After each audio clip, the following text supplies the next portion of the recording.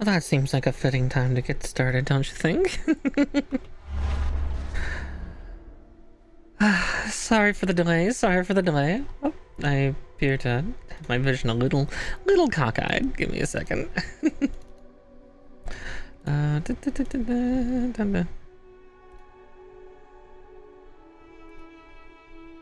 There we go. Sorry about that. New year, same scuff. Oh dear. But anyway, yeah, just had a little bit of scuff getting everything sorted today, so, but it's all working now, and should be good for the night, so we'll see. But it is New Year's Day. Welcome into 2024, and yeah, it's a Monday though, and Mondays are always terrible, but it's Gunpla Day, so we're gonna get some Gunpla build if we can. Speaking to that, we should probably jump over to my other screen, and let me just whip myself down, and there we go. Yeah, on New Year, I got new hardware, and I didn't double check to see if both of the cameras I got could work on the same hub. Oh dear. But yeah. Oops. That's my fault for not checking that beforehand. But it's working now, so that is all that matters. Oh, thank you for the head pat, Mischief. But yeah, now they're working just fine, and looks like it's all. Who broke? Nobody broke. I just basically I got myself a new Elgato Facecam and Facecam Pro, but I forgot that there would be issues with running them both as 3.0. So here we are.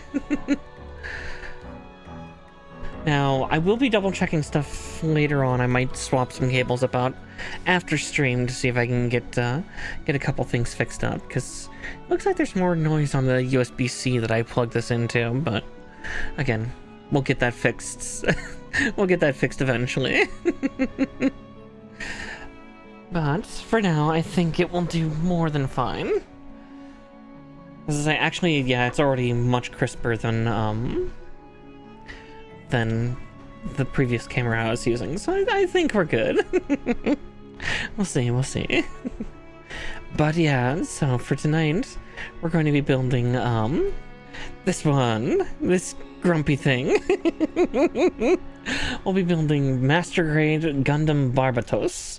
Unfortunately, it's well, not unfortunately, but it's not Rex Lupus Barbatos, which is also a very fun design. But yeah, I'm looking forward to building this one up. It should just take it the night. But yeah. But yes, for any of the rest of you that want to sorry, I forgot to pull something forward again.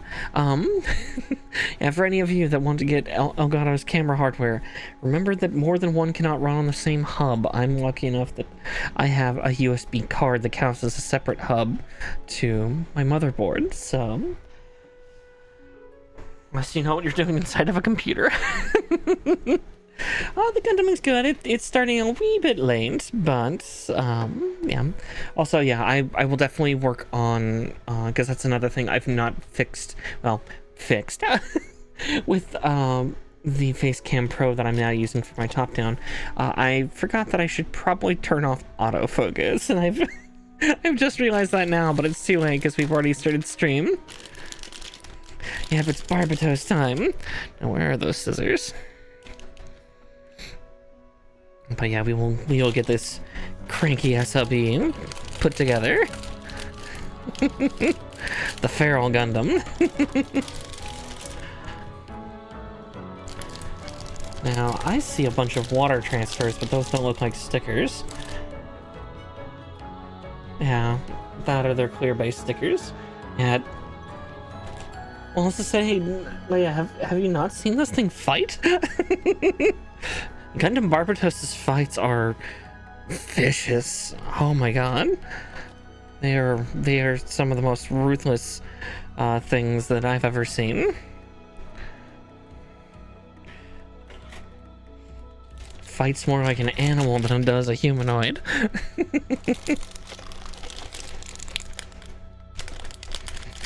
Of course, also some of the things it fights and some of the parts that it takes from other units are certainly not humanoid at all.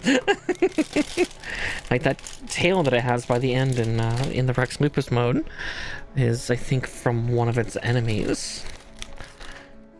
Yeah, it's I've not watched a lot of it myself, but I've seen like some like you know, highlights of the fights, and yeah, thing fights like a fucking beast. It's wonderful. Let's see. Now this is really weird. So the multicolored one is not the A runner. It's the E runner. Usually the multicolored one is the A, but these are the A runners. Because I think I know what's happening with this. And if that's the case, I am excited.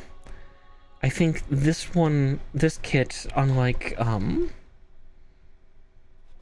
lot of the other builds, we build the skeleton first, and then we build the plating over top. If I'm looking at how the runners are lined up and what they're lettered at. But yeah. Yeah, Gundam Barbatos and Iron Blooded Orphans in general.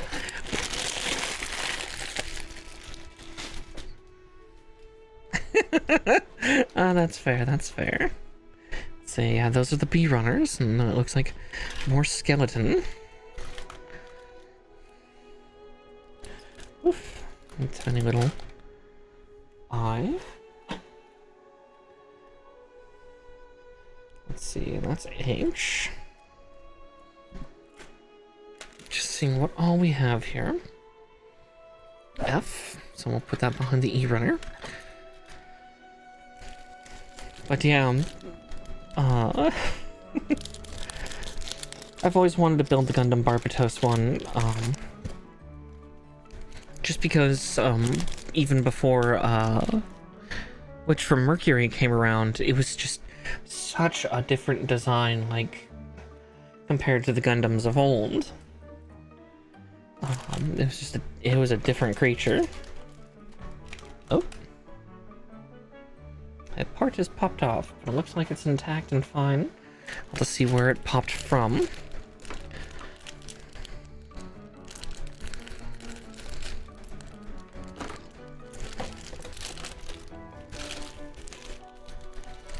Big cool Gundam, yeah. The Barbatos is a pretty big unit, but yeah, Barbatos was kind of the first,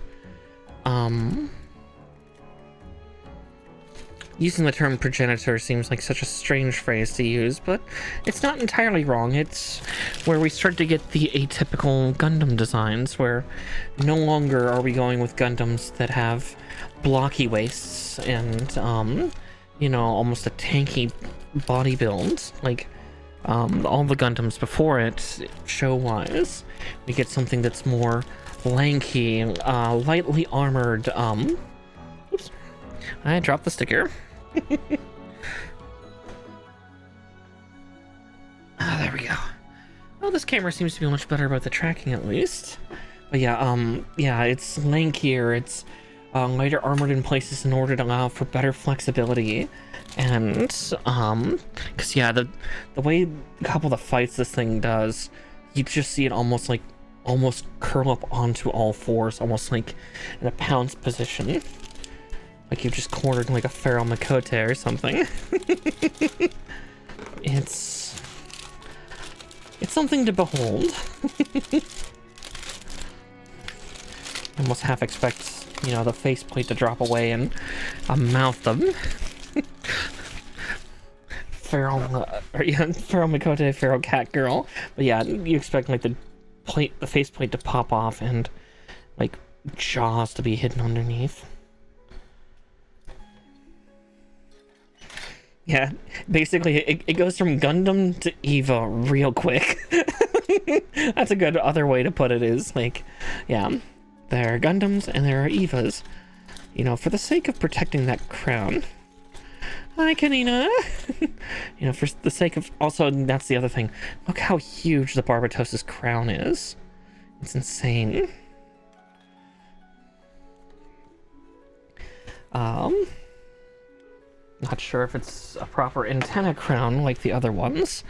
I don't remember what armaments this Gundam had aside from mostly bludgeoning and slashing weapons, or its hands.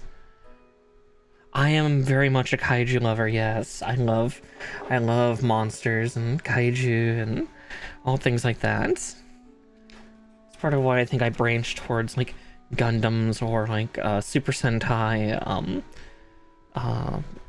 Gridman, Ultraman, all that stuff. Giant robots, giant monsters. I'll take them all.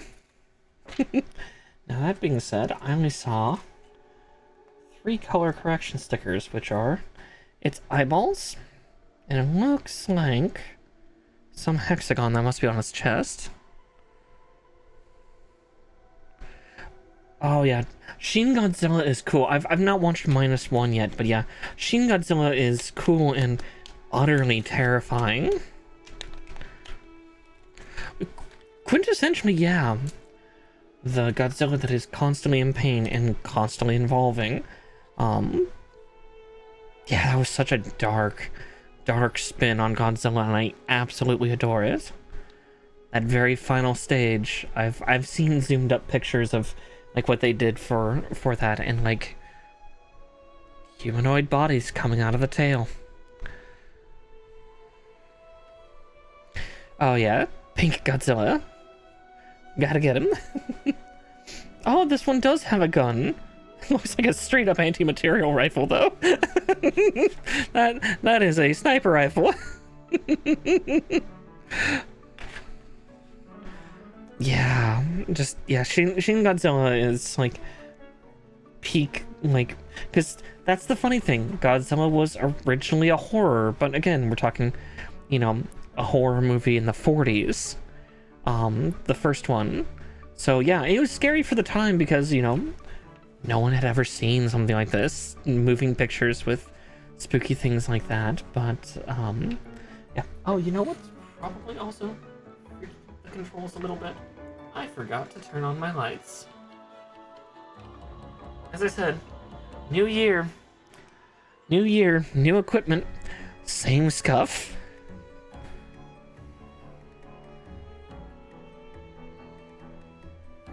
But yeah, it's just love Japanese horror so much, because yeah, it can go from the ridiculous of like, yeah, of Godzilla to yeah, just bone shaking stuff of like Ju-on and Ringu and stuff like that. So good.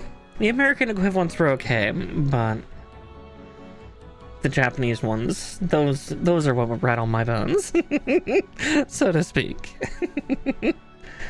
All right. Yeah, if I remember, yeah, this thing has moving pistons too. Oh boy, oh boy, oh boy. Yeah, I think I was not wrong. I think we're building the skeleton first, and then we move on to the plating, maybe. It's showing up here, it's a little harder to see due to the light's placement, but there we go. Like, skeleton and then plated mode. Yeah, we'll see. We'll see which way we go on this. Because, yeah, right now all I'm seeing is just all the articulation and wiring and everything. God, that would be terrifying if they made a perfect grade of this. This thing's already intimidating for, like, just a standard master grade. This is not even a Verka. This is just standard master grade.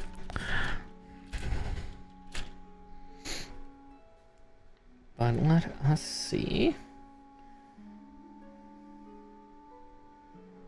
So, A19 and 17. I guess A1, 19 and 17. Okay, I see 17. It's been a couple weeks. There's gonna be some rust in the bunny as she gets back to remembering how to gunpla. Never skip, not even once.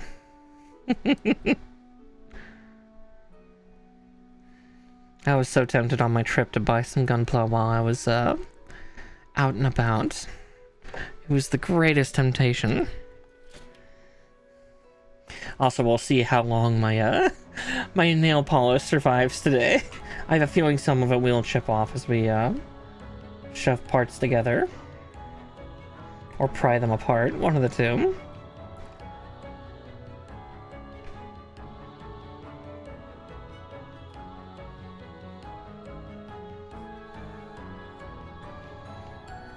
Oh yeah, more gunpla is incredibly important.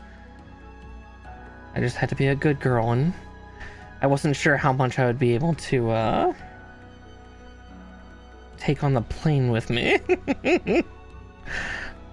Kinda glad I didn't try to get too many, because that little plane was very packed. Yeah, I distrust putting things in luggage.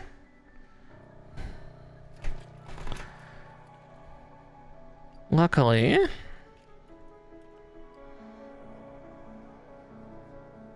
I didn't have to deal with customs too badly, thankfully. It's been a very long time since I've last flown, so it was an experience. And I think the last time I flew was about 11 or 12 years ago, but that was on a big old like intercontinental plane. So, and I'm already a nervous flyer, and it doesn't it does not help that I watch a couple shows that I really shouldn't. Let's see.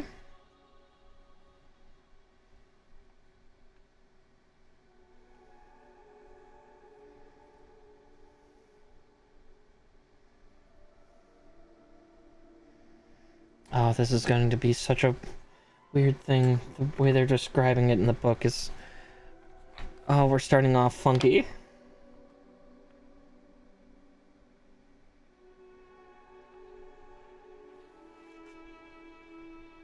Okay.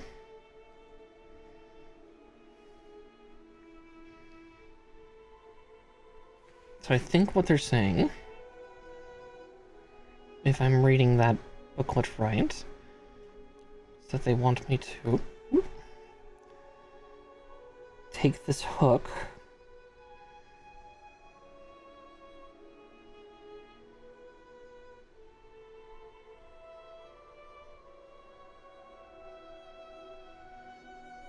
corsets.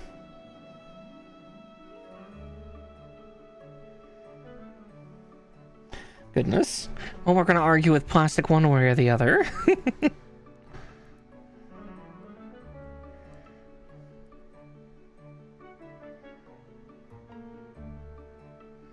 So yeah, by the end it should look like that, but it needs to be actually seated in.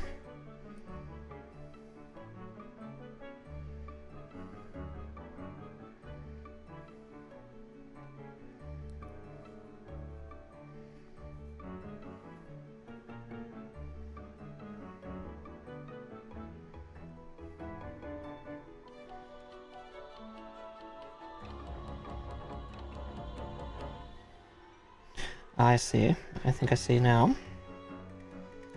So we go like that, and then... Okay. Okay. A lot less complicated than I thought it was. Oh, they're trying to confuse me already. Okay, yeah. I see. And then...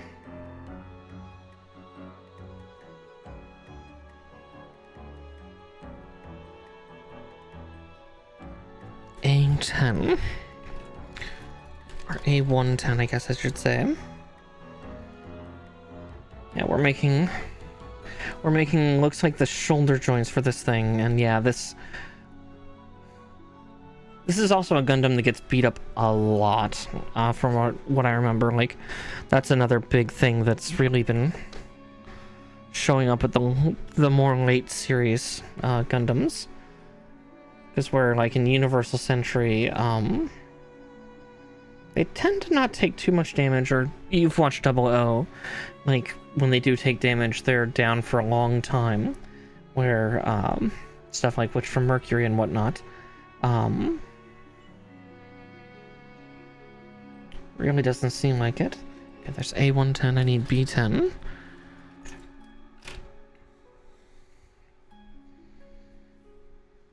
And typically kind of leaving it for the very end, but yeah. It was very common for Barbatos just to, I think, get just the absolute shrapnel beat out of it. Alright, D.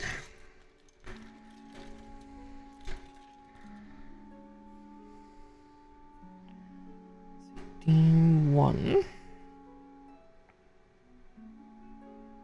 Oh, I see the thumb. Let's see. That would be probably why. Probably why I don't see it. Let's see. Oh, there it is. D1. 1. Ah, D1's the silver. That suddenly makes sense, because I think that's the piston part that we're putting in. So D1, 1. Oh, jeez. It's nothing but pistons. Look at all those. They're all just rods. Well, we're going to have a lot of insertion then. Oh. Second day back on stream, and I'm already trying to push for TOS to just bat me into oblivion. Okay, the one that doesn't have stuff in it.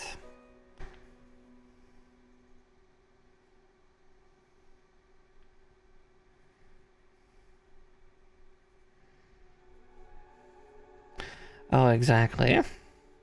You can't bat me. That just makes me hornier. I'm a rabbit, damn it.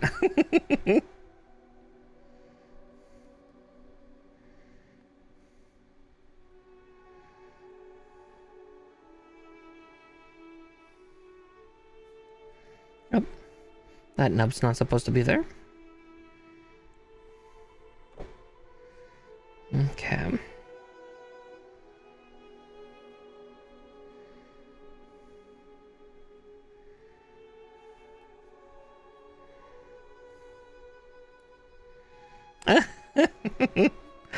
Oh yeah. I mean, I'll get in my own trouble eventually.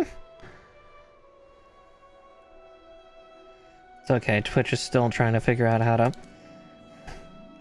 run their own bots anyway.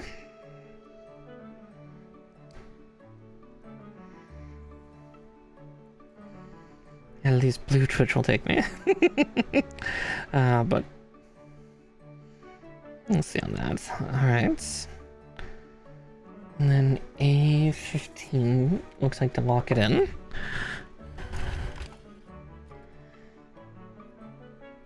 A115, which is there.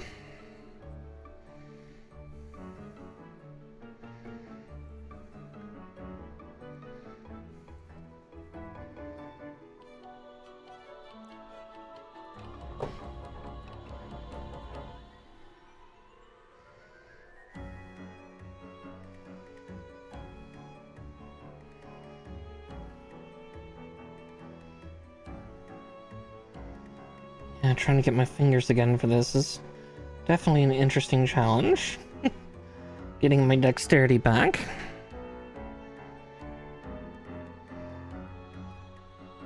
There we go. There's one shoulder, I believe. As I said, this Gundam is going to go for maximum craziness.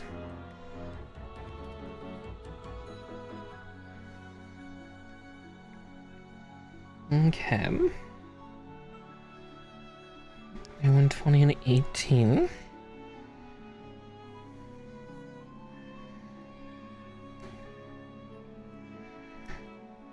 okay. I've made sure to have the Bluesum tag on, and I should be safe due to tagging that and not stating anything that any silly bots might freak out about. So I think I'm safe for now.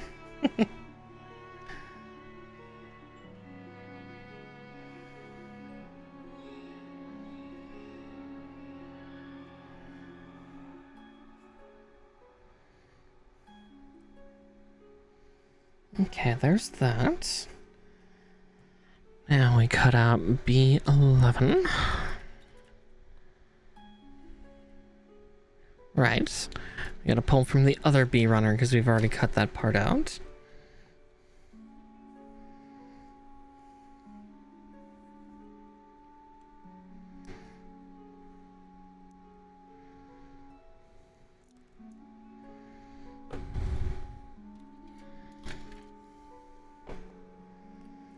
Okay.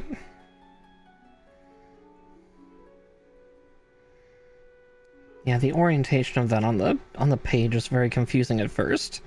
So there's two little like flaps on this little piece here. There's one here and then the other's hidden under the circle there. But yeah, so what you want to do is get those both in, and then because there's 4 divots on the cuff of the shoulder here, and then I should just be able to twist it. And there we go. And that's in. Now I need A11.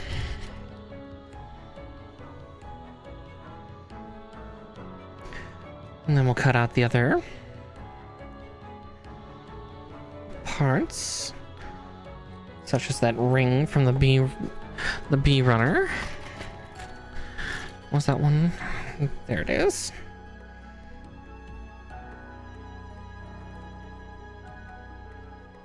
And B10.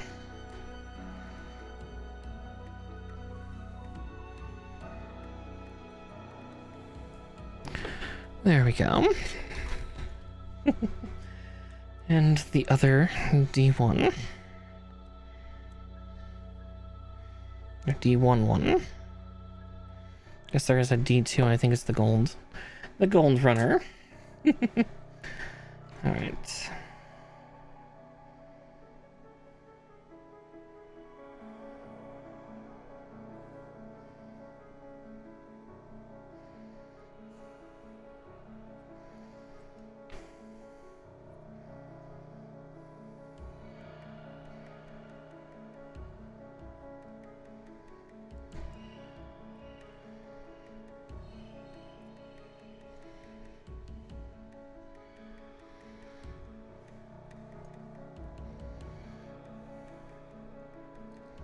There we go. Let's see. Let's make sure they're mirrored. Good, good. I didn't mess up the rings on the inside. Always the risk, huh? Alright, that one is still missing one part, though. A16. Can't get too excited. Can't go missing pieces.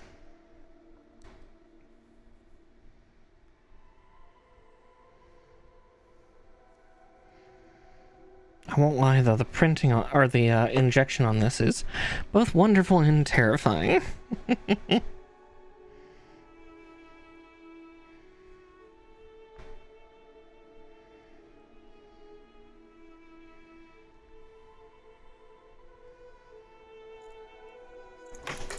Beep. Okay, good, that part didn't leave at least. Oh, that scared the crap out of me. I gotta space it out, gotta go into measure. Alright, so with those done, now we go on to this A12, A13. Let's see, let's do this part first and then we can connect those. So A122 and A11. Let's see. There's 22 at least.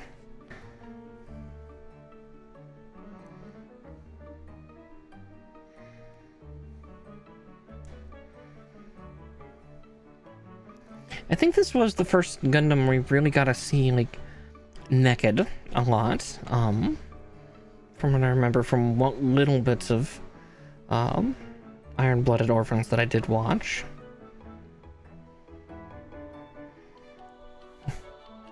Which kind of makes sense because later on the Neki Gundam, yeah. Exactly, just a naked Gundam. How salacious.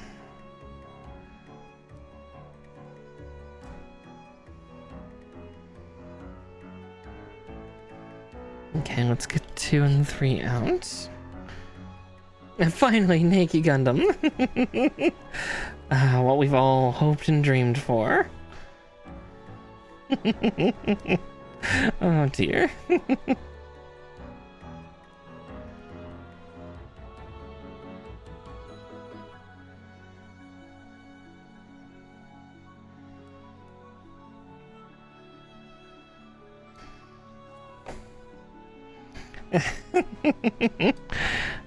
But I think it's thanks to Iron Blooded Orphans and Gundam Barbatos that's why our Gunpla are now much more, like, the styles for the Gunpla are much more complex. We get now interior skeletons for a lot of ours. Like, don't get me wrong, they started doing some interior skeleton stuff a few years before Iron Blooded Orphans came out, but it wouldn't surprise me if it was because of what they were plotting in Iron Blooded Orphans that spurred them on to doing that.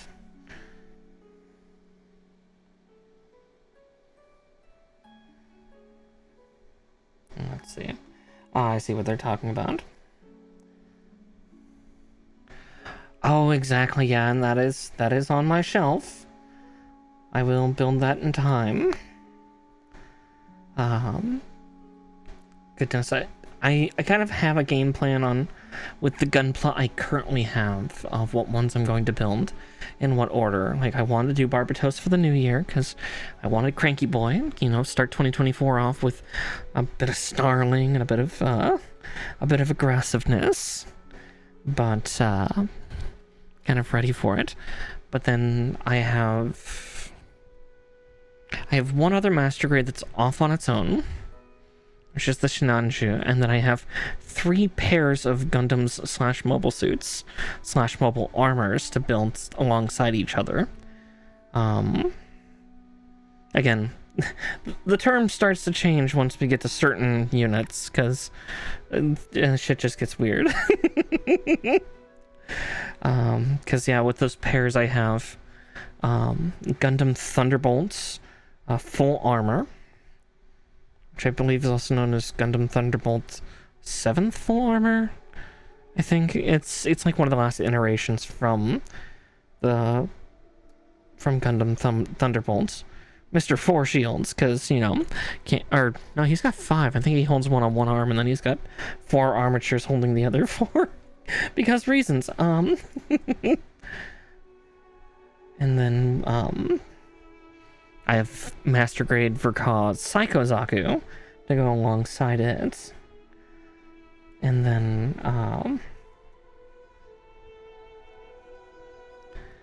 the other pairs are the New Gundam versus, New Gundam Verka versus Sazabi Verka.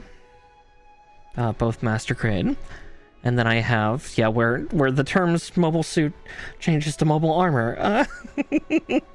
I have High New Gundam, which still technically classifies as a mobile suit, but it is quite a bit bigger. And then Reborn Nightingale. So this is a 1/100 scale that for some reason sits outside of the parameters of most others, where it's not Master Grade, but it's a Reborn style.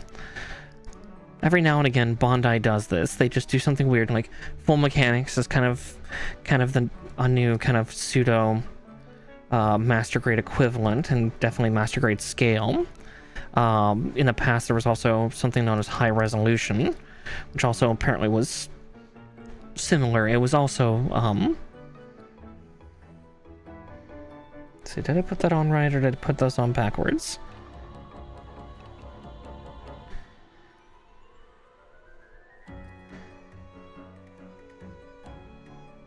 I put those on backwards. Das ist okay. I can pull those apart just fine.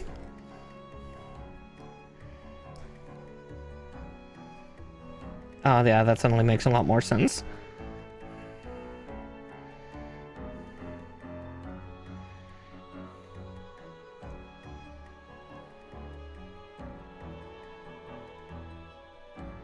Let's see, before I fully seat that on.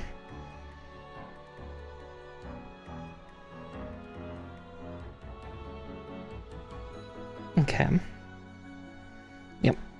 I just had to make sure with the connector in the middle that it was the right way, the right orientation. But yeah, then after that will be at least this is according to my current pile, is then once I finish the Nightingale, I will then move on to Master Grade Extreme Freedom. And then from there, I will move on to Perfect Grade Gundam Unicorn Perfect Ability Plan B. Or slash Plan B. Yeah, the MGEX Freedom is super gorgeous. Yeah, it's the big scary blue unicorn, and I got it in 60th scale because they had a reprinting pre-order last spring summer. Like, I think it was around April of April or May of 2023. Somebody notified me of it, and I was able to get my grubby little paws on it. Oh, I forgot to put another part on, didn't I? I did, damn it. Okay. Yeah, I was very nervous of that kit coming while I was away. Thankfully, it appeared just before I left, so happy little rabbit noises. Because if you look up the prices for those things, they are not cheap. They are incredibly expensive.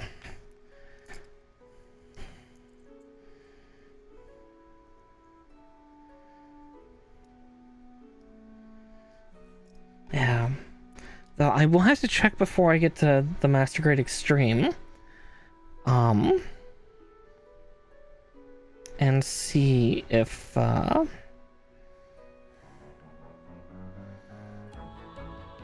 need to get different snippers or not. I guess I could also ask Aki, since she's already built the thing. Be like, hey, do you need special snippers? Because there's metal parts in that, right?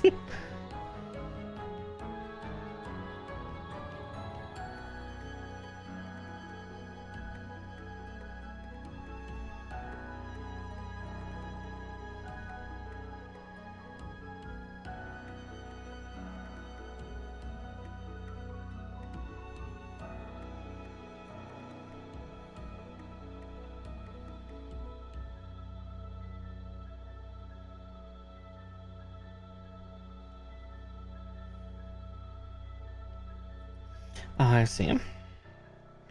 See which hole it wants me to put this in, and specifically how.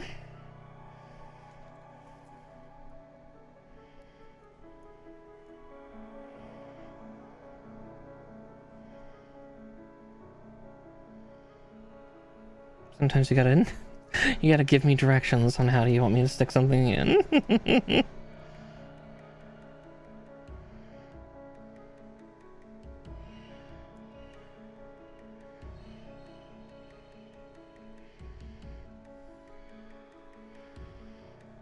Goodness. That is actually surprisingly hard to get in. I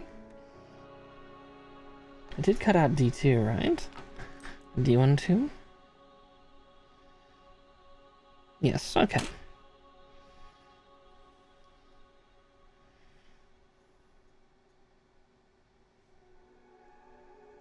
Oh wait, is it supposed to be this one?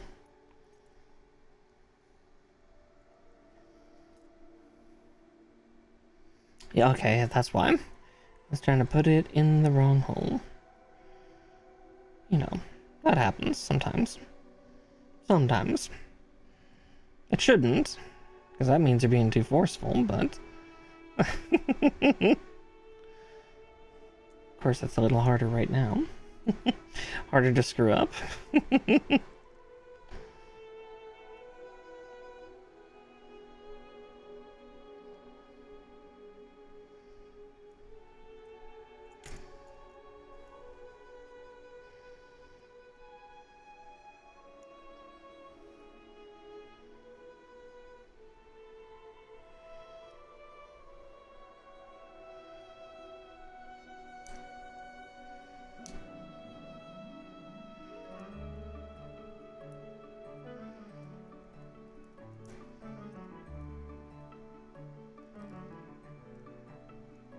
Okay, there we go.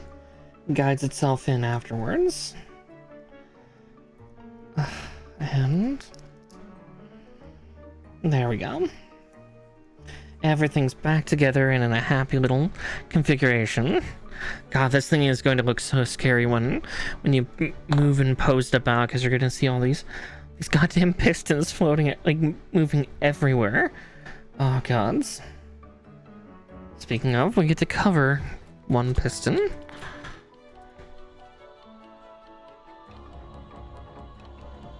Oh, it's going to look amazing. Like, yeah, Barbatos' design was so extravagant at the time of its debut. It was like, what is this thing? It was terrifying. So C-24.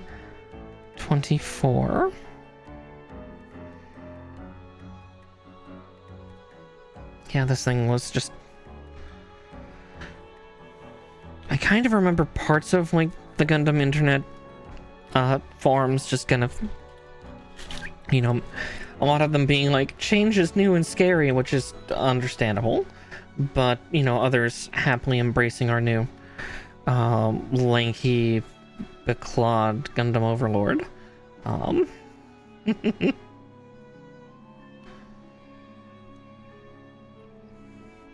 This is Gundam Barbatos.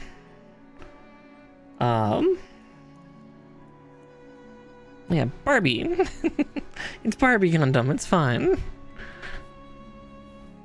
I guess I did forget to put in the title.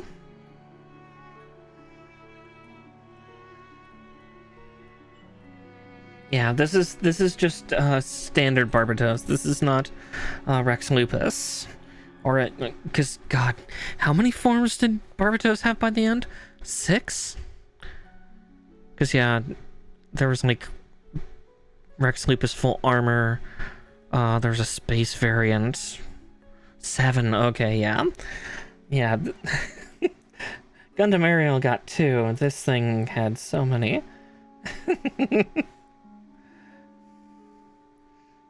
All right, now from here, now we put the other pistons in. Oh yeah, Lupus Rex is the last version. But yeah, there's like the full armor one, and yeah, it's so nutty. Okay, so C-22.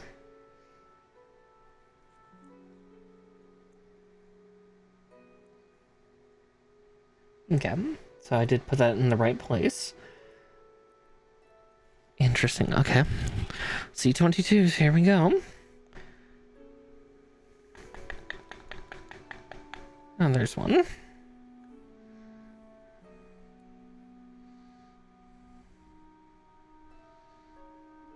Oh, that's so good. I still need to get my hands on a Calibarn. I saw one in a store while I was up in the Northernlands, but again, that whole, I didn't want to risk trying to shove stuff in the box. There was also like, it was like a weird little Japanese, like, not exactly convenience store, but like little department store that I went into in one of their in one of the malls that I entered in. Oh, they had some really unique, and it was really weird. Like, it walked in and felt like I walked into like a Daiso Japan, but it wasn't that.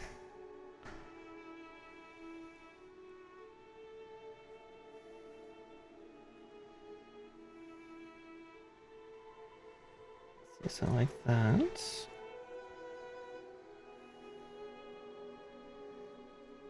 Oh yeah, like, yeah, they had like a bunch of display boxes of what kits they had in stock, and I was like, shouldn't. I'm so tempted, but I shouldn't. Now, what I'm confused about... Oh, wait, there it is. Maybe? It feels so loose. Did I cut out the right one? It's like, let's see, that was C22, right? Yeah, that was C22. Weird. Am I doing it on the wrong side?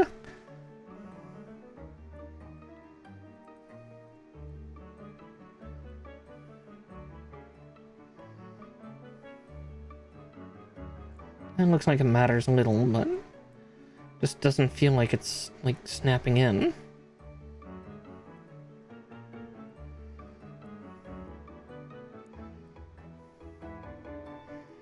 God.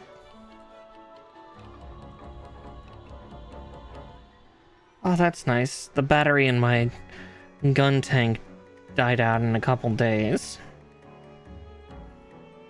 But it's those little dinky 1 LED light pieces. Now let's get the other C22 out.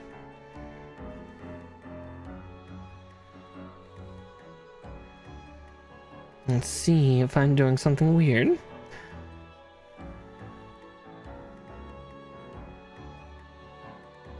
Yeah, looks like I put it in correctly, but it's just being a little funky. Something weird. Ooh. Yeah, just it feels like it should be more solid, but I think I know what's gonna happen is it looks like it's not solid right now, but then something else is gonna probably go and make sure that that can't leave, so we can actually have that little bit more wiggle in the unit, because I can already see that something's going to connect there. A14.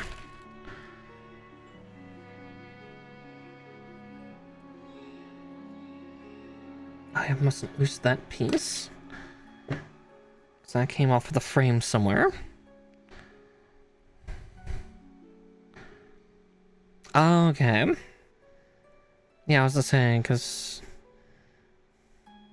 even watch battery should last a decent while, but yeah, that makes sense. Yeah, I'm excited to see how that's going to work in Unicorn Perfect Ability. Perfect grade. That box, I don't know how I'm going to show it to you all. I really don't. I have no fucking clue how I'm going to get that up on the desk here, because that thing is titanic. Like, even my Psychozaku, my Nightingale Reborn, and my Saza Beaver Cobb Master Grade are big boxes. That unicorn box is the size of all three of them combined. Big box, massive box. It is terrifying. I'm excited, but yeah. Oh, yep, I was 100% right. So they went into the sockets, and now that that plate's over, they should not come out. Yep, they can't. Okay, there we go. Yeah, it has the biggest shelf space. I'm so glad they made a reprint. I got very, very lucky with that. Yeah, yummy box. I'll put the picture, I think, on construction. Yeah, eat the box. Oh dear.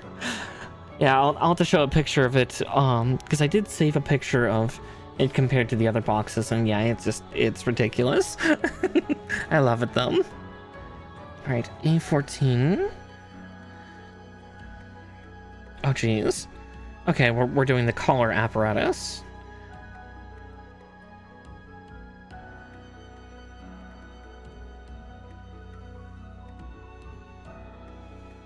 Yeah, they are luggage in their own right. God, yeah, that probably if I went to Japan, that's probably what I would do. Is I would not take a carry-on with me there, but I would have at least one carry-on on the way back. Just get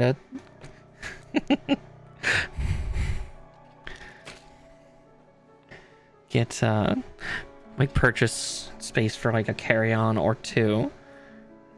And just do that. Let's see, D2. D2, is that the blue? No, that's I1. Ah, D2 is the gold. I was right. D2, 11. Yeah, the Ds are metallic. Metallic Ds, oh my. Sounds a bit cold, don't you think? Oh, god damn it. Let's see. Yeah, no, I'm super excited to build. Perfect ability eventually. Oh, this one has undergates. Actually, it even warns of it there again. Okay. Our classic menace, the undergate. Good for a nice finish, but gotta be careful.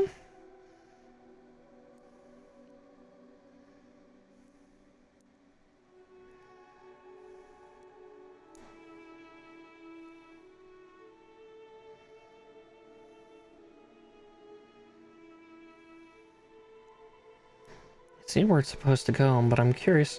Ah, there's how it connects.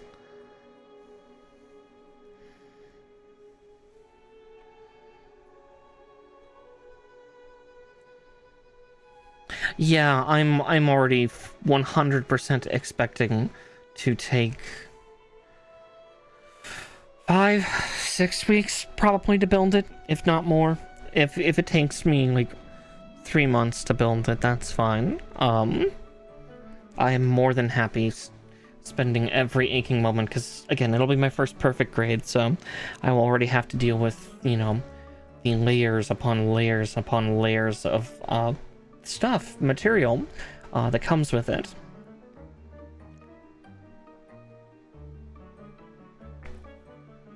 Yeah, it's going to be a nutty build. E13, A12, and E13. Let's see, was E runner this? No, that's F. Is this E? Nope, that's F as well. So E must be one of these. Let's see, those are the D's.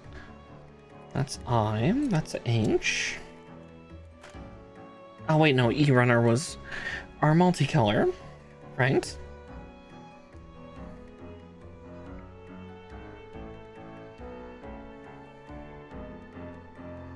Yeah, I was gonna say, I'm definitely a little bit faster than, well, depends on the master grade for me. If it's like an older style master grade where there's not as much interior skeleton, takes about 5 hours. Yeah, the Verkhaus take me about 8 or 9, so.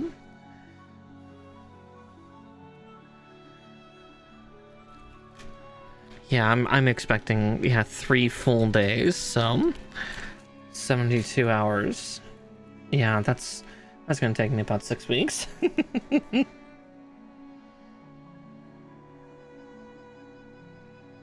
12 and 13, we are building the cockpit. Also, yeah, that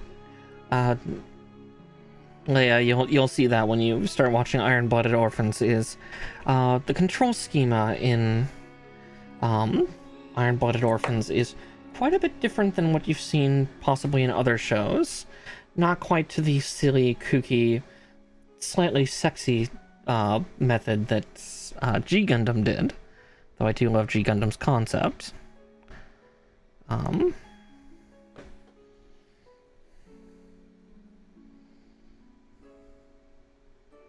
Yeah. I just also remember the old master grades I did about 20 years ago, and they were a different creature. Yeah, I was to say, well, actually, you might find it exciting or titillating, actually, Leia, for the for the method. I'll not spoil too much more. I've already spoiled enough with talking about how the Gundam fights. Or maybe I could spoil. Depends. Where's my tweezers?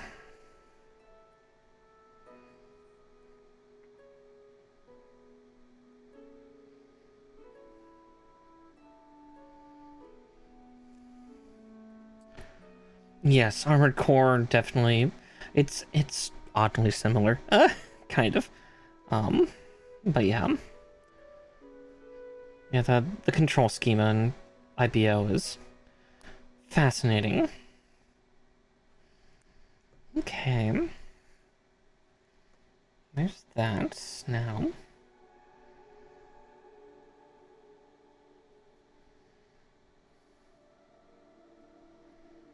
Let's see, how are they saying this? Ah,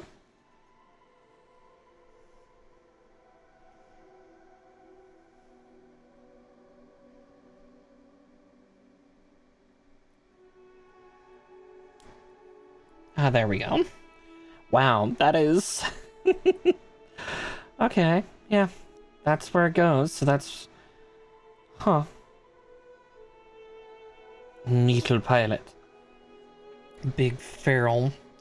Uh, big feral Gundam. Okay.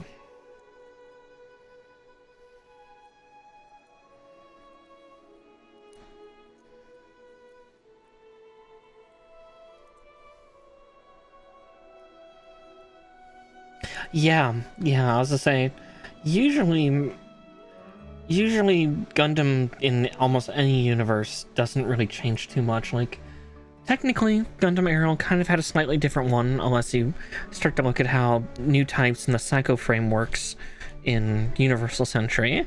Then it's like, okay, this is not that much different for the most part until certain spoilers. But yeah, IBO had a very, very different take on like how controlling worked, and yeah, the only other one I can ever think of is just G Gundam, where it's not a twin stick system or, you know, physical uplink or mental uplink, but it was literally a motion capture suit inside of a gravity chamber, quintessentially, like a floating gravity chamber inside of a unit.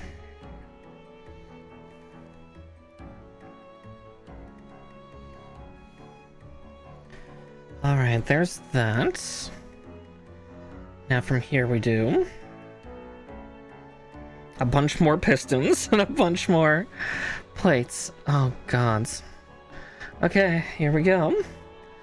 D14.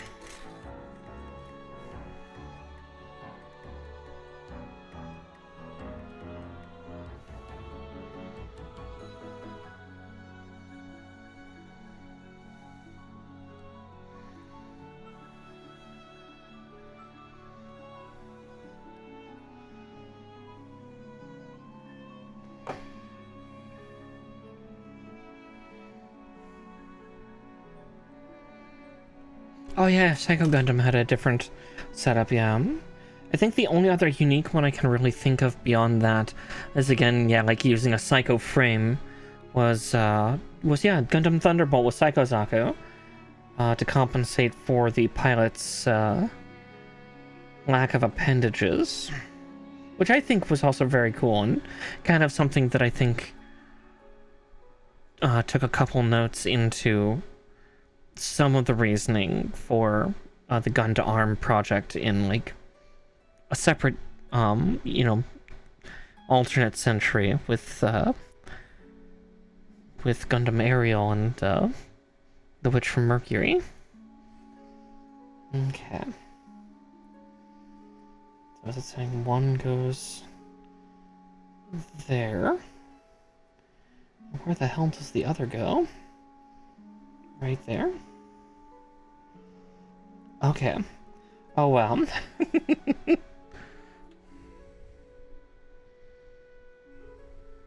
Yeah, which is utterly terrifying.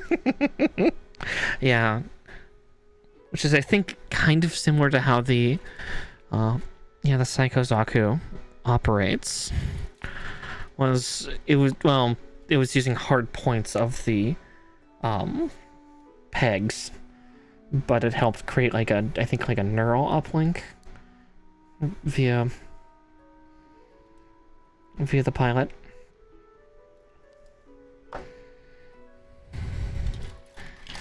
But yeah, again, we're talking alternate centuries as I start to hop over to No, wait, Thunderbolt is part of Universal, isn't it? I always keep thinking it's alternate century because of how just zany it was, but no, Gundam Thunderbolt was Universal, wasn't it? God, that's insane. Okay, there's that one. And now once more with feeling. Now that I know what I'm doing, this will go a little faster.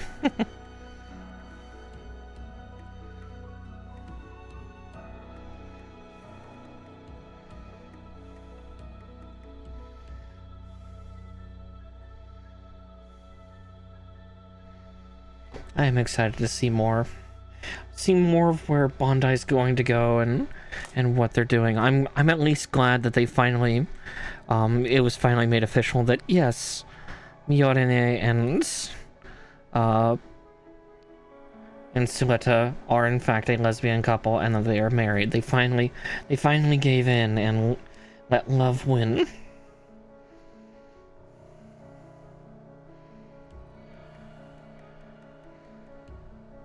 Oh, it's right after the 1 year war. Okay. Yeah, I mean, Gundam Thunderbolt in general is just really fucked up. Because that's definitely something I think about when I watch parts of that of just...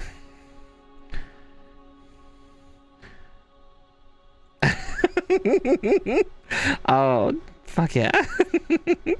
I mean, yeah, Witch from Mercury is just like for anyone getting getting in, girls and even, you know, my fellow trans sisters of just, yeah, get into it. As someone who's been kind of a pseudo veteran of, you know, back in the Toonami days, well, at least for America, for the Toonami days, I can't remember what the Canadian equivalent was. Yeah, get in on it, it's so good.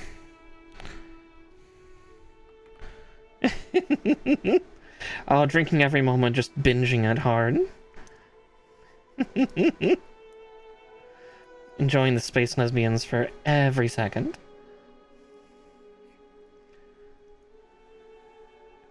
Oh, exactly, yeah. Which is why I think Bandai finally gave in to us. Yeah, we love space lesbians. They're the best. Alright. How the fuck am I gonna do these ones? So... Scene 21. God, Barbatos, why do you have so many pistons? We're not even halfway through them all. Alright, 21. C21. Oh, my finger's on it. That would do it. Great, now I just have "let's go lesbians" stuck in my head, god damn it. Let's see. Okay, so that one's gonna be this. Oh, exactly, yeah, just again, it's really cool looking because it's super aesthetic. It's just building it, it's like, god damn it, I have to do this now.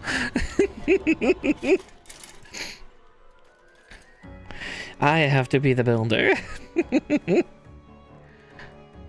Yeah, I'm just, again, super mechanical, super fun.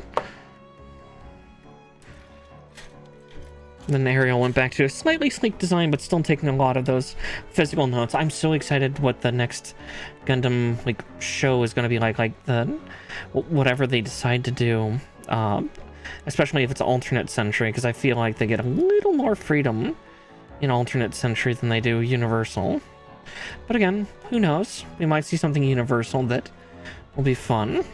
I know there's the new this Seed movie.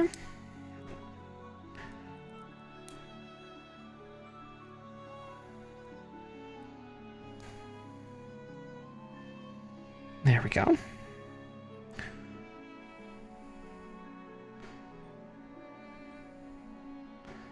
Oh, exactly, yeah. Yeah, give us space lesbians, please. It's 2024 now. Lesbians in space.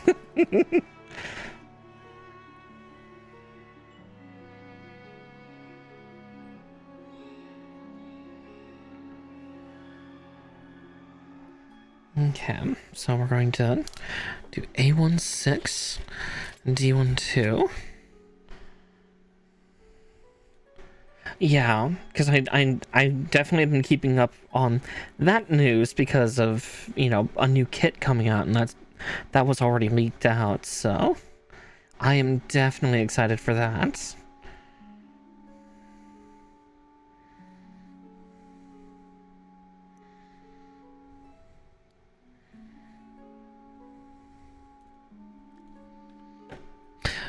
That's kind of what I've heard for, like, lore-wise with a lot of people, of, like, little mixed feelings. Again, I'm not too familiar with Seed or Seed Destiny, so unfortunately I'm a little out of the loop. That was during kind of a lull time where I was not terribly present in the Gundam fandom. Not out of anything hateful, just I was busy.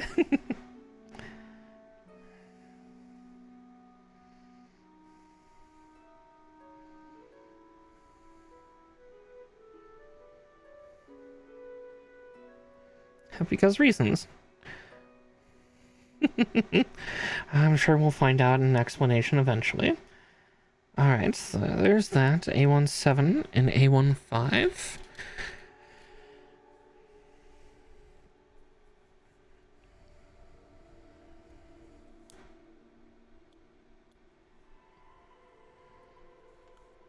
And snip.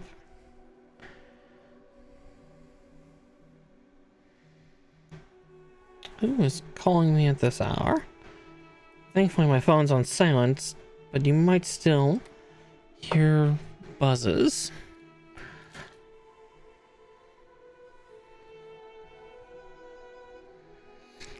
I keep getting a random call from that state and I don't know what it's for, and frankly, I don't care.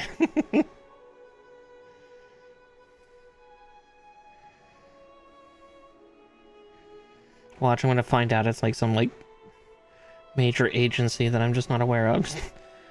How dare you, miss? It's like, oh god. Listen, nothing good comes from Arizona. Sorry to anybody here that happens to be from Arizona. Just me talking shit.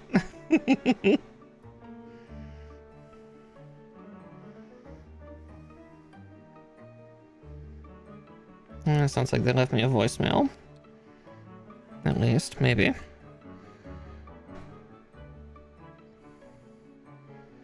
Maybe I'll actually check them for once. Alright, there's that little noodly bit. And that goes on the back. Okay.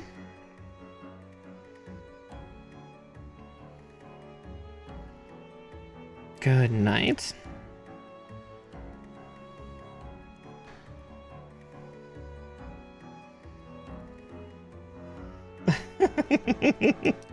Oh, Barbie. Oh, Barbie Gundam. Now singing any of the Barbie songs with, thinking about this thing rolling around instead. Let's go, Barbie. Let's go party. Yeah, life in plastic. This is definitely a different kind.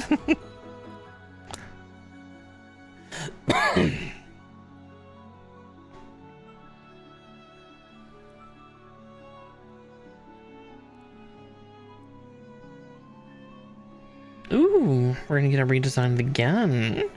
Well, that'll be fun. Alright, scene 24. Okay, I do remember there being another scene 24 that was not used. Okay, wow, this kit really knows how to recycle parts. Good grief.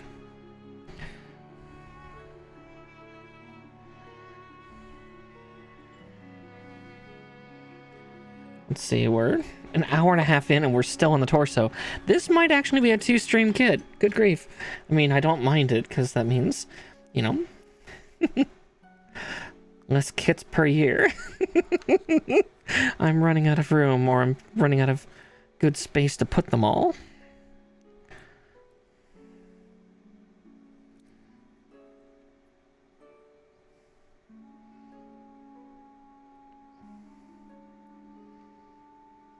Put that on backwards.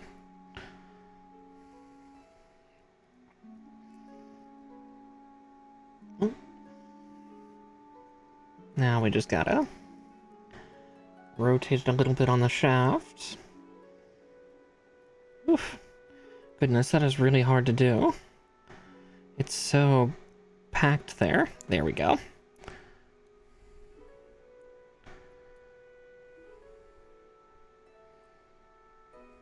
Yeah, that'll be fun. That'll be so cool to see, because yeah, the fact that it's like, hey, remember this one piston cover and piston rod you used in the first, but we gave you two? Well, here, 2 pages further on, we have you put it on.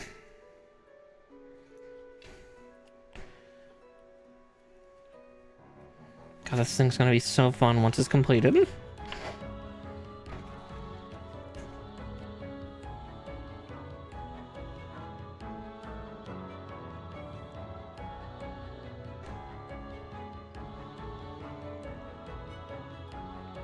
Okay, so B14s.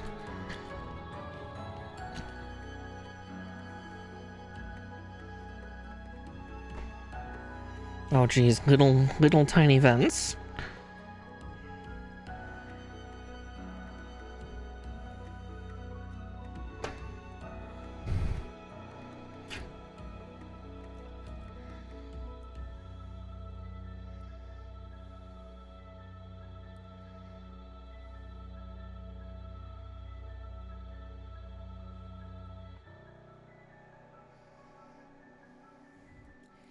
Did cut up 14, right? Just making sure here. Yep, okay.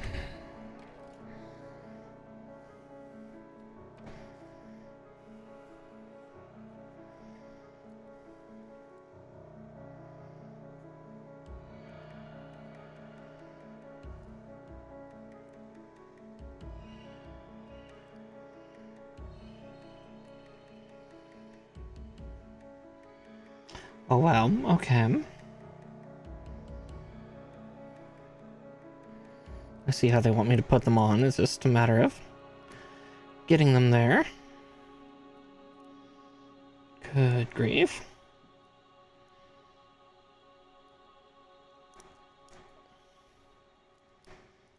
Okay, there we go. Wow, that is surprisingly solid for a small part into a small socket.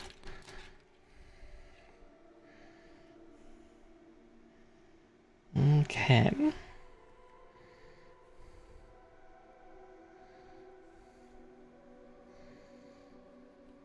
Oh wow, the head's not even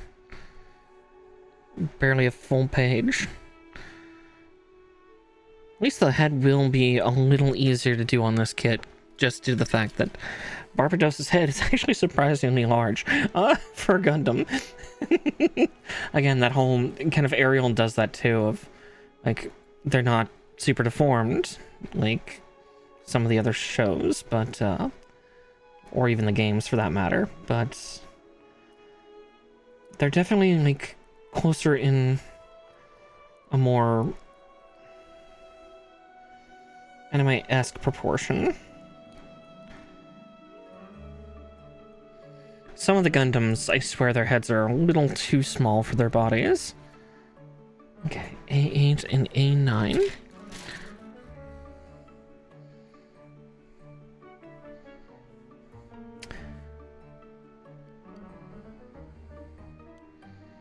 Let's see, I'm cutting 8 out right now.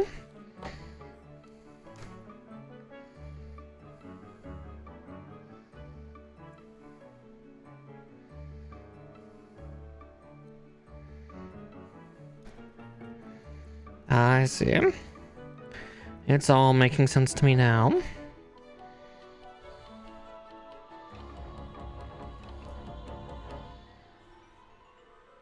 A19. Yeah, we'll see. We'll see how much of this kit I get done tonight. At worst, we you know, we go 2 weeks, and that is more than fine. I will happily take a 2-week build. Or 2-stream build, whatever you want to call it.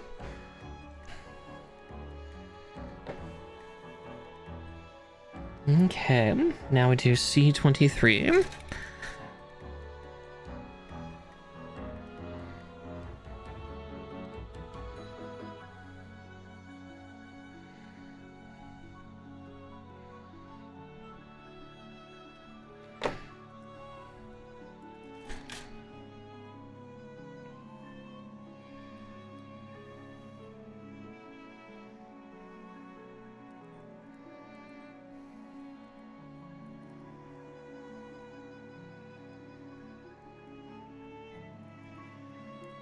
And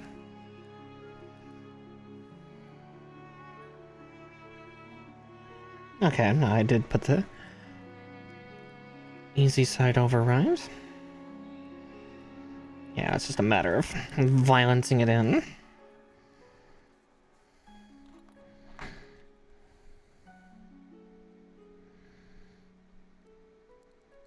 There we go. Beautiful. Alright. Now for the other side. It's gotta apply a little bit of loving violence, you know. Remember, consent and safe words are always good.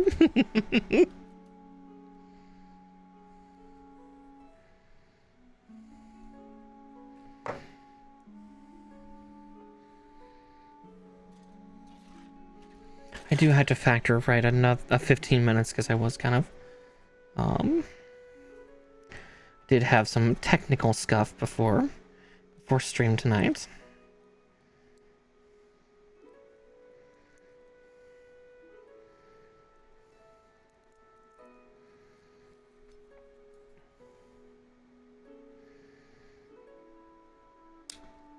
There we go. Oof, that is tight. Very tight. So then, yeah, from here we would put on the armor. And I think I will, just because it's here on the instructions, though it's hilarious how few pieces of armor. Again, the original Barbatos especially was very, very lightly armored. Or at least what I would consider very lightly armored. You could see a lot of the skin underneath. The floozy Gundam.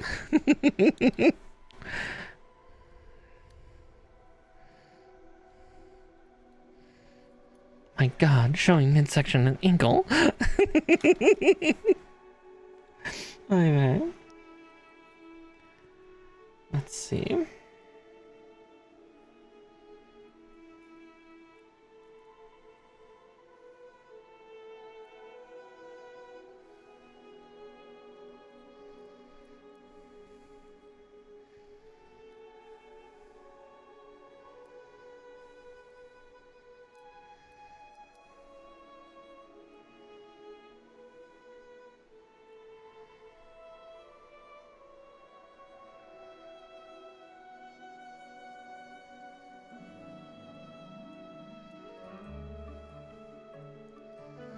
Oh, I think I see how this goes on.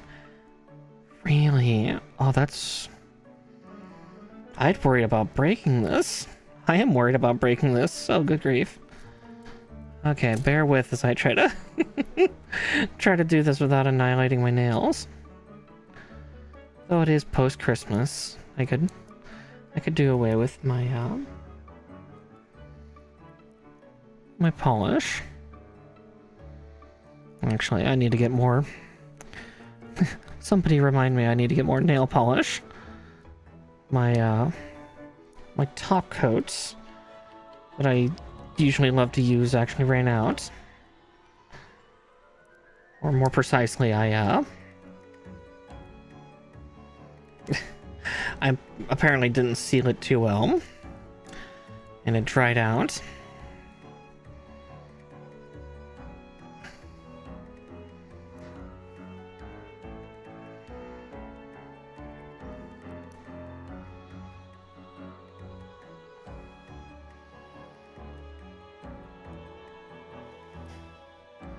This has to be one of the most nerve-wracking pieces I've ever put on a Gundam. Whoo, boy. Meep.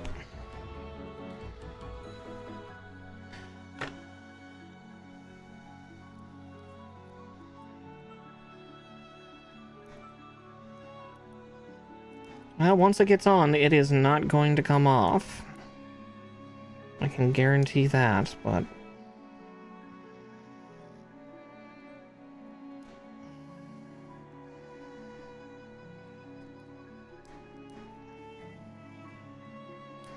There we go.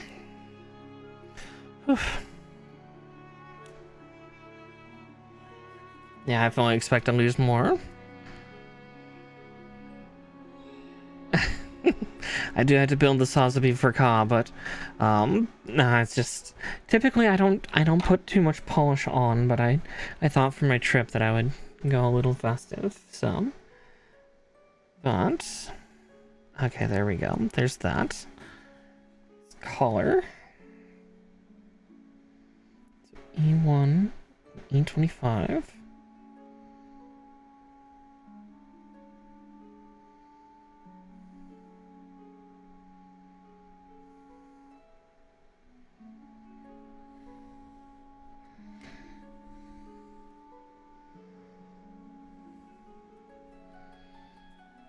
Okay, E1, yellow bit.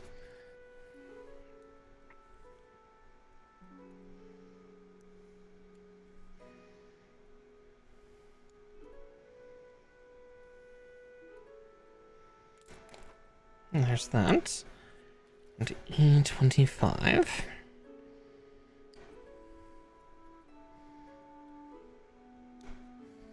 Yeah, I'm typically a little bit more gung-ho.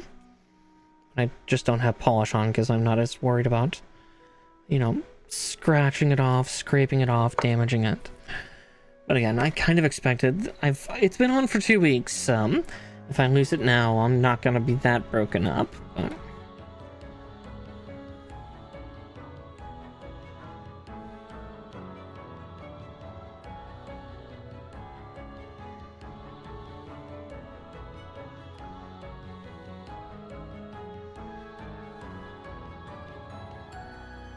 Now to figure out how they're saying to do it. Like this, does it go over that vent? It must, yes, okay. I'm not crazy. Not this time, or at least not for this reason.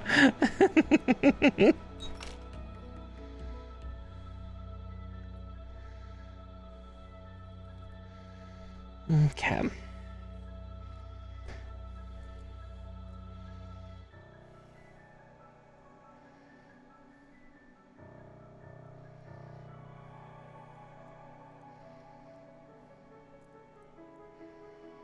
Yeah, now comes the trick. Where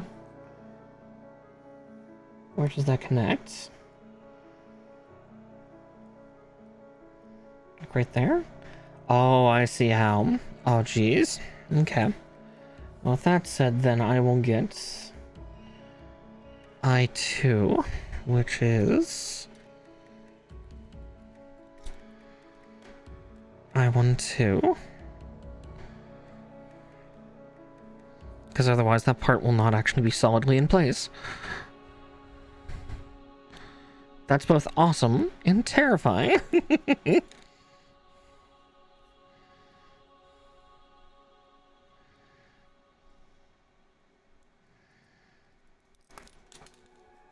Oop. And parts all run from me.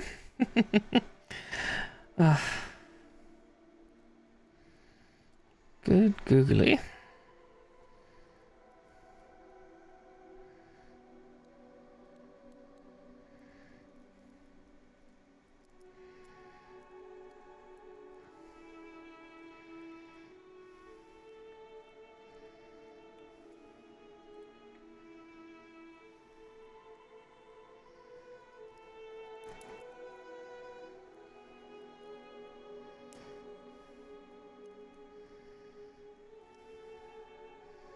Now it's just a matter of finding the hole.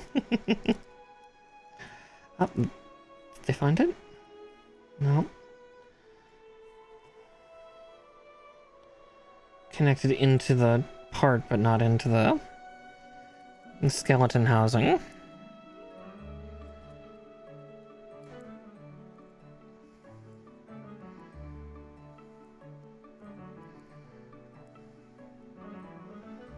That's really hard to tell.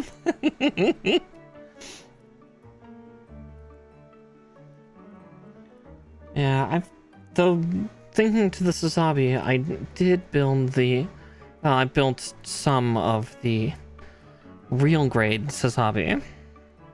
I built like Char's Red Zaku in real grade. And oh god, that made me afraid of an entire like quality level. Those are to be two of the most difficult kits that I have ever done. Makes me very wary to go back to real grade at any point. Master grade's complexity. High grade size.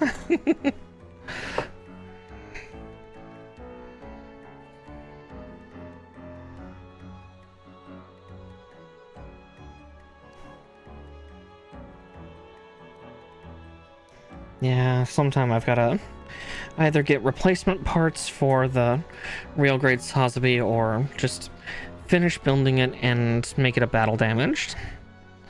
Because the poor thing, I actually saw somebody on the subreddit for Gunpla actually have the same exact problem as I did. They did the same exact break that I did, which was the shoulder, or like the mounting of the arm to the chest broke.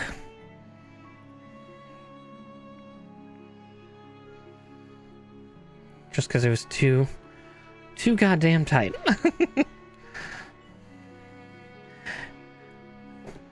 Yeah, the one time you'll only ever hear that complaint. It's too tight.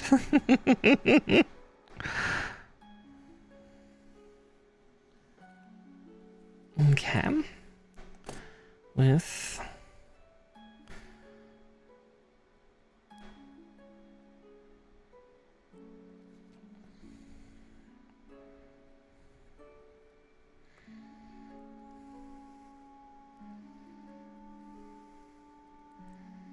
Alright, let's slide that little bit on. Looks like I lined that one up just right, but we'll find out in a second if I was correct. Yep, I was. Cool. There we go. There's his titties done. Barbatos titties. Alright, so H2 and E22. Let's see, H was JI. These H's. Oh, those are G. Ah, goes well. I'm making the angry feral Gundam as we speak. Cranky. Yeah, and their titties, apparently. Yes. I mean, you gotta build Gundam titties. It's fine. This is fine. This is H. That? Yeah, that is the H runner. H2. Yep, there it is. Yeah, we're still only on the chest, but we're almost done with it. Yeah, Gundam titties are incredibly important.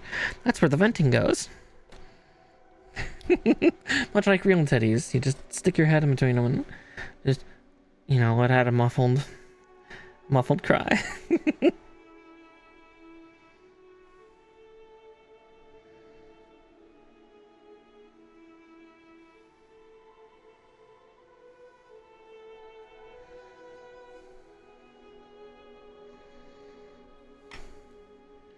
Okay, so I need E22.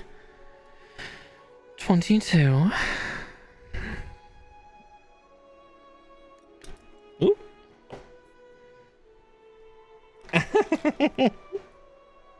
Something like that.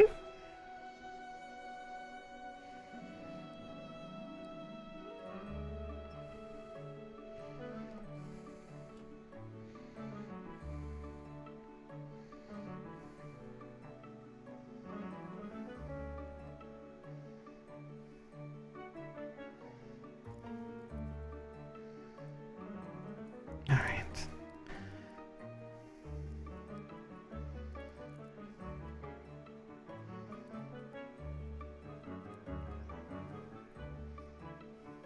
But now that nature's here, I can start doing pagan jokes. uh, yeah, not... Yeah, sure. That depends on... Depends on which, I guess. Oh, you've missed out. There's been a bunch of, like, piston insertion stuff, so...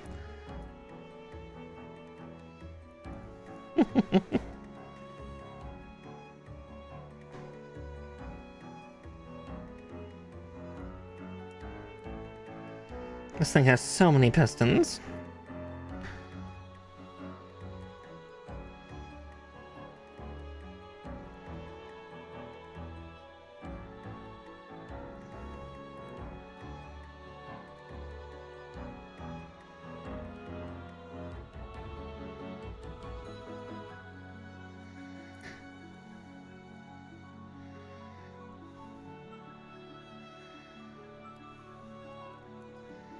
Right now, though, it's trying to get this thing into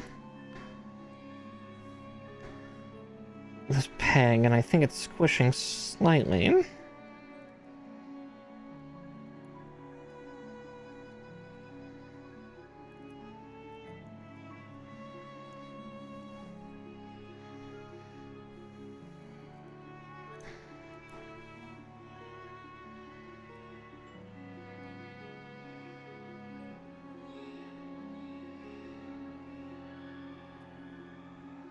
Ah, there we go. Yep, just needed a little bit of cleaning. Pissed? No, I didn't say pissed. Pressed in, or squished in, something. Because it's supposed to kind of do that. And then the cockpit opens. And now the only other plates for the chest. E2019 and I14. Okay.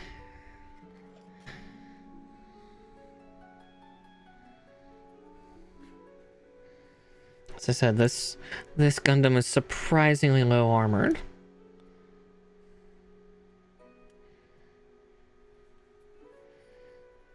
Oh, piston, yes. Now, here, actually, I can showcase that a little bit. Let's see if the camera will focus for me.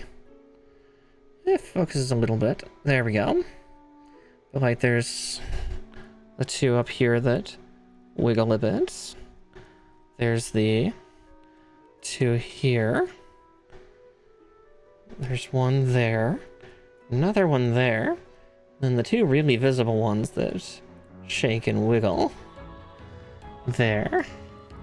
Along with, for the neck, that piston moves along with some additional tubing. Like, yeah, this... And we still have so many more piston rods to do. About half. But I think those will be used for the rest of the kit. Yep, you can actually move and articulate them, which is very fun.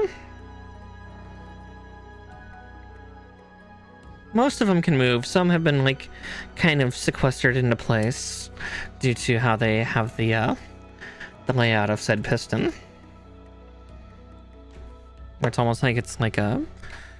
I almost said hydraulic, but more like a holding piston. If that makes any sense. Something that allows for a little bit of flexibility, but not enough to cause too many problems.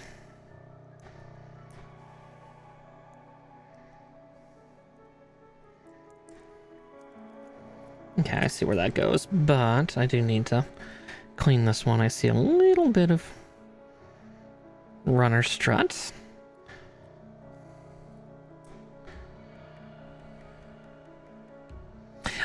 Somebody actually has, God, I'll have to find videos of that. Somebody has done that of, like, stop motion of, like, little entry grade ones or, like, beginner ones building, bigger Gundams. It's actually really cool. But yes, this Gundam is very, I'd say, kind of the group, kind of the realistic. Do we have to trim undergates on these? Yes, okay, that's part of why it's also arguing with me. There's an undergate.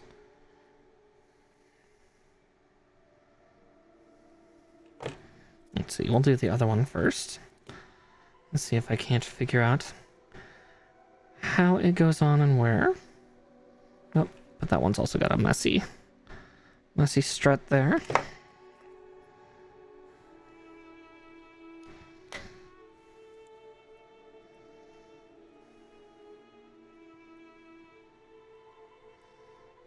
Aha, I see how it goes in. Okay.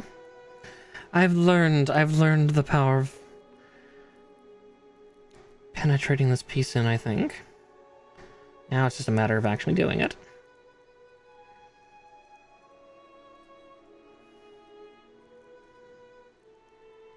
Okay, I feel a little bit of resistance, so we'll just pop that off. See what the problem is, and I think I see what it is. There's just a little too much meat on this little square peg that it's supposed to interlock with.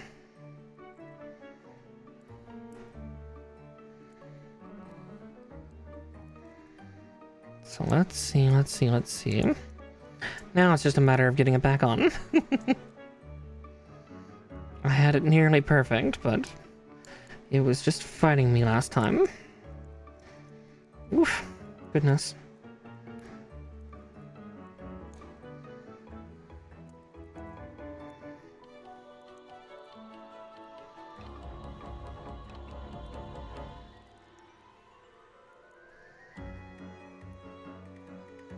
Is that still not enough?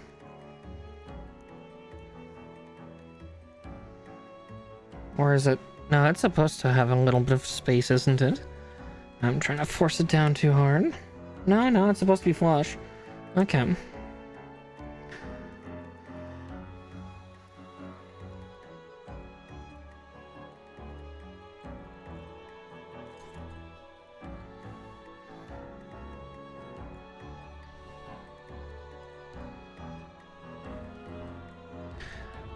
Yeah, she concentrates hard.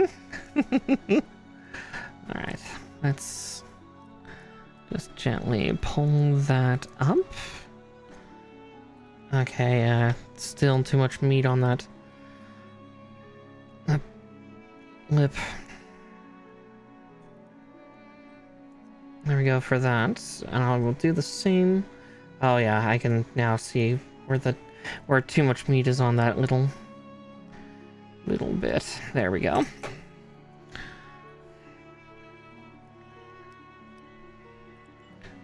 Oh yeah, it's kind of a cute little thing. Oh, exactly. You gotta find some of the zen somewhere while you argue with plastic. It's the only way to keep oneself from going mad.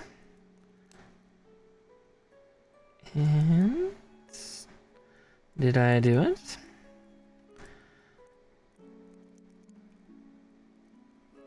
I did. Okay, that's just really tight now. Let's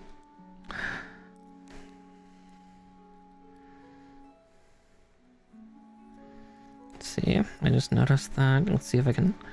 Okay, I can file that while it's on. That's good.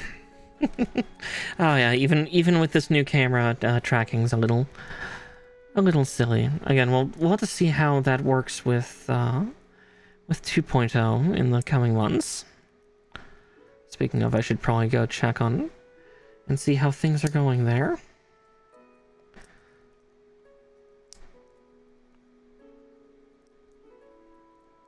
Okay, there we go.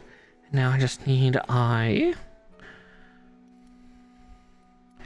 Oh yeah, the innuendos will never leave. Though I didn't even notice that one, so... What did I say? I have horrible short-term memory loss.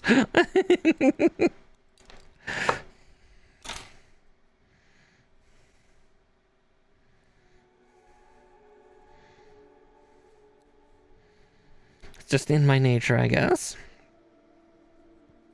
Or the nature in me, something like that.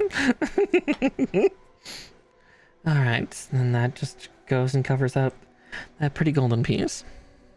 Oh, plastic. Well, yeah. That more out of context is just going to be a hilarious sideshow.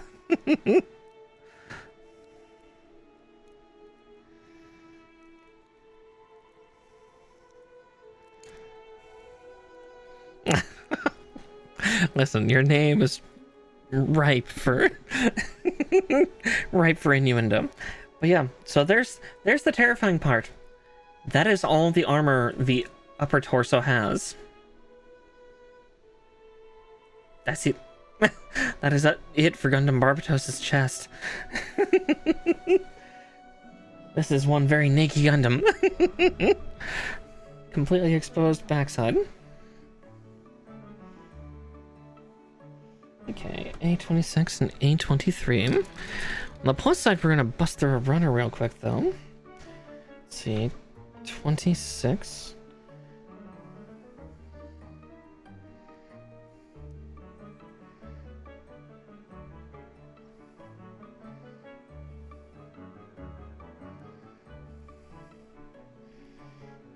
Quintessentially, this Gundam Liger reminded me of that earlier.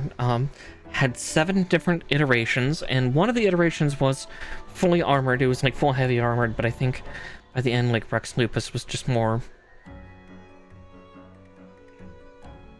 honestly, was more almost animal than machine. Like, the forearms were elongated on it, and yeah, it was very bestial. It was scary in a good way. Kind of, for anybody that remembers that quote from, oh, I can't remember, I think that was the first Addams Family movie in the 90s. You were like an animal. It scared me. Do that again. But yeah, that's basically, like, yeah, Barbatos is very spooky.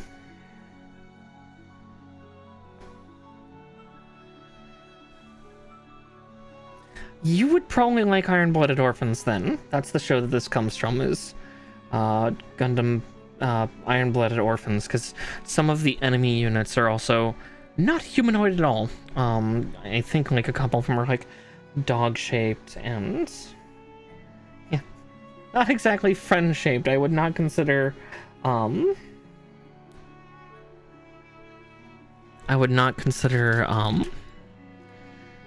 the dog units from Iron Blooded Orphans to be terribly friendly.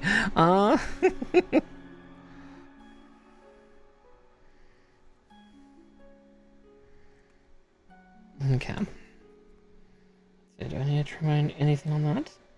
Nope. Okay. And let's see, A1 E32. Oh, it's already green. Why did they give me color correction stickers if they gave me clear green plastic for the eyes? I will never understand that.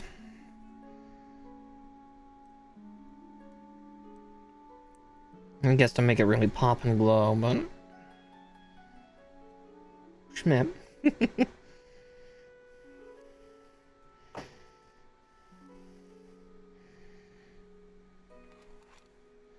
Mm-hmm.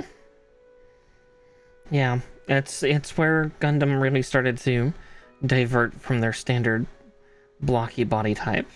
Which, again, that's far from... Like, the original design was far from bad. I loved that kind of semi-blocky, but it definitely shows another side to the Gundam units. But, this one's not as small as other Gundam heads, but it's still small parts you gotta squish together and hope that they're friends. Oof.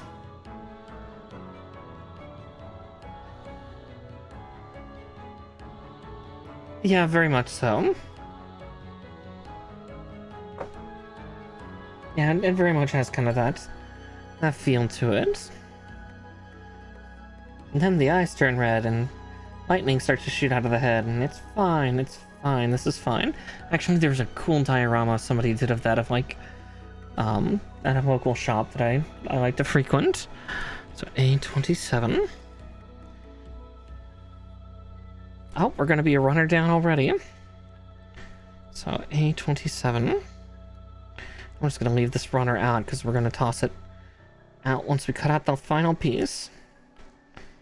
There's that. I'll just cut A25 because that's the next instruction. And a runner down.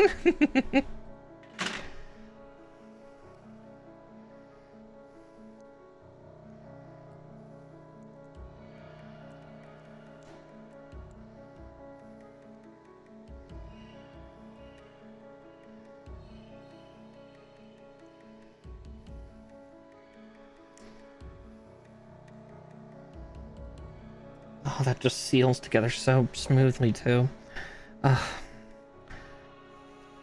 When I'm not bitching over pistons, I'm actually loving this build quite a bit.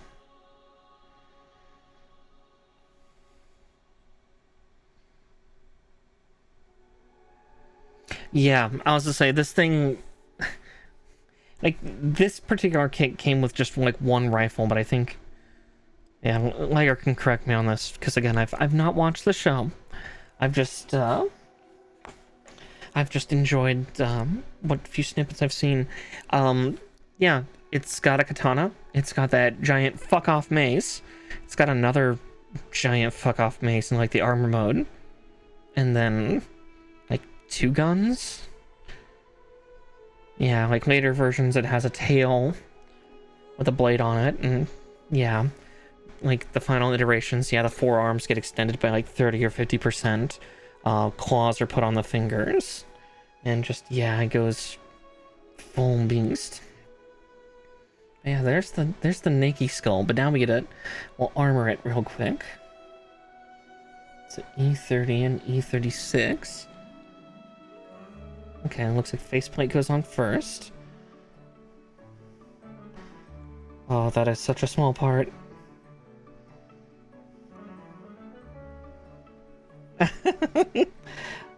I would love to watch it sometime, that's for sure. Oh, that is such a tiny part. And the worst part is, I know the next part's going to be tinier. Alright, let's get this faceplate on this brute.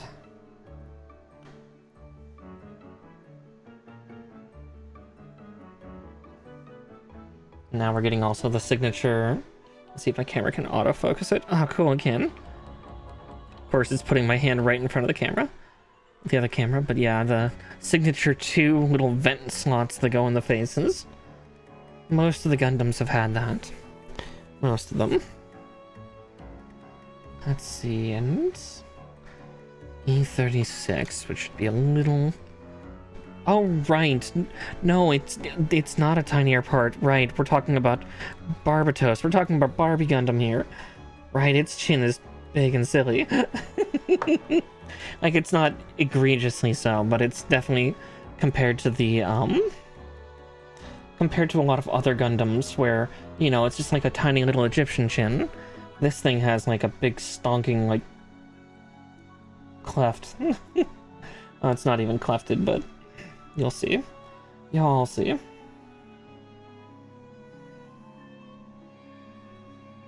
Just a matter of now figuring out how the fuck it goes on.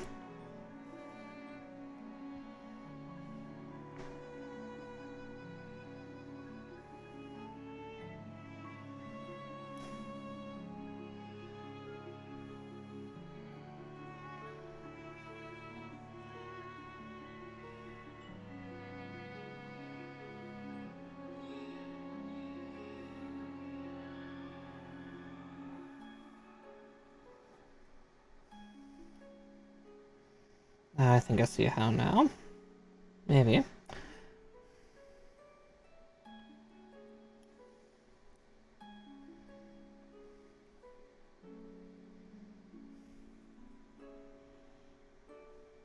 Yeah, it very much has kind of a bowl-like shape, because yeah, you're right, the antenna array is huge. It's funny, it's like antenna crown is massive, but I'm fairly certain it serves 0 purpose.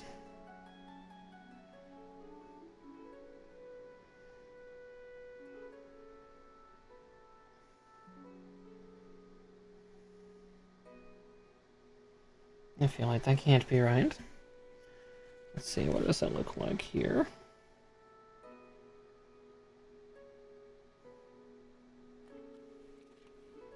Well, maybe it is.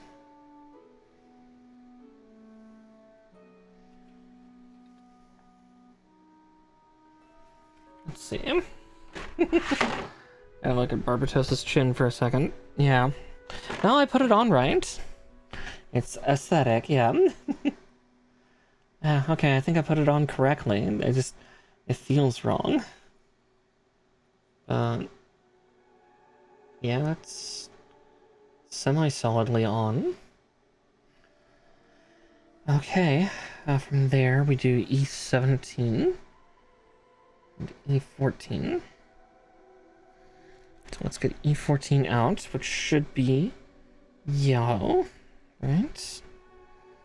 Yeah. Oh god, that's a tiny vent.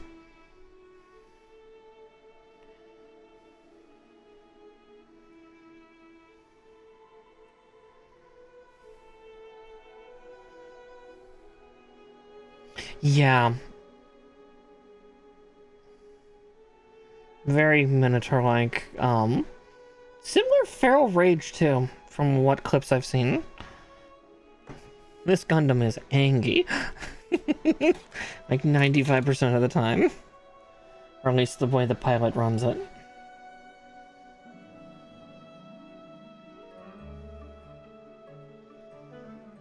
God, that part is so small.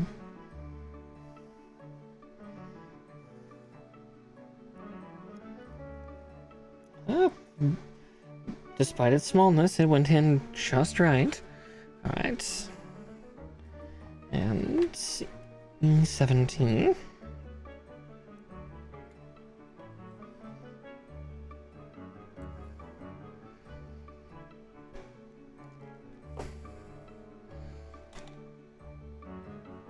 See, I was like, where did that part go? Oh god.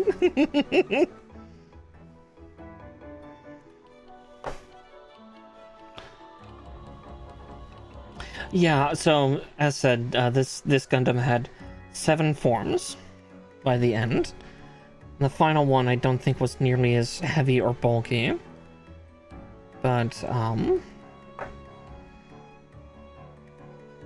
was just, yeah, much more almost, again, it was still humanoid in shape, but it just, like, looking at it, it's like it's almost like a beast.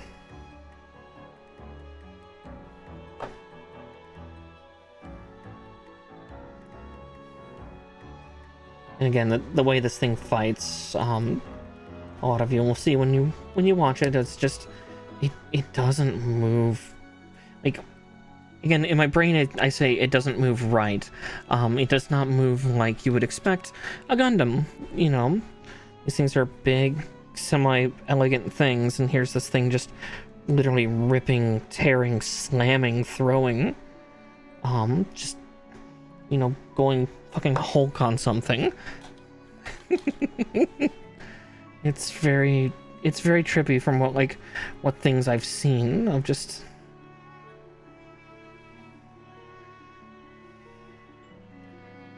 of course, some of the things it has to contend with, kind of, it's like, okay, it suddenly makes sense why it's so so monster-like almost.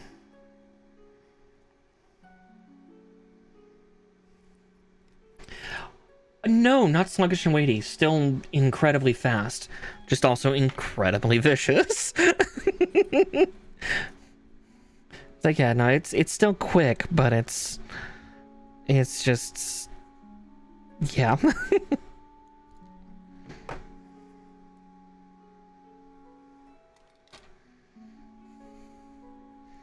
Yeah. It's dealing with other highly mobile things, but it's a furious unit.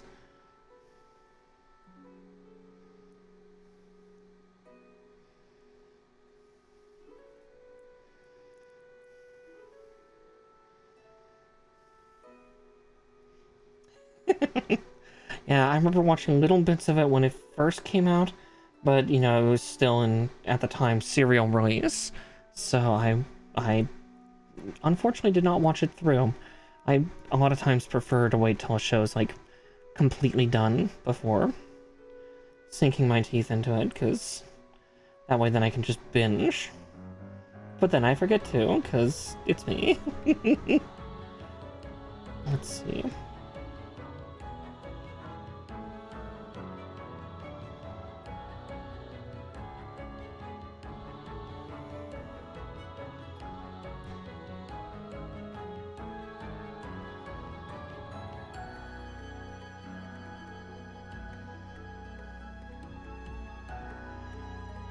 I'm just gonna wiggle that out. Ah, there we go.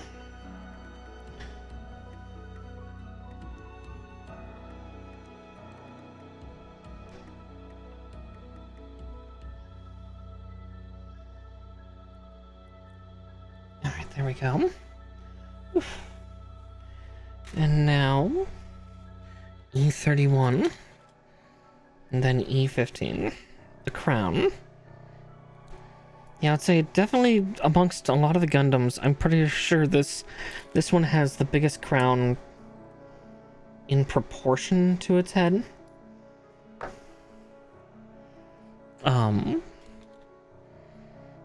Again, it's very fascinating because yeah, a lot of the other Gundams might have like additional antennae with their crowns, but you know, for helping dial in weapons and whatnot. Not this guy.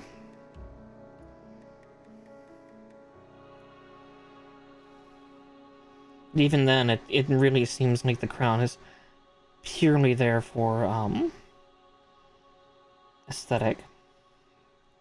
Because, yeah, let's face it, I don't think this thing's trying to triangulate too much weaponry aside from maybe its fists, claws, or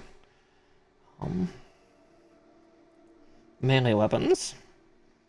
That's why it's not liking it. I was trying to put it on upside down. No wonder it was fighting me. Just looked at the instructions like, it's the other way around, dummy.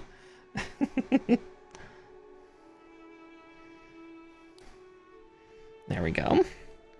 And now for this thing.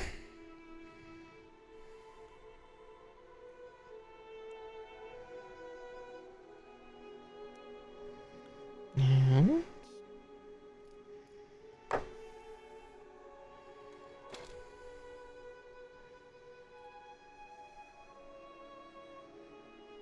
here we go.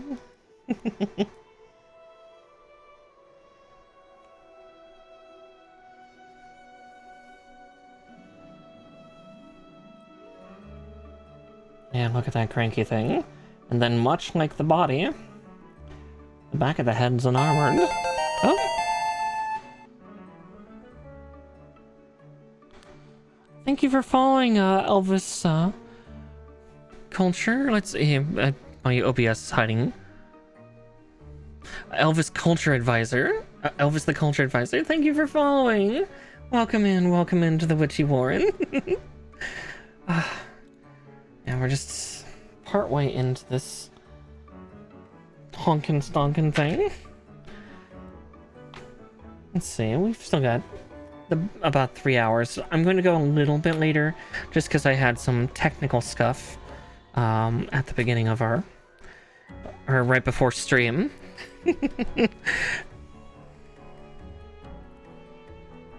Yeah, no, the opening theme for Iron Blooded Orphans is pretty darn good. Alright, time to make those arms. Yeah, you missed out on us building the chest earlier too, because it's very interesting how everything's designed for the limbs. Or for the limb attachment, but that's okay. Alright, so 18, 19, and 20.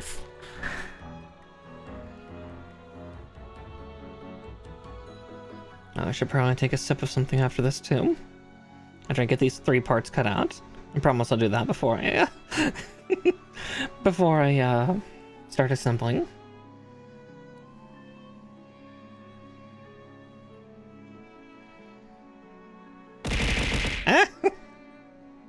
Shit, I knew when I was gonna say something about it, it's like, oh no.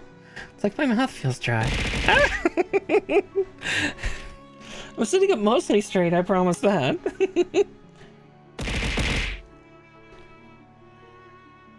Oh my. I'm being violenced.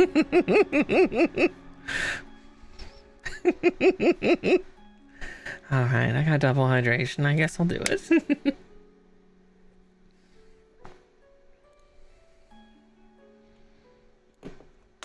Okay.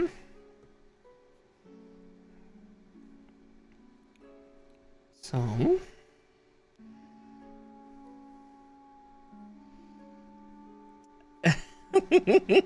yeah, it's all well, double weenies. No, they're weenies with bone physics. They're folding and slapping. It's fine. Right against my face. Oh, I love the fact that Cream made that. It just makes me smile.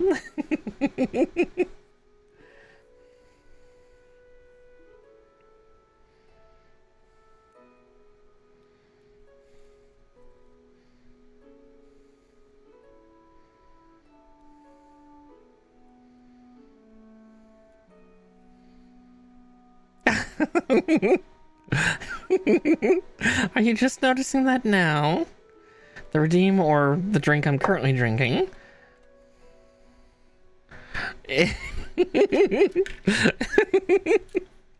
Yeah, it's hydration. Oh, my drink? Yeah, it's a monster. I need my caffeine. It's the first of my day. Not that I woke up too recently. Listen, the little monster cans are cute for the throwable. And it's more true to life than most would want to admit, but I only drink like one a day, sometimes two. That's still within the Surgeon General's limited. I don't drink coffee. Besides, this one's nice and tart. It's not as sugary. Let's say bean 26. Ah, there it is.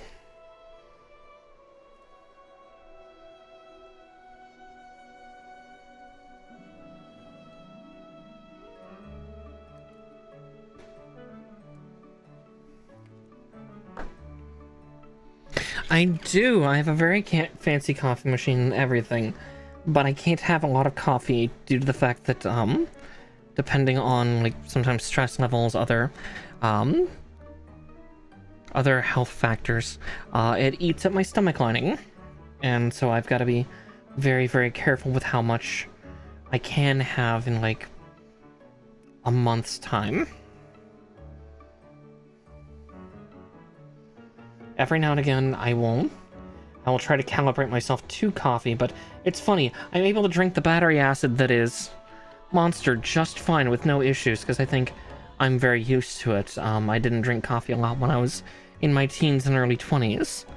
And so I don't think my body's used to it. And then on top of that, I do have some stress issues, some biological function problems that I get from family. My father has a fairly excitable stomach, and unfortunately I got that trait from him. Not as bad as my sibling, but still pretty bad.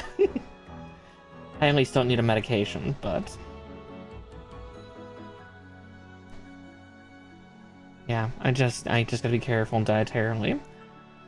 That and the fact that coffee can make me dizzy. If I have like too much in a short span of time, my brain gets fuzzy. It might be adrenal. I could honestly believe that, considering some of the other things I can do adrenaline wise. But yeah, it's I have a family history of weird upset tummies and just a general lack of drinking coffee up until my late 20s.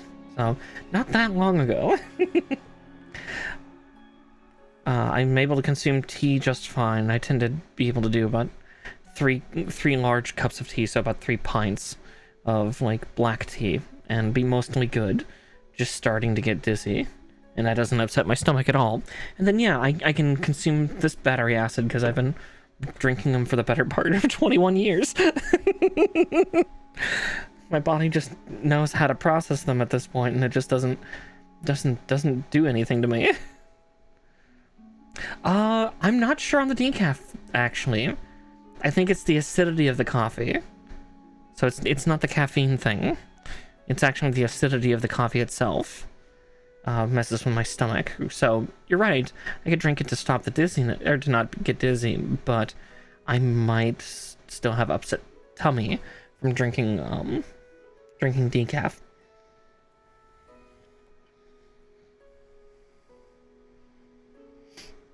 Let's see, B26 and 27.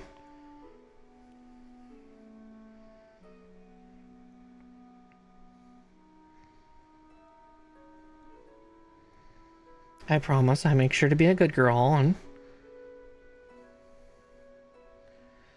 yeah, I'm not entirely sure why I can, because you're right. Monster should be infinitely more acidic, but it might be a type of acidity that my body's used to. Again, I'm no doctor. I just know that sometimes if I drink coffee, my stomach lining suddenly starts to, or my stomach starts to hurt because I can feel my stomach acid burning my stomach lining. And it happens with coffee, but yeah, it doesn't happen with Monster. I wish I knew why or how it works like that. I really do. But unfortunately, I don't. Something about maybe the composition of the acidity in that, much like sometimes people get drunk faster on beer than they would on liquor, due to kind of the composition. That's more carbonation than anything, but it might be the fact that it's a hot acidic liquid, and I tend to go for fairly dark roasts when I do drink coffee, so that might be it. Like, it might still be on par, and the heat just exacerbates it further. Again, I'm not trying to make excuses. I just know.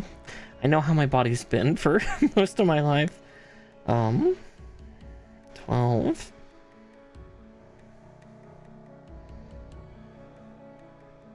Let's see, where is 12? It's at C12, right? Yeah, I'm holding C. 16, 15, 14, 13. Ah, there it is. Yeah. All these things are from a non-diagnosed history. You know, it actually, the latter. See, you're being smarter than I am. On that of, like, it might be certain other chemicals that are in coffee. My body just does not understand what it is and just immediately assumes poison or something. Mm-hmm. Yeah. Again, I don't know. I've just not been able to drink coffee super often. Because either I get dizzy or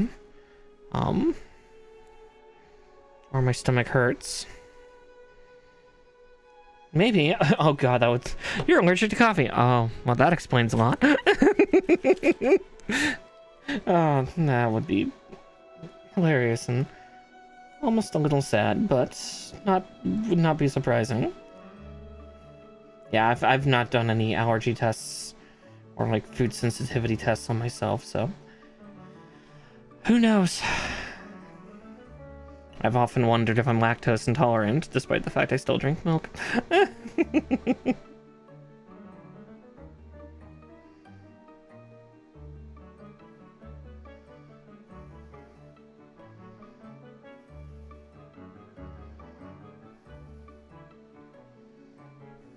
Yeah, once again, yeah, I'm no medical professional. Like my backgrounds of knowledge are some programming and then mostly culinary.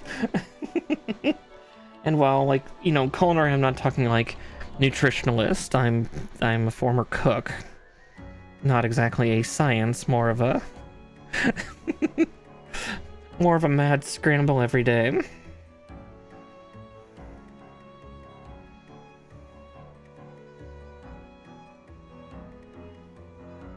Yeah, other people tell me their allergies and I cater to their needs. I don't check my own. That would be silly.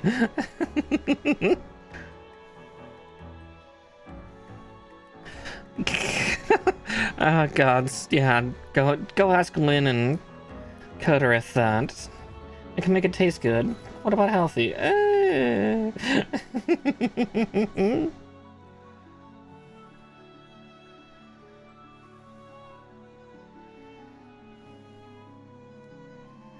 Oh, this is such a weird piece. How the nine hells do you get it on?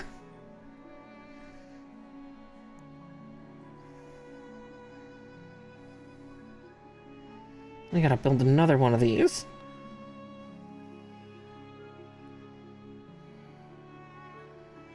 I kind of see how it's supposed to work.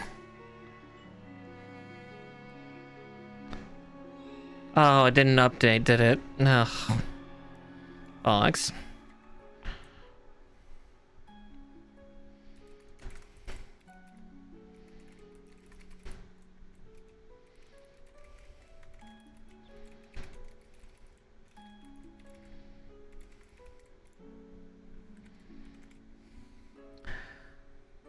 I was, again, having technical difficulties there. Now it's fixed. Ugh, good grief. Just one thing after another.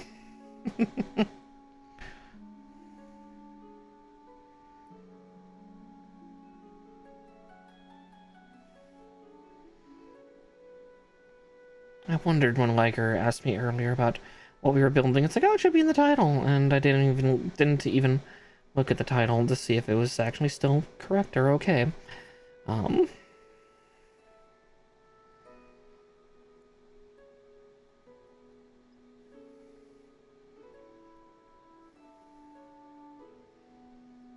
Goodness, yeah, how the nine fucking hells do they expect me to get that in there? Good grief. I see what they want me to do, but oof.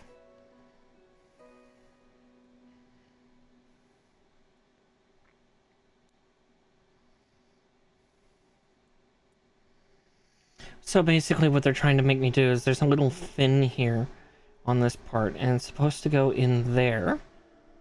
Kind of like that, but then...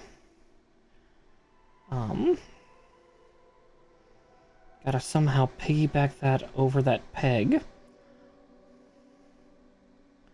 Without snapping the part. Okay, it's flexible enough, but I don't like doing it like that. Ugh. Let's see, any stress coloration? I don't see any stress coloration, so... guess we're safe, but ugh. That is a gross way to do it. Okay, now to do it once more with feeling.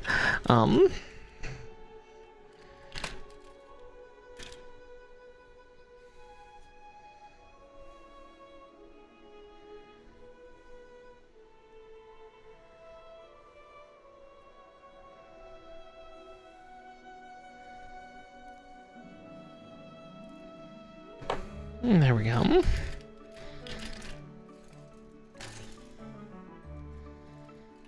And let's see.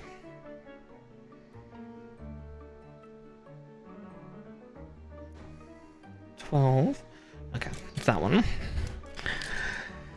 12 and 25.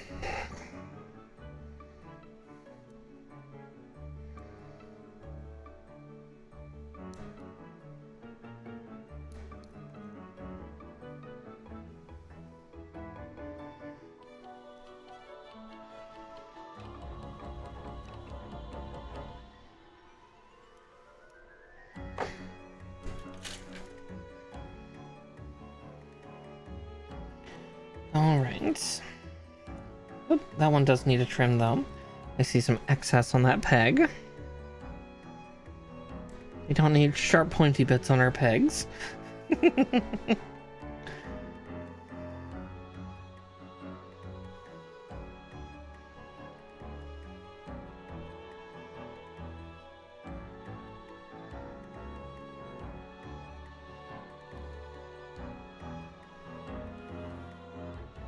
Okay, I've got an idea for how to make that work this time.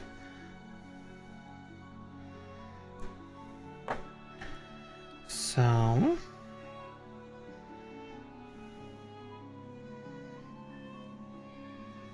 because, yeah, we should think smarter on this, not harder. Like I was just doing. Oh gods, yeah, that's so much easier. And from there, I should just thunk. There we go. I'm very pretty at times. There we go.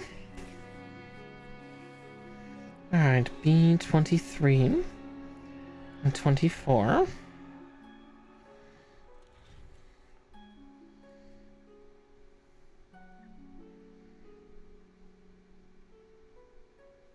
Let's see. It would help if I'm holding the right runner.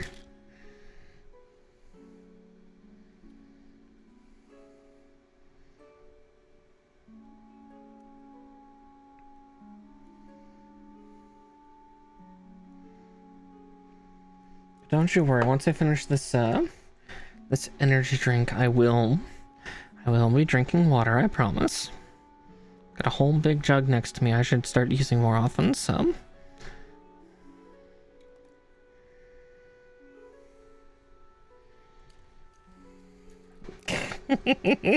How dare. Well, time to ban him on.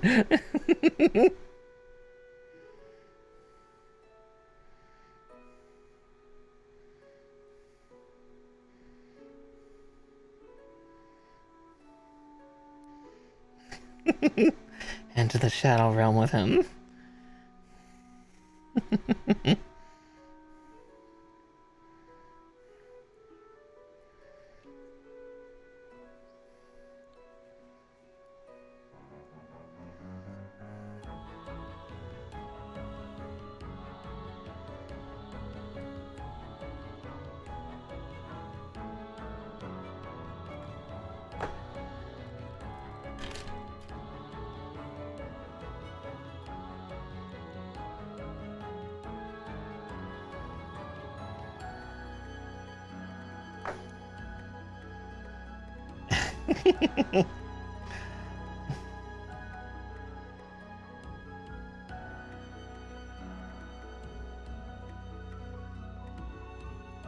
Oh.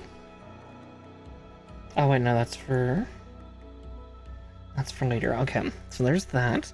Now I gotta do it once more with feeling.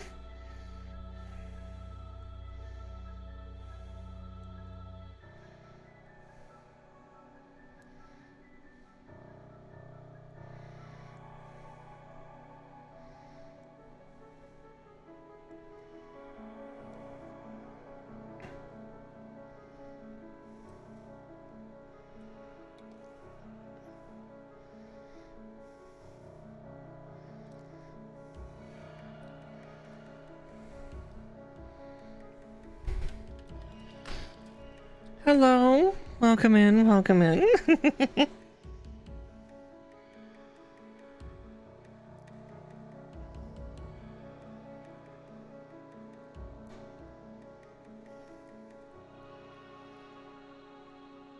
I'm just getting this thing hooked on. There we go.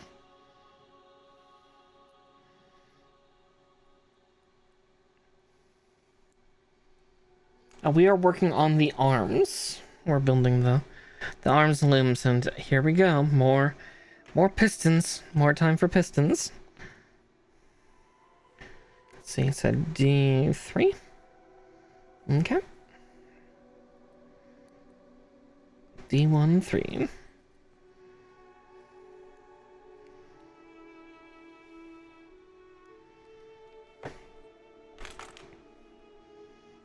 Just gotta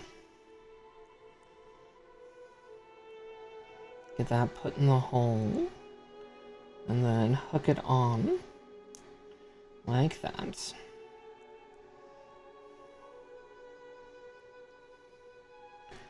Alright.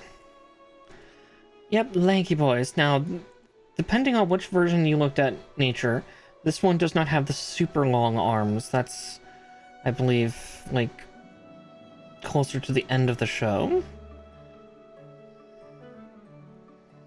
Cause yeah, I know Rex Lupus especially has terrifyingly long arms, like they come down to nearly the knees on the Gundam. Let's see, Bean 22.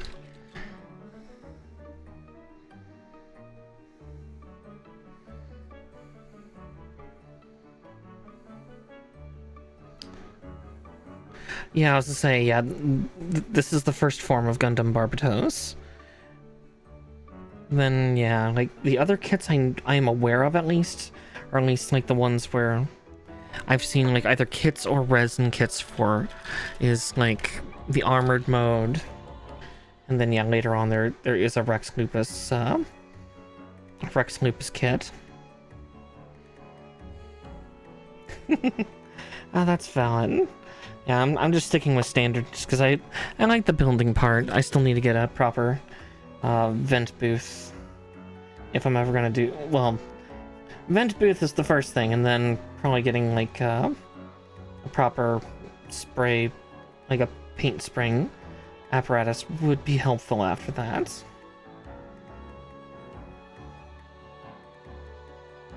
Let's see.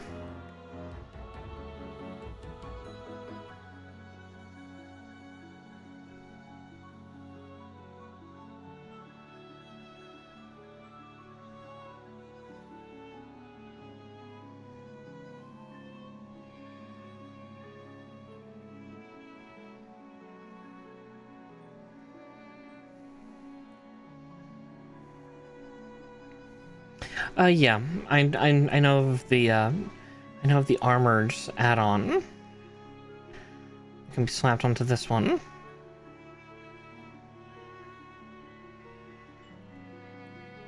All right, those are connected.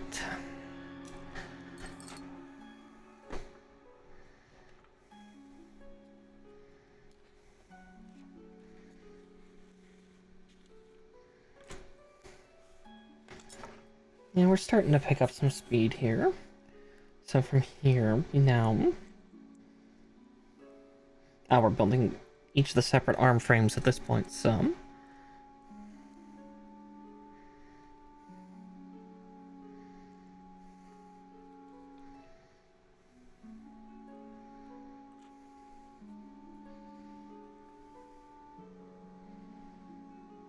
So, if you saw the sword, that's a later form.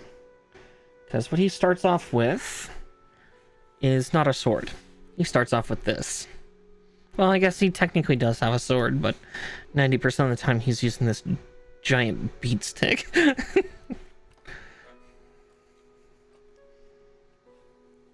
Bean 21.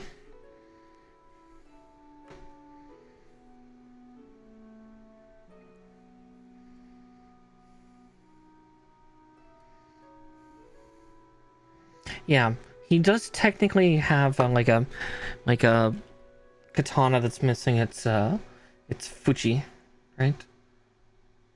Or am I thinking of the wrong part? What kind of weeb am I? I need to remember my the term for Japanese katana parts.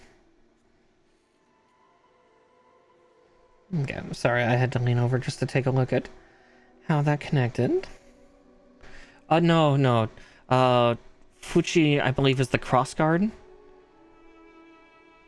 of a katana. Yeah, not fundoshi. Fundoshi. Gee, look where your brain's going.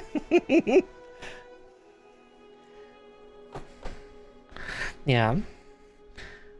And my brain can't remember the other terms, like, because yeah, there's specific terms for like the scale pieces inside and the wrapping and all that stuff. But yeah. Good boy. Oh, hello. Who sent that one? Of course, Mr. Mariposa. Oh, is he a good boy though? I'm not sure. But I'll torment him all the same. Oh, nature. Good boy.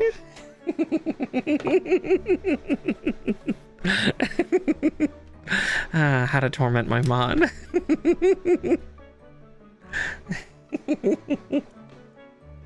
Alright, let's see. C8, C9.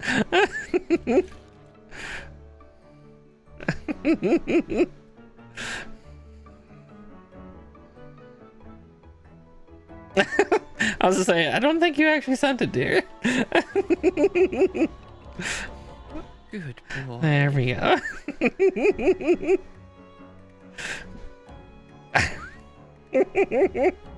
Well, Mr. Mariposa, he is very much about mutually assured destruction or mutually assured flustering. Mr. Mariposa, good boy. Oh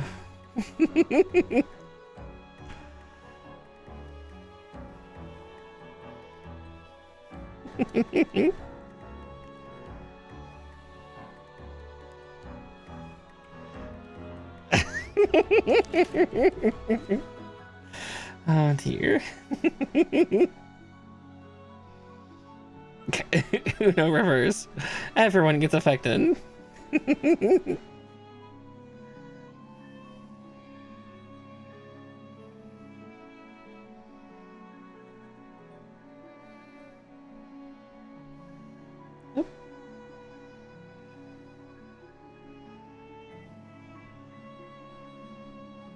Oh, that is. Again, back into no context hell I go. That is tight, tight, tight. Oh, goodness. Am I putting it in right? God, that connection is worryingly tight. I'm not trying to be horny, it's just out of context. Oh. Oh, there we go.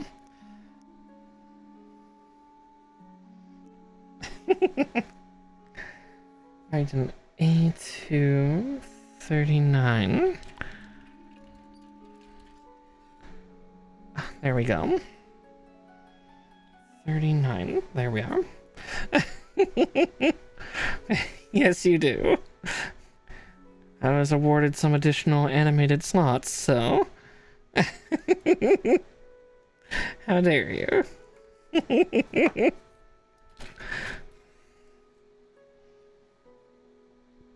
Not sure how I was awarded those, but I'll take them.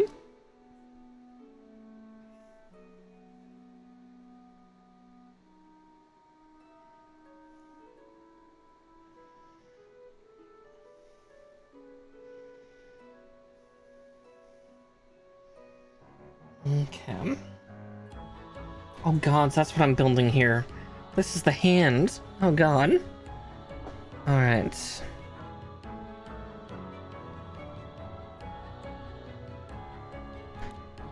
Let's get that thumb in. Oh, exactly, and a backlog of ones to get updated too. Whenever Faye opens her commissions, I'm gonna feel so sorry for the deer. Gonna have to jump on them quickly.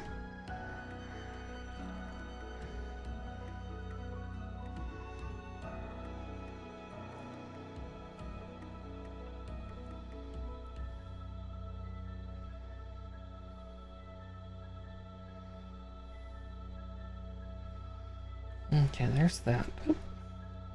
It's like, I got it in and it pops out. Okay. 54, and I'll just cut out 37 for now. Actually, no. For this one, let's see. Yeah, I'll do that for now. So it's a 37. Make sure I cut out the right fingies. Say, this is something that you get to see. Let's see. We said 33. Actually, I might do 33 because I do like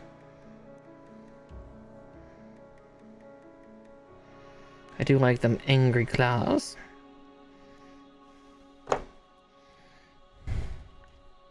Oh yes, I also need 54. I must not forget about the hand plates. 53, 54. Oh, weird, right. It's not the final plate. I was right, skeleton mode.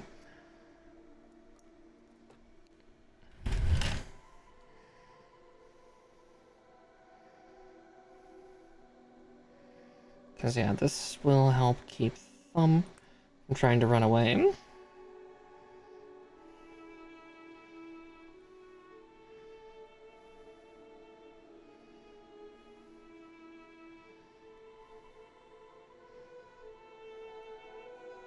Yeah, don't you just hate it when your thumb runs away? Okay, let's see if I can get my darn... Oh, I see. Oh, it goes into the hole. Weird. Okay, there's that. But yeah, here's the other thing that...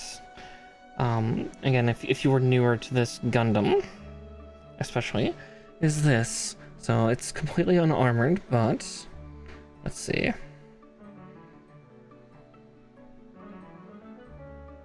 Very pointy fingers. Very big clawed. Thump. Oh dear. But yeah. Pokey. And they just get pokier as time goes on too. Which is actually something that's also noted in actually, yeah, incredibly claw-like. And again, the later version, there's even armor pieces that go over the fingers that turn them into bigger, nastier claws. Which for Mercury did something similar, like a couple scenes where, you know, Silhouette descends from Ariel's hand. You can tell that her fingertips were a little bit more fine, and it was almost like they gave it fingernails in the way that they designed the armor plating on that hand, which I found kind of interesting. 7, 14, and 21.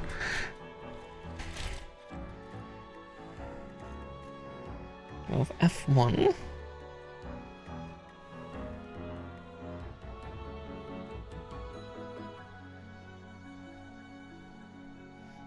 That's how you knew Ariel was a girl Gundam.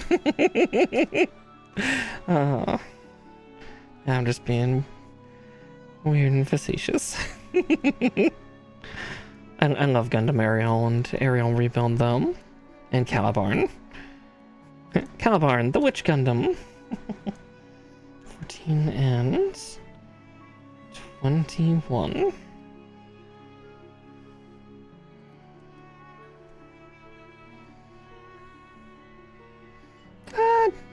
Not entirely. Suletta always refers to Ariel as her sister, so not exactly needlessly gendered. Just a little bit of extra design that went into Gundam Ariel, which again, based off of Lifrith, which was Lifrith was a little more kind of neutral, despite the magenta pink. The kind of predecessor of Ariel. Let's see. And we're already putting the hand plate on. There we go. There. Now that I was say, even the plate for Barbatos for its hand was. Let's see if I can get the camera to focus. There we go. It's kind of more... Okay, I really like this autofocus for this, because now you get to see the details up close, and they're not fuzzy. Alright, 9 and 10.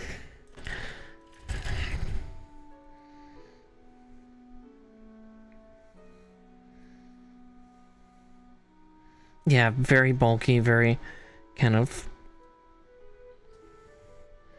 Yeah. This new camera is good, despite the fact that I had to learn literally minutes before stream that I can't run more than one Elgato camera on the same USB hub. Luckily, my computer has two, but that was a quick lesson that I had to fix.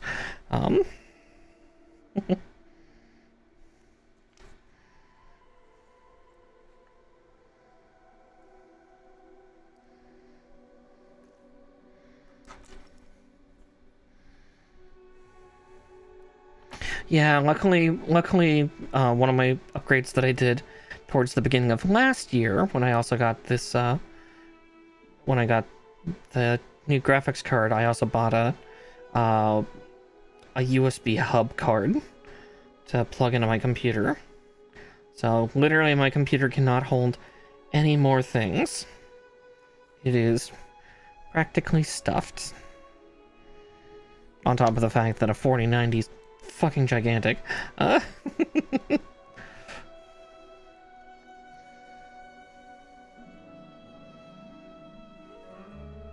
Yeah, despite the fact that this one probably has the most snatched waist of them all.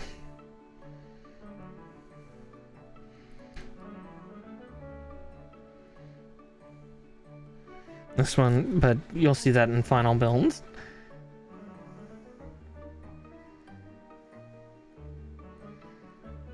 He just doesn't have the giant thighs like Ariel does. I'm very much a little bit of a thigh girl. Maybe it's the fact that I have a rather bulky pair myself.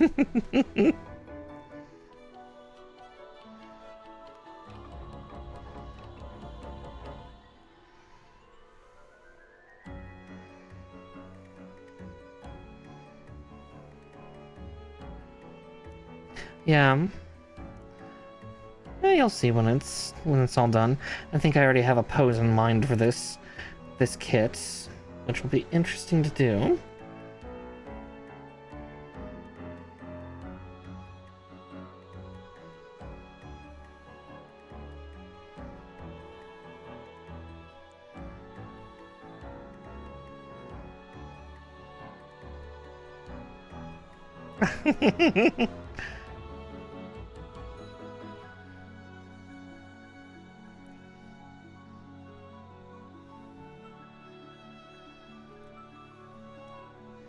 But yeah, the Gundam company's doing some changes to stuff, and it'll be fun to see where they go with it.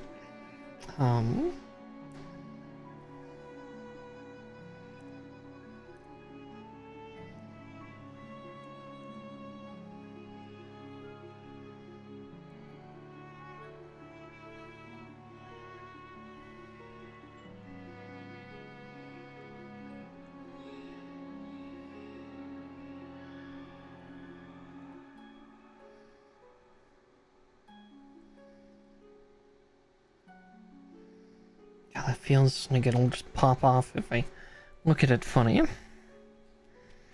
But I'm guessing that's part of the design.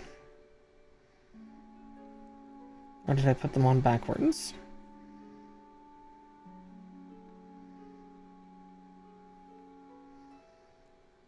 Yeah, I feel like I put them on backwards.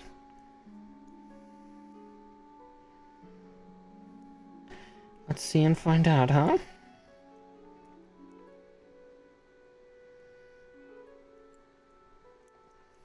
Oof. Goodness. Maybe not. Nope, I had them on the right way, I guess.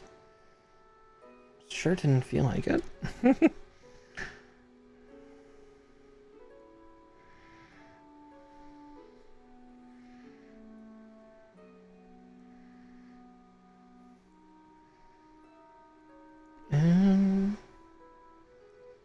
Maybe? God, that's really confusing. Oop.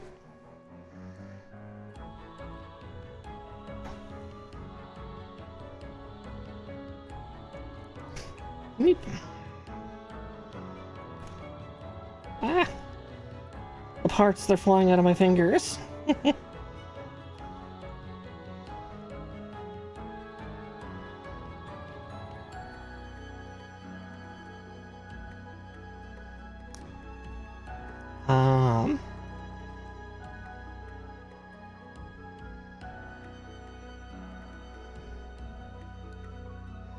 I think I get it. I think.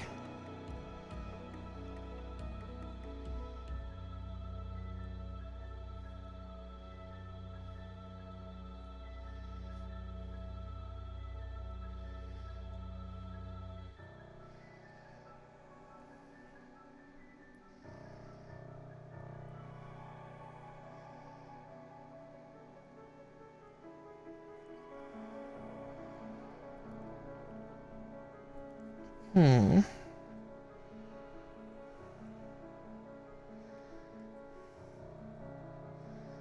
One side sits high, one side sits low. Weird. Let's see.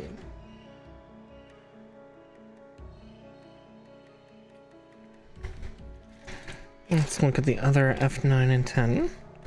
So 10 was... 10's in the right place, as is 9, I think. Yep. It's just really fucking weird.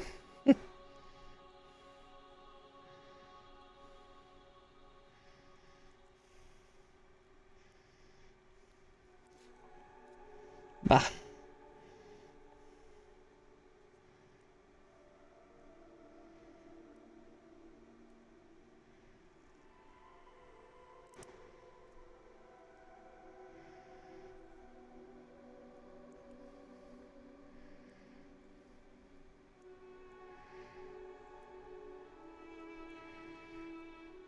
Just really feels like that should be higher up.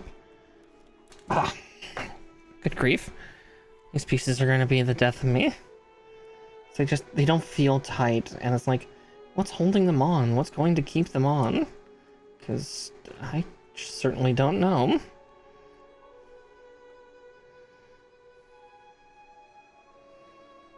Okay. Well, no use fretting. Let's see.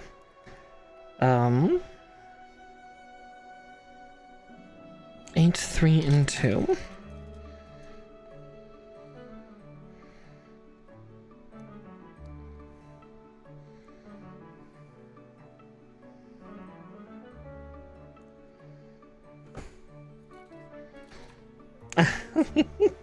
Friction and prayers, that sounds about right.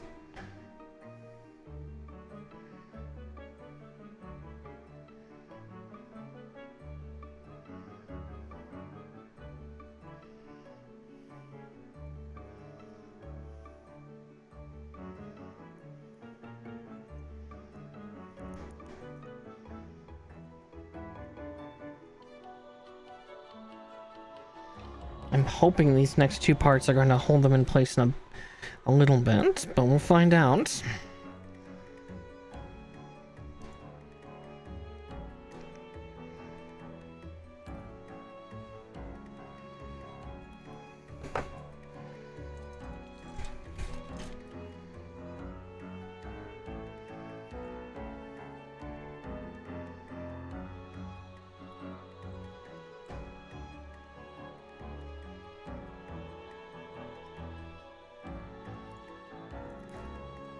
Yep.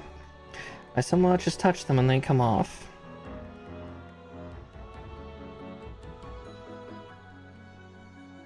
Well, I found the parts that pissed me off on this kit now.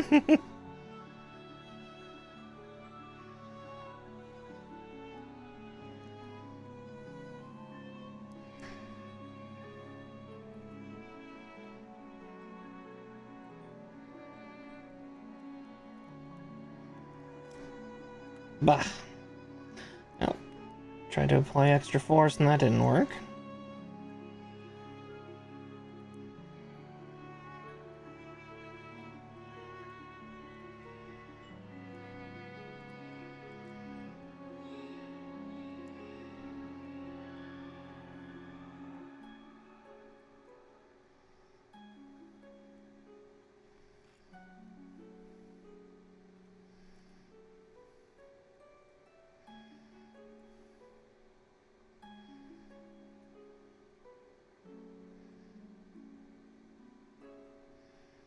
Yeah, this entire armor thing is becoming an interesting trial.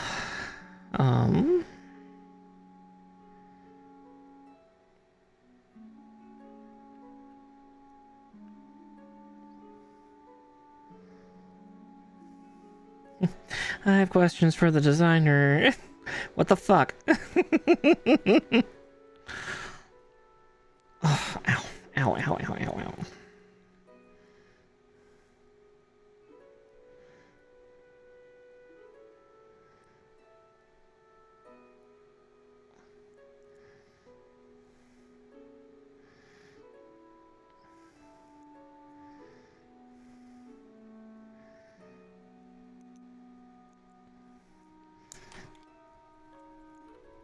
Wow, that one shot.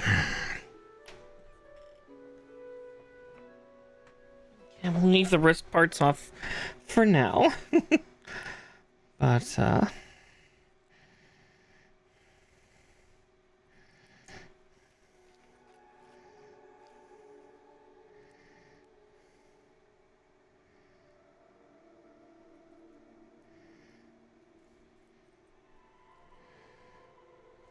yeah, that's going to happen, because unfortunately the part that part on the arm did shoot off, but I got it.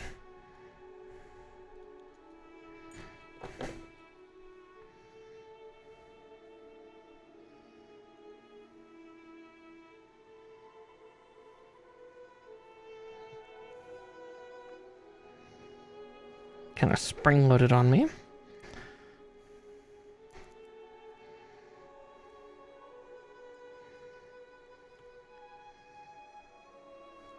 Yeah, whoever designed this part of the build is a very particular kind of sadist.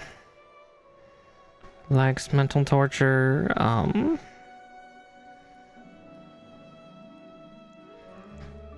Okay, there's... Oh. There's nothing hard to grasp onto. Okay.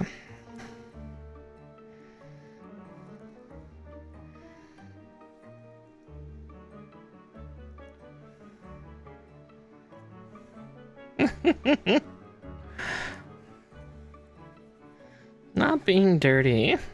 It's literally the fact I tried to grab the hand for bracing support for squeezing and the fingers popped off. I'm trying. There's not a lot to grab.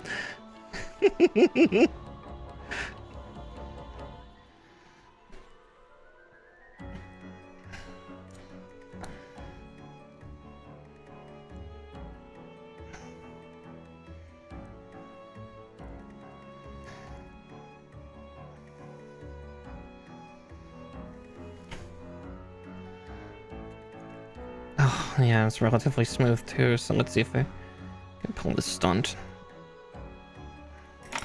Okay, there's that. Now let's get these infernal wrist pieces back on.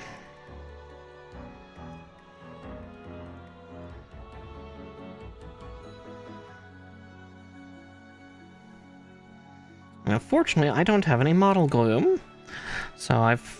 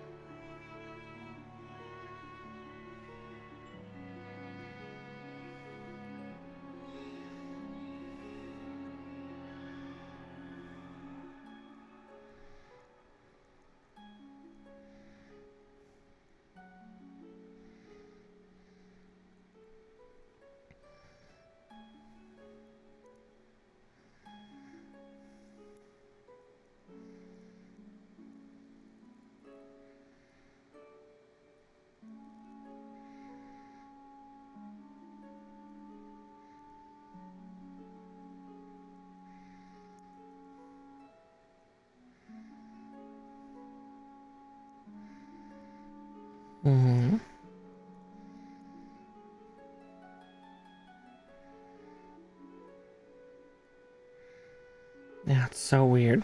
Okay. Don't touch it. Don't look at it. If I don't look at it, it won't cause problems, right? That's how that works. What the nine hells is this? Okay, I1 B34. So I is... Well, that's H.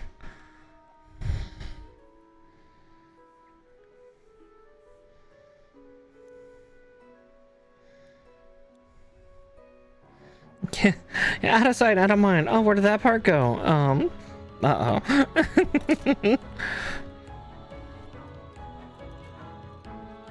That's a B-34.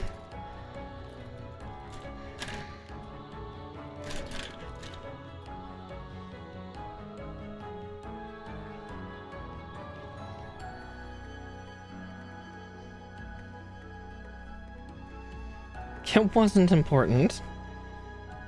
Eye twitches and perfectionism.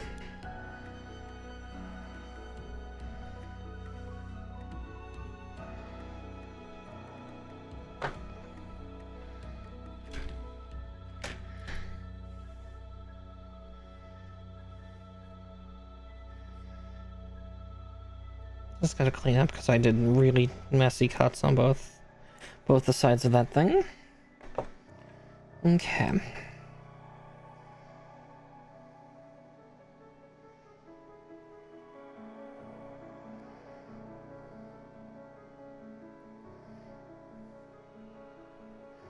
Oh geez, there's undergates. And 1 and 2.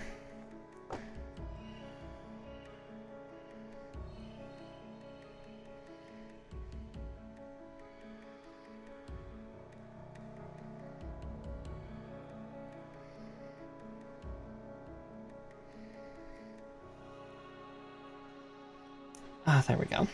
Okay.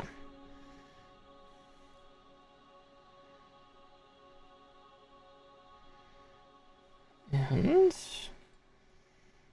I need both F1s. F11.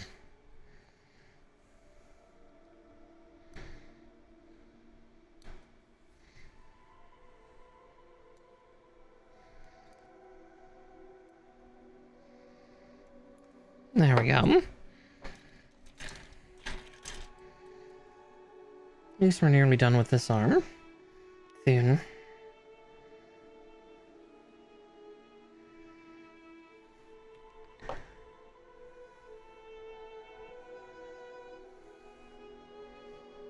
Okay.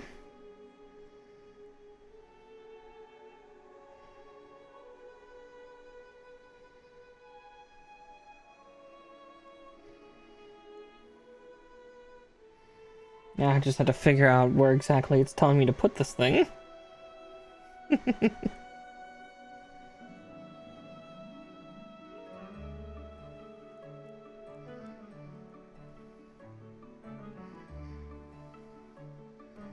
Okay, I see what it's telling me to do. That's still a little precarious.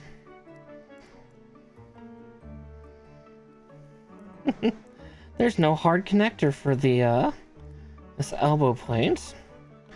It's inside of the little white parts on the side. Oh, that's a weird squidgy.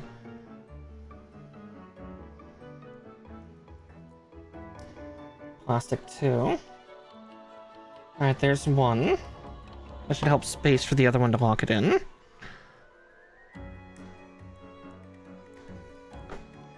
Okay, there we go.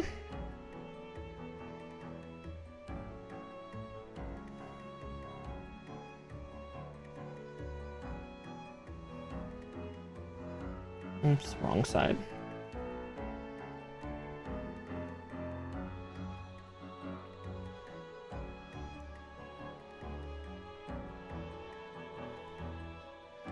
Okay.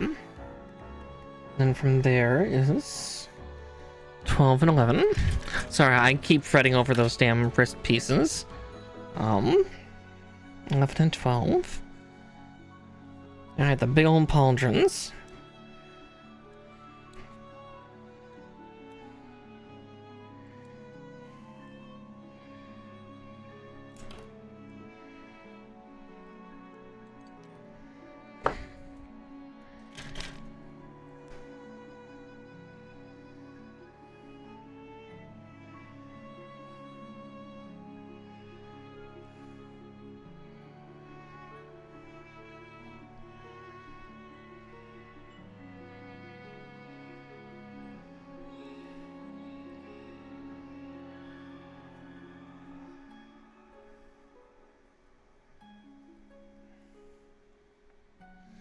Exactly. Gotta make sure every peg has its hole and it's nice and filled.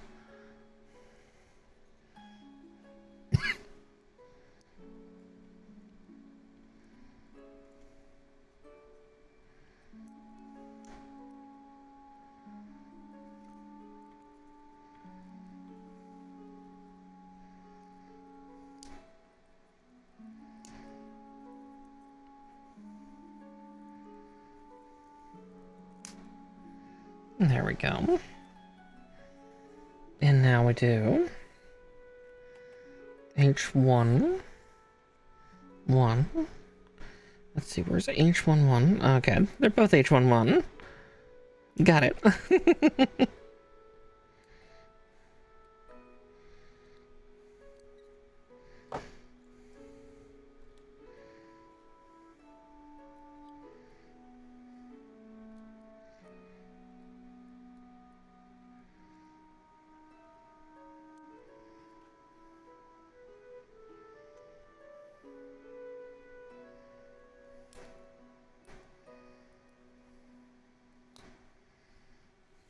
And that would be F113.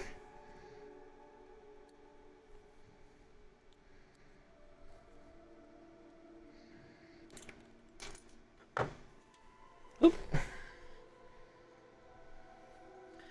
Part ran away. Give me a second. Well, let me freak out for just a moment. Yeah, a little bit of twitching. Don't worry about it. It's fine. It's healthy, right?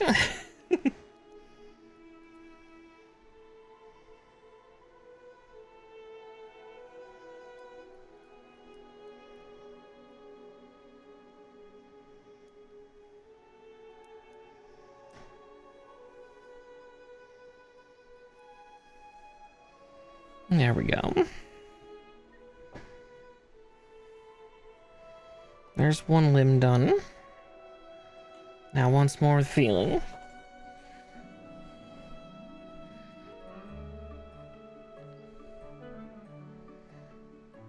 Yeah, not every part does. Sometimes I just want to be slotted. Let's see. B21.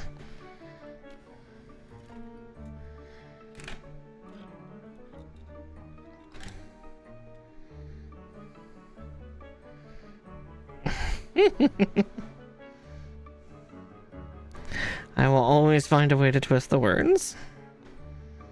It's my favorite game.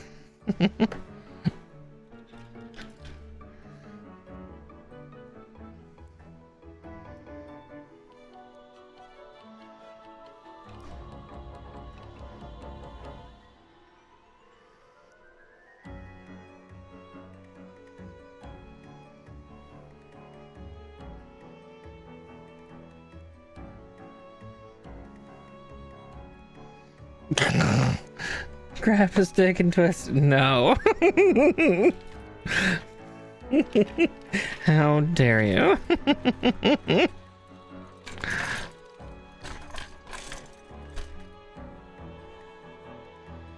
Let's see. C8 and 9. Oh, time for the difficult parts that caused me to talk about tight holes out of context.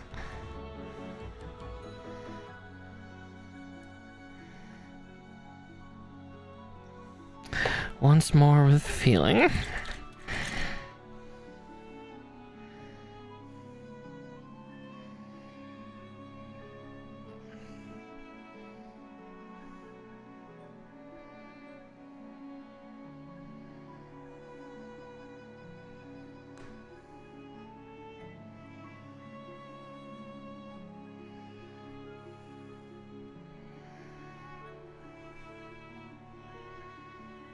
Okay.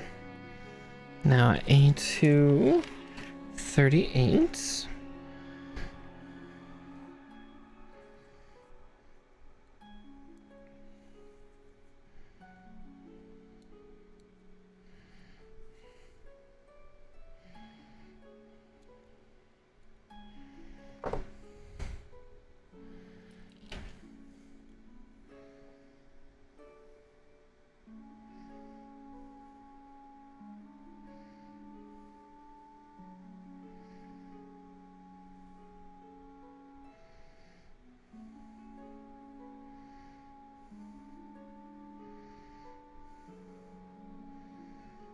Okay, there we go.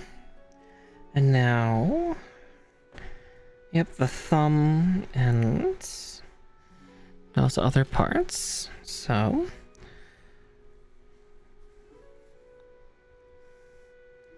Thumbing it in. Oh, there's a third part I didn't snip. There we go.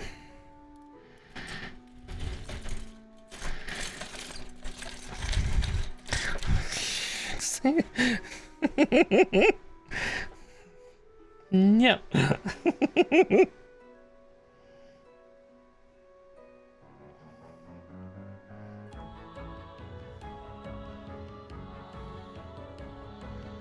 Okay.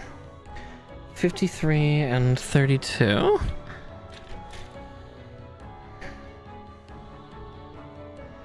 Though I will cut out the clenched fists too, but I'm not going to use it. Yeah, it's lit over there, it's fine. It's somewhere over there. Object permanence be damned. And... it's at 53.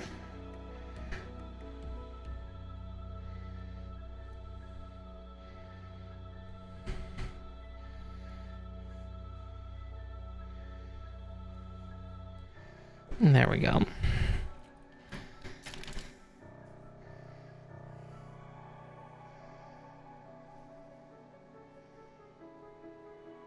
And again, deal with that weird false positive of sealing up where the thumb came from. Down this weird little hole thing. Not the most polite thing to say, but down this weird hole thing. How dare? Okay.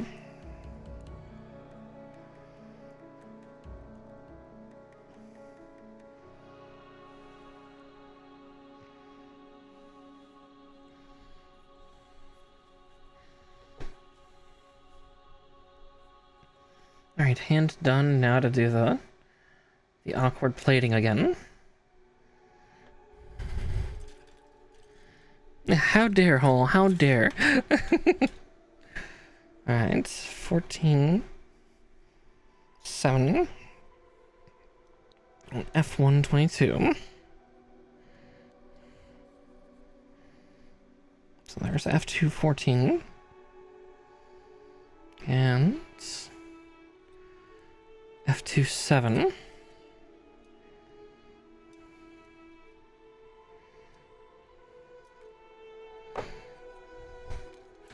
Now I need F122. 22 was right there. The hand plate.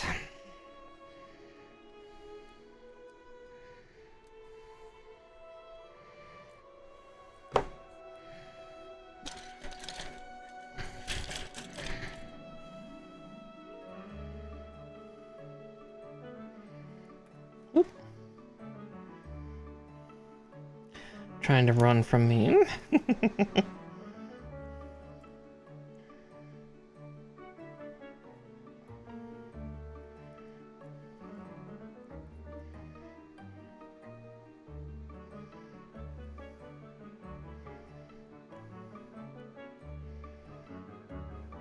There we go. And now my least favorite part.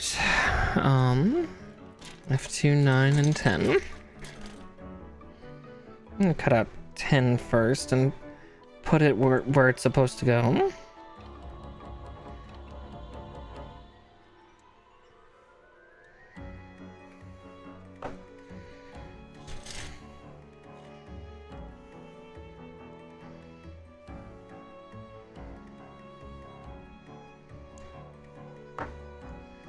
Okay. 10 goes on the front here. Which makes sense, because it's got the 4 pegs and whatnot. It's a really weird configuration, all told.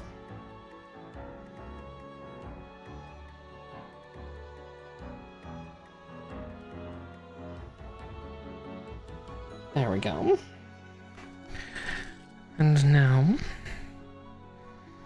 9 goes in the back.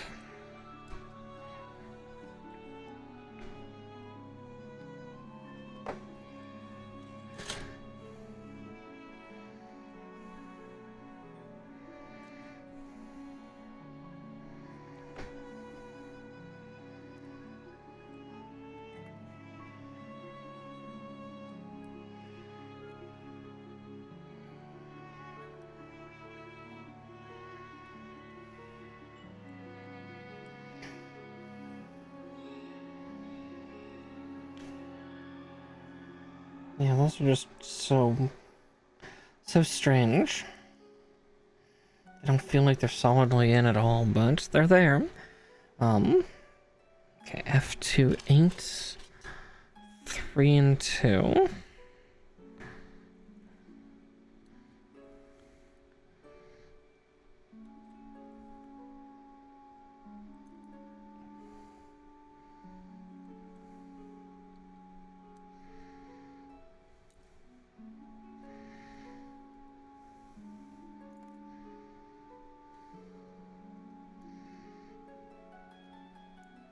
There we go.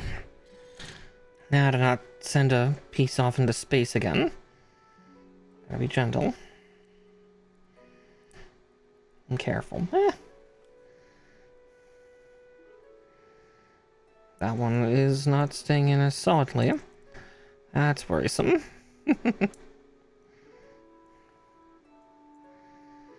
Okay. Well, if that's the case, then I gotta just hold it there in place while I do this part.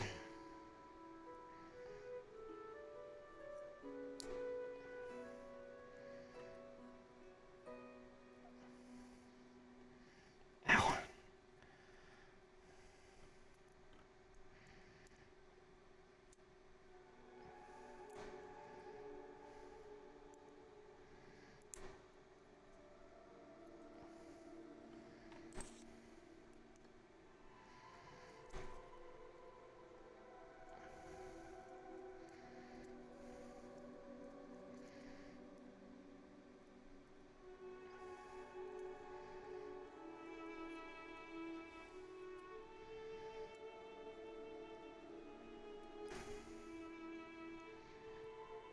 There we go.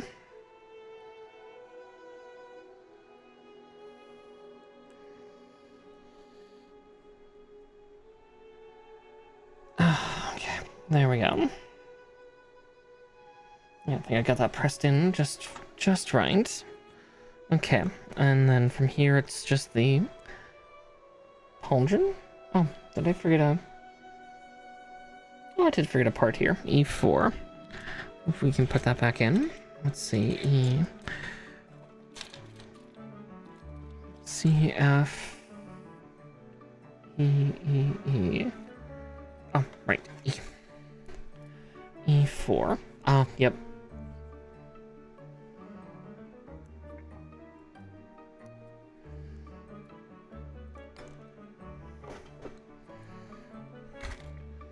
It's a little confusing since I put E in the back of the runners because I didn't want to get it confused.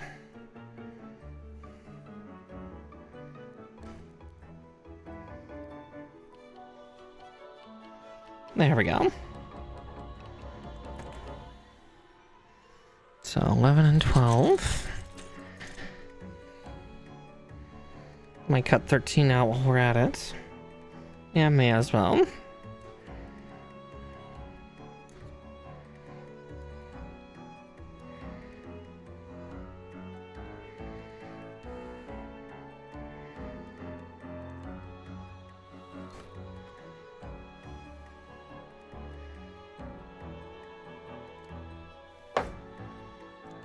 There we go.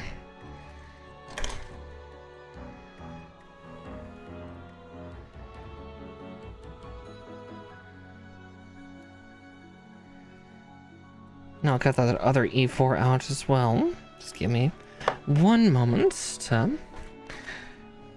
grab around. Swapping from runner to runner. And there we go.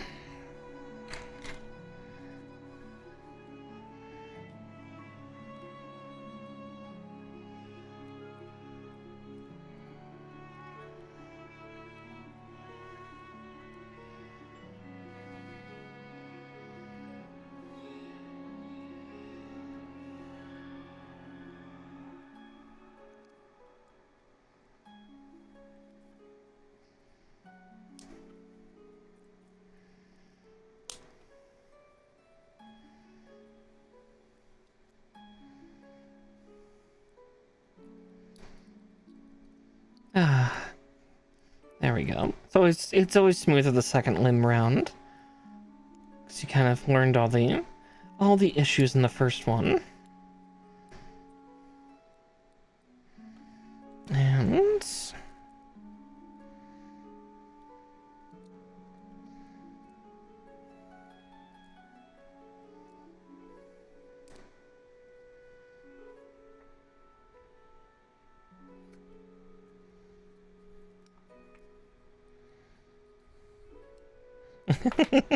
always slides on smoother the second time.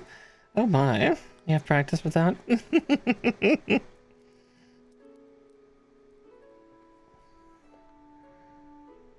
Oh, I completely forgot to do the elbow sector for this one. I got so excited. Okay, that's not hard to do. Let's see. I did skip a step. I got excited.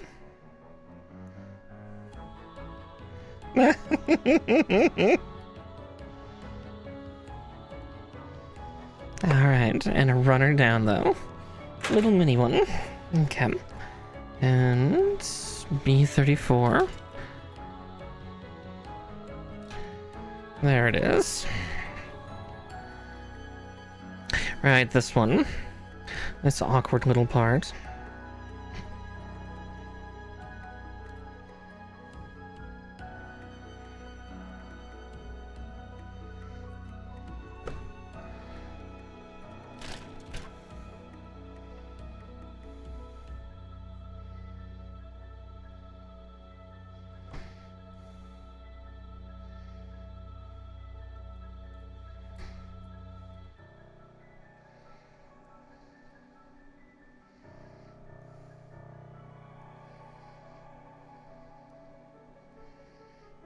Okay.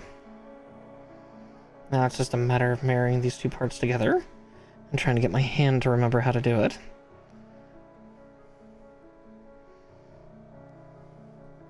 And the marry procedure, not the berry. Okay, there we go for that, and then lop these little buggers off.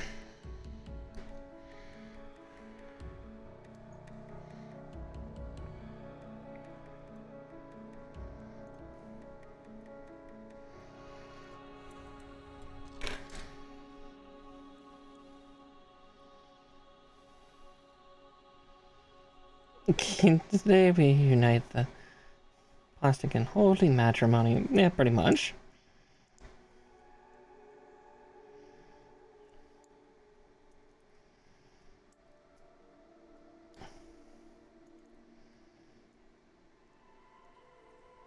Okay, well, that one was a little bit more agreeable than the first. There we go.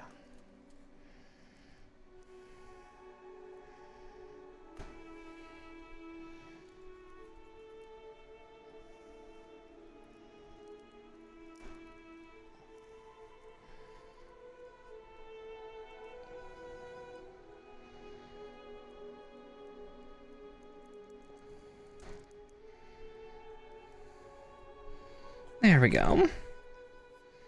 Half a Gundam complete. Now we do the legs. Yeah,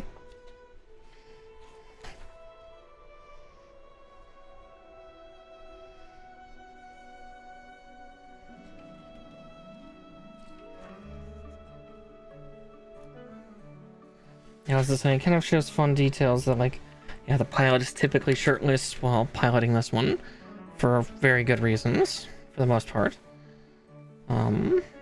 Makes it a little more awkward in space, but alright. before 3 and 12.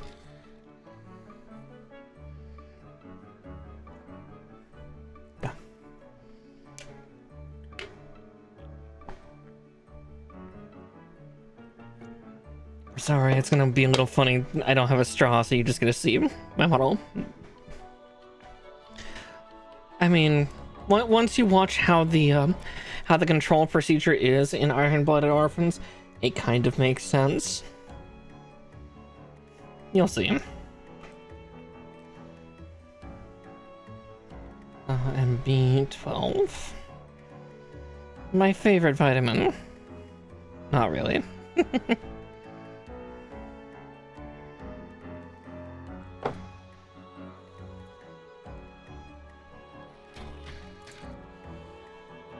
Yeah, it's a little bit spoilers, but you kind of figure it out within the first few minutes of the show.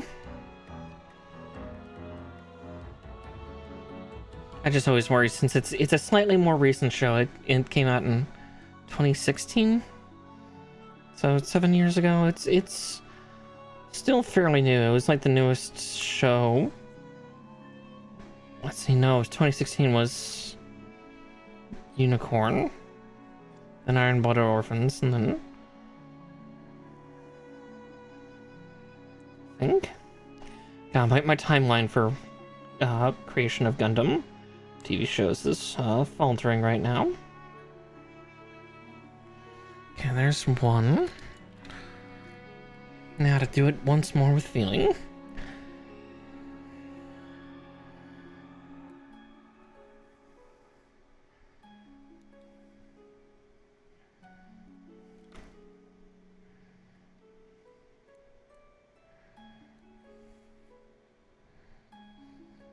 But I guess I can spoil it a little bit. It's been around for long enough. Basically, the kids, because I think like the oldest person there is like 20, but most of them are like sub 17.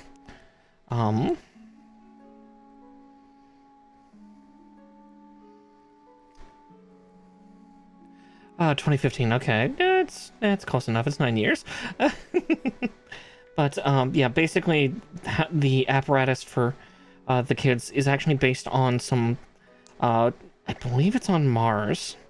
Like this mostly takes place on Mars, and these kids are quintessentially almost like child slaves in a sense. They get hardwire hooked into certain mining equipment, like they're able to decouple and, you know, remove themselves from the vehicles just fine after work, but yeah, they pretty much hardwire their bodies and neural interfaces in via their spines into these machines for control. And when they find Barbatos, if I remember correctly, they actually work on it and implement a system like that for one of the kids.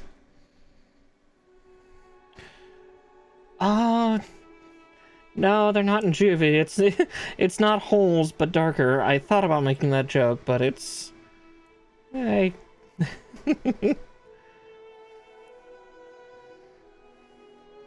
But yeah, no, it's... I can't remember the exact reason for what... Because I think it's on... I think it takes place mostly on Mars. I could be horribly wrong.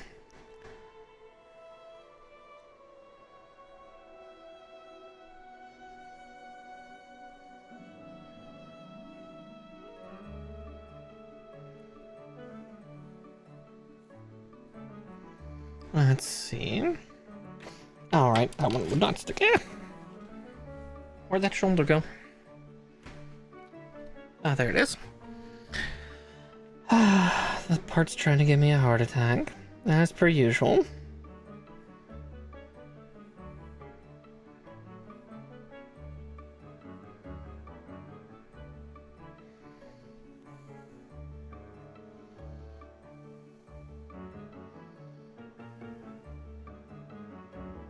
But yeah, basically, basically the kids hook themselves hardwire into their machines, and they kind of take the same treatment to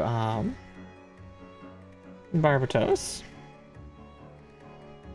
When they find it, they kind of unearth it because it's supposed to be like some relic weapon.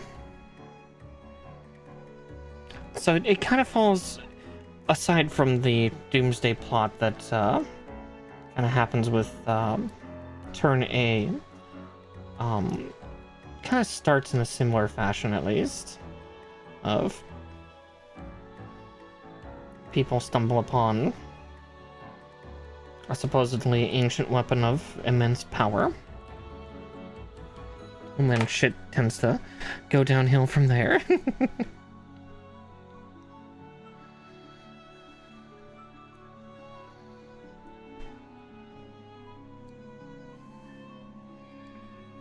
But yeah, the main pilot bleeds a lot when he pilots Barbatos. It's a little too much information for his little body. Yeah,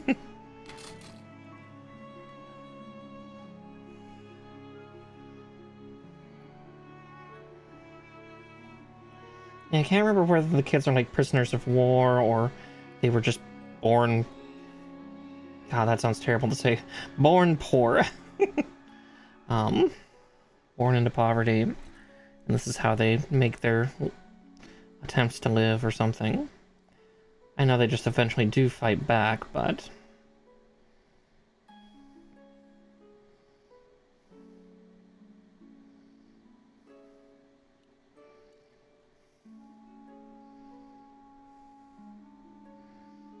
you get to punish yourself for that one.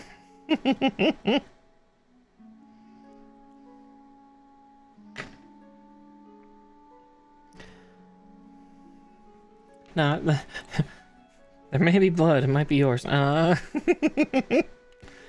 wrong show. Okay,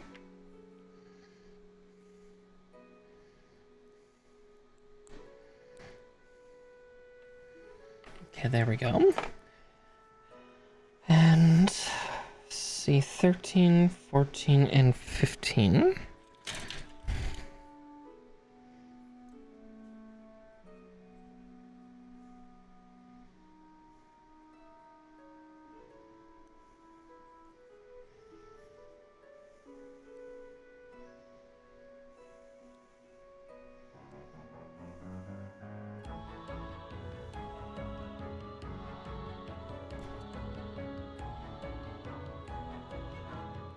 Let's see how we're doing on time. We'll probably get this done tonight. Because I'm currently... Oops, not that one. Currently building the leg skeletons. So that shouldn't take me too much longer. And this thing doesn't really have too much in the way of, like, extra parts. Aside from that big old flanged mace, that katana, and, yeah, that rifle. So, we should be able to get this done tonight.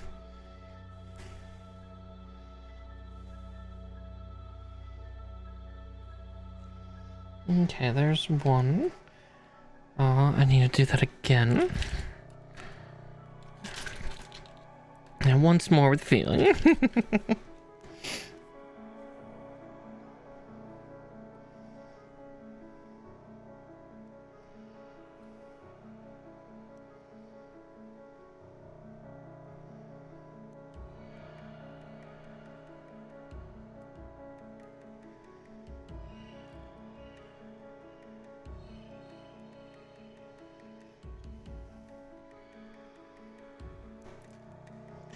And think.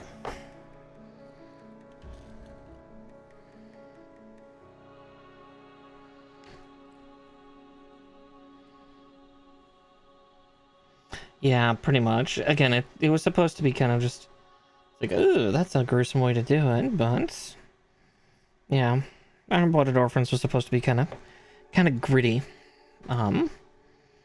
gritty, I guess I should say. But yeah.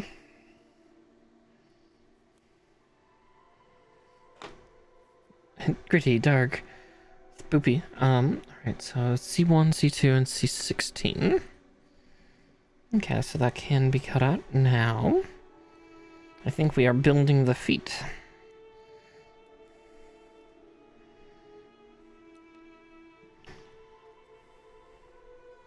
Yeah, quintessentially. Yeah, it's quintessentially a skull jack, but it's being routed through the back of the chest.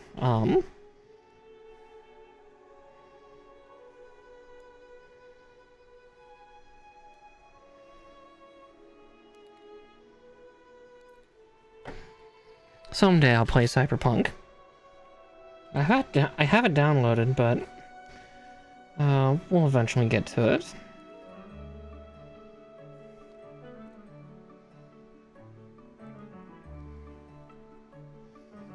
Oof.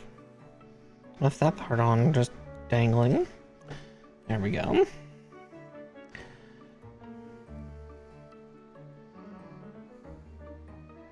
Yeah, spine jack, yeah, kind of.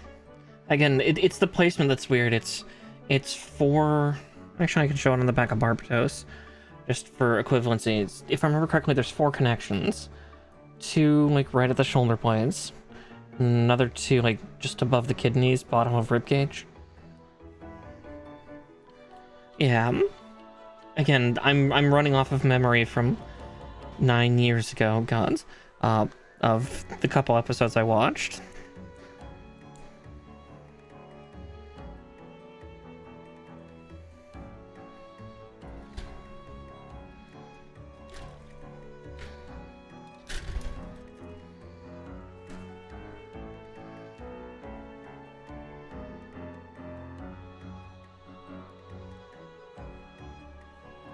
Actually, yeah, these might be easier to snip from behind. Give all the old reach around cut. Oh, nope. I'm not finishing that phrase.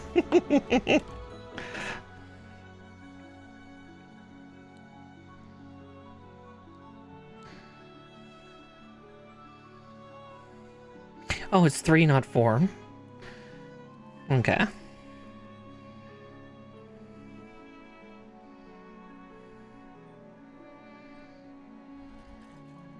Mm-hmm.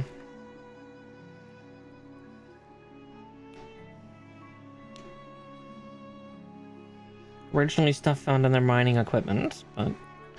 Or like, methods and systems that were used for their mining equipment, but... Yeah, also worked for the Gundam. It's nasty. Nasty work. I was right, these are the feet. Okay. The feet. C3, 4, and 5. Okie dokie.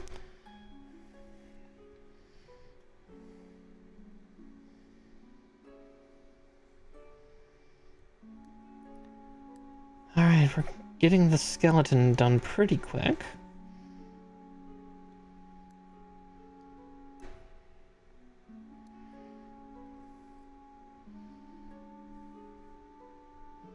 Yeah, I was gonna say, yeah, looking at the fight scenes, you just kind of see how their bodies kind of start to fall apart under under the pressure, so to speak.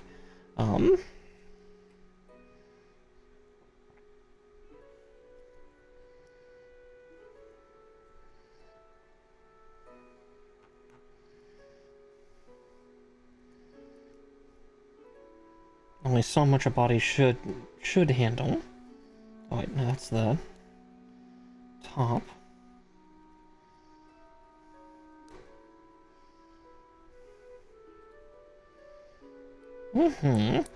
Yeah, I've got to scrounge around for a bunch of things for watching sometime.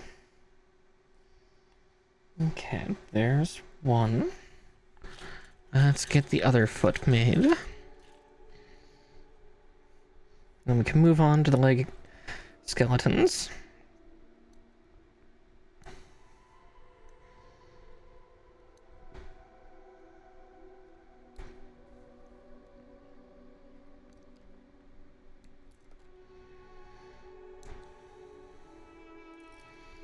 There we go.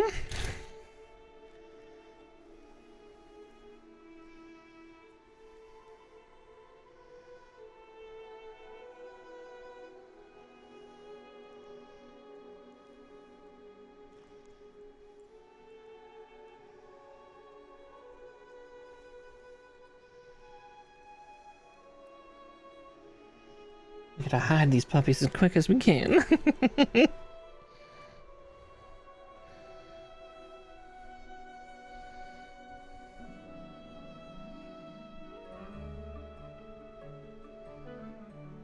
Yeah, Barbatos, turn off my pain inhibitors. Pretty much. So A229 and C7.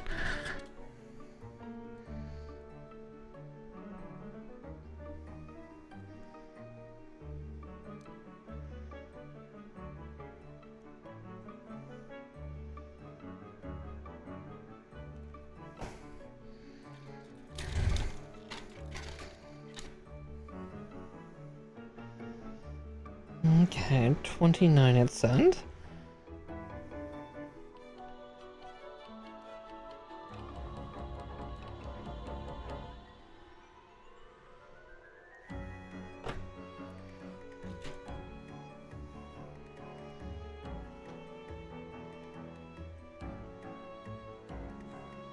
Let's see, how did it say to do it?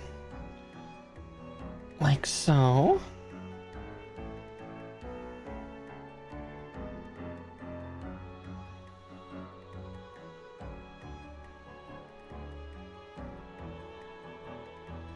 I see.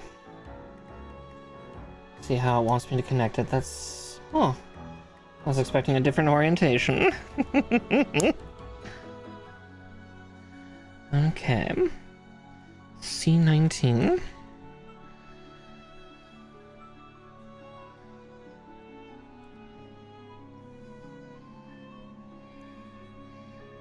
Here we go, adding pistons again.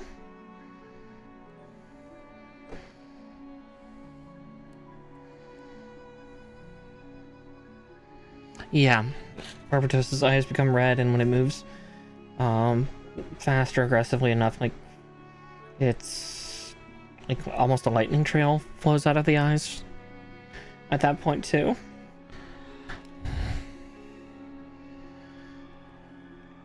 And 31.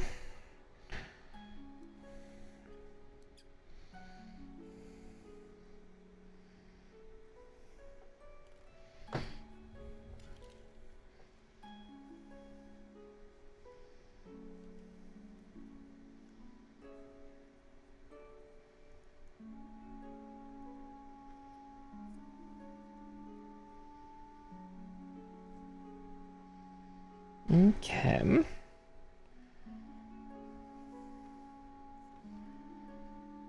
So, B1.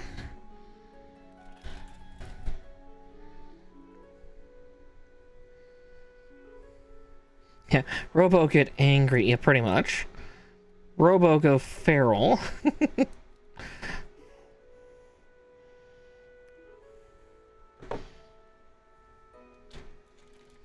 Okay, so there's that. And D7. We got a piston involved, so we gotta get the other half of the piston.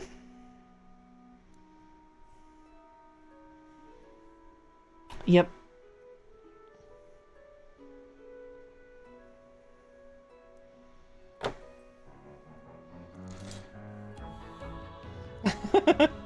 Sure, neuron activation. The neurons for violence.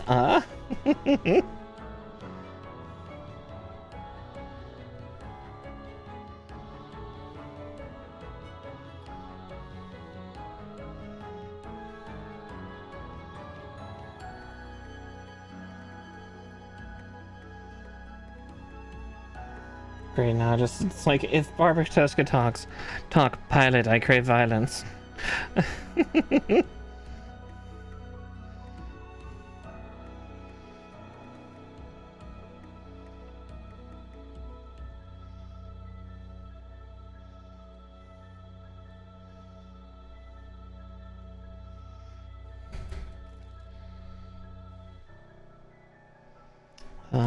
Right, that was B. I need B2 now.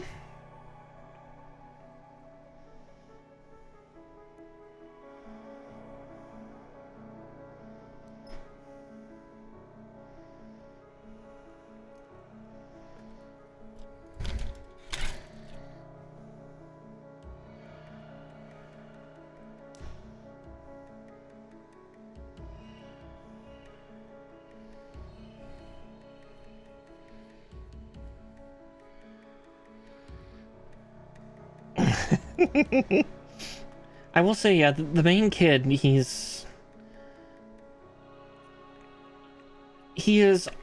oddly calm, worryingly so,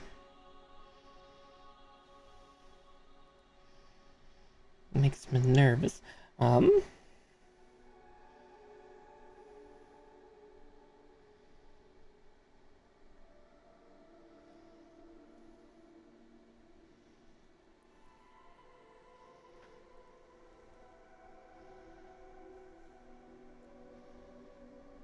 okay.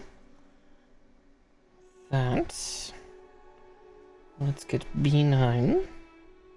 Or actually 5 and 13. Let's get B5 and 13 done first. C13.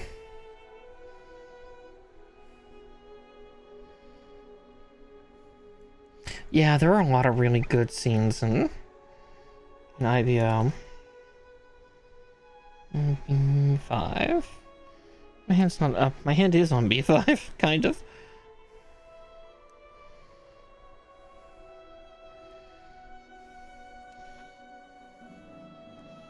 What?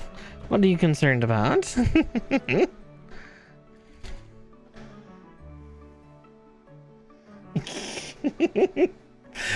Oh, nature. That quote makes me think of Russian Badger when he was playing Earth Defense Force. Yo, Mickey, what's the range on the Hand of God? Yeah, the Hand of God is incoming. Mickey, what's the range on the Hand of God? Yes.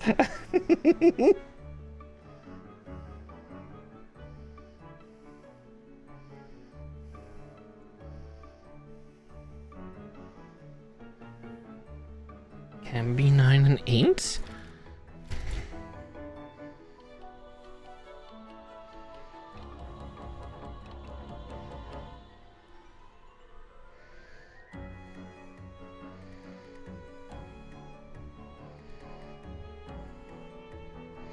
Yeah, but it's like, this is fine. This is normal. Yeah.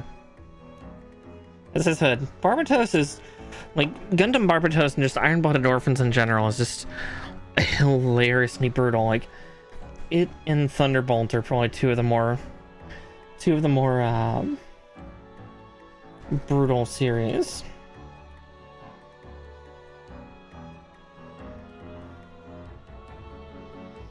Thunderbolt's just really fucking weird about it, though.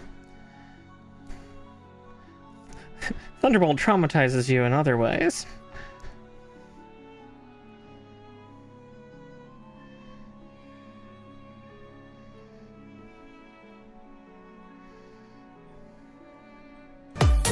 What?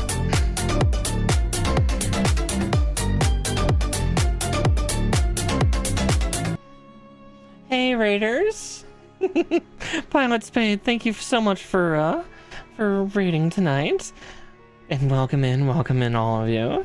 My name is Miss Margar. I'm a witchy bunny VTuber and a variety gaming VTuber. Though on Mondays, I build Gunpla. And tonight I've been building Gundam Barbatos here. Just trying to get all the parts to move a little bit.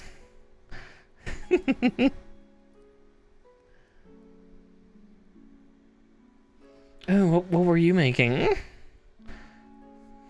Yeah, the Barbatos looks wonderful. I love the look of the Barbatos. Let's see, can I get these parts to connect? Yeah, we're just getting to the legs right now. It's taking a little bit to get there.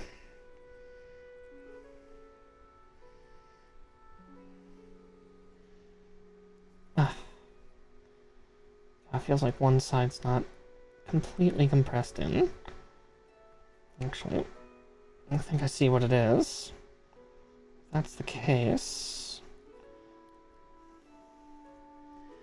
Let's see if I can. Okay, yep, I see what's the problem. Okay, I need to tear some parts apart. Or off, at least. I don't think I got a couple parts properly seated the first time, so we gotta fix it. Oh, thank you for following, pilots. If you need to raid and run, I completely understand and can absolutely respect that. Not sure what time it is where you're at, but wouldn't want you staying up too late if you're tired. Okay. Yeah, I think I see what I did wrong. Way back here. Let's see.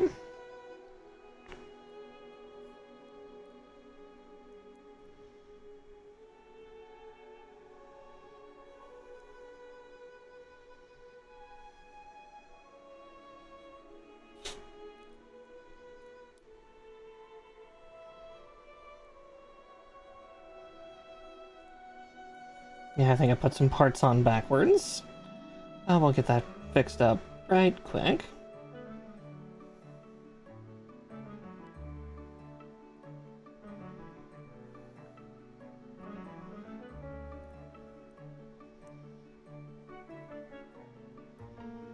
Oh, that silver piece is so slippery because of its coating.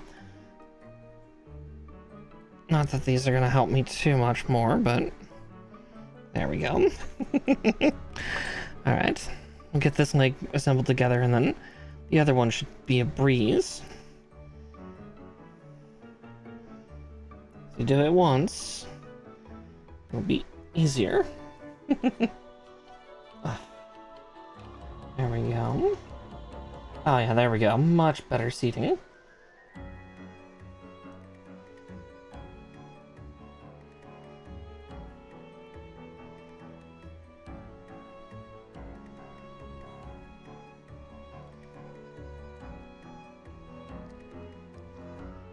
And, oh, yep, that went on like a charm.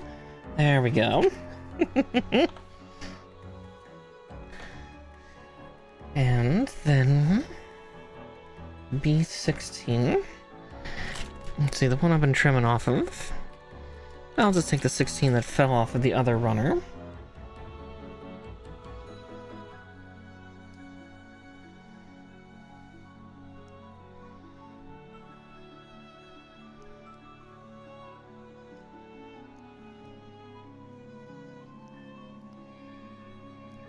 Yep. That'll make the parts kiss, though. Also, be warned, raiders, if you are not used to boots and comments and stuff like that, I do those a lot. So I have a very dirty mind, often making lots of pegging jokes while I build Gunpla. So, you've been warned.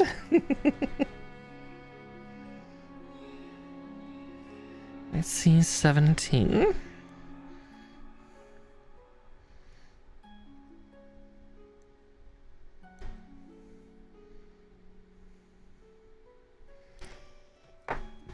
Yeah, pegging and tight hole jokes. There's been some parts on this thing that have been tough.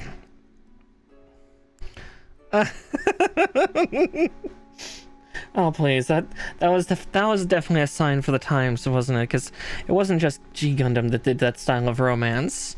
Because it was the exact same thing in Inuyasha. Domon, rain, Inuyasha, Kagome. It was a sign of the times.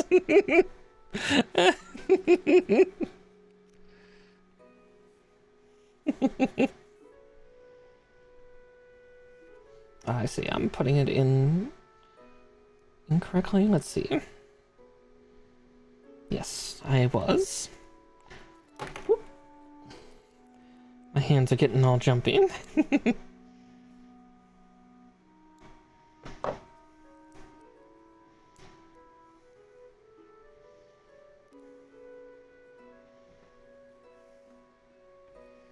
Okay. D28. Loved, Sakiha, love, Tenkyoken. Oh my. Energy attack. Oh, G Gundam. G Gundam is so silly, but I absolutely love it. And I have a friend that adores Tequila Gundam.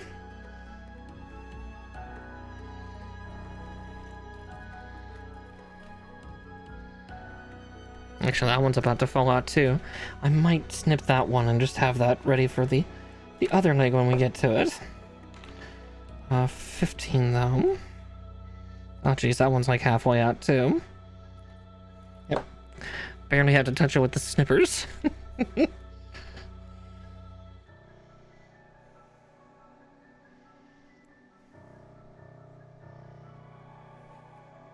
Oh, there's an undergate. Mustn't forget those.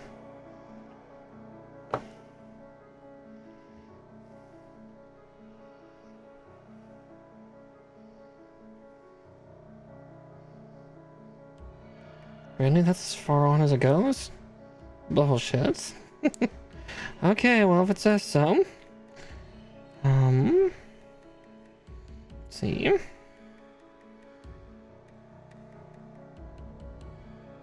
And C18.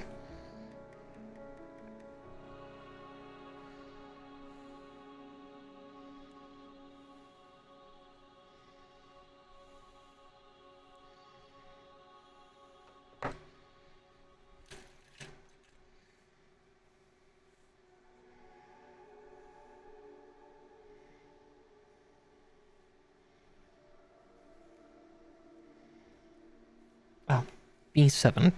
That's what I need. Trying to put parts together on something I've not snipped out yet.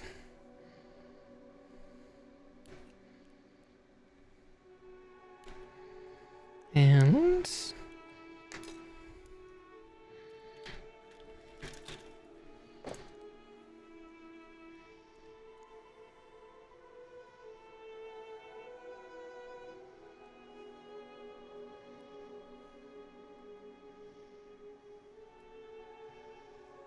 through that hole.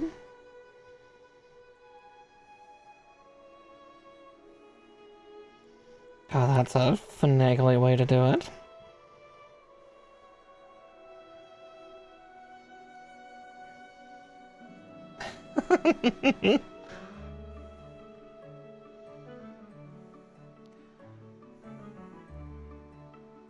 Yeah, watching a Gundam show would be nice. It would probably have to be something like done on Discord or something, just because, you know, trying to stream copyrighted stuff is, I'm fairly certain, is TOS unfriendly by Twitch's standards.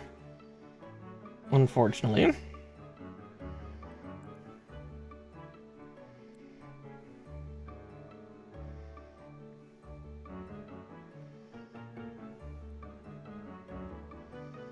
Ah, I see. It wasn't supposed to go through that hole, though. It was a nice and smooth slide, but...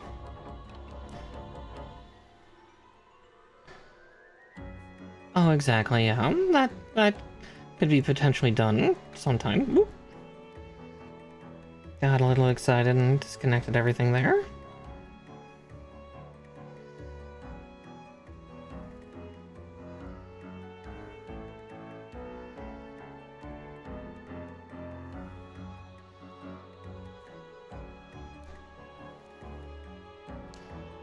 Okay, there we go. Yeah. Alright, with that done... Boop.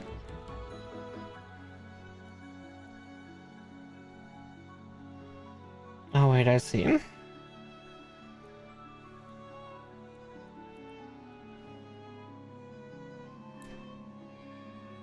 Oop. Ah! Parts are coming loose everywhere.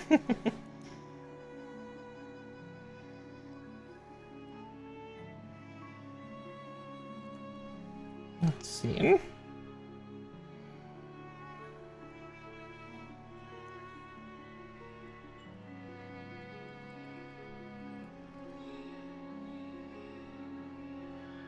Okay.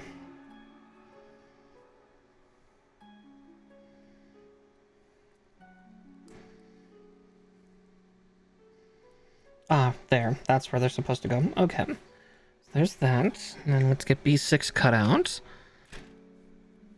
And that's where the piston's gonna go in. Okay. More pistons. Then we'll get to plating this leg, I think. I'm gonna have to clean that one up. That was a terrible snip.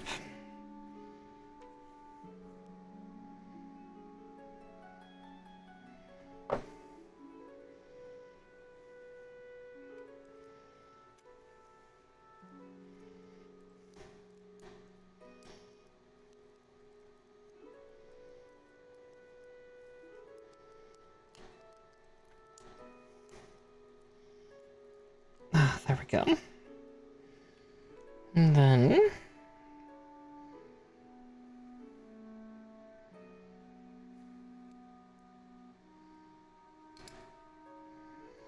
D16.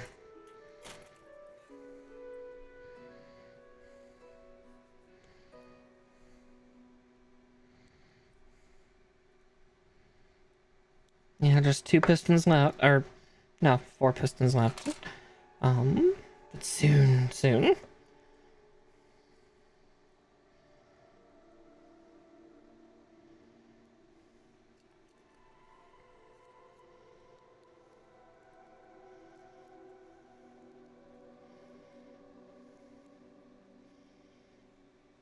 Alright.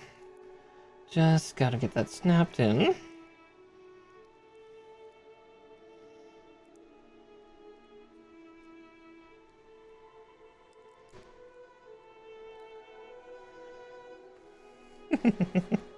Okay, enough playing with the leg. Time to get this one armored up.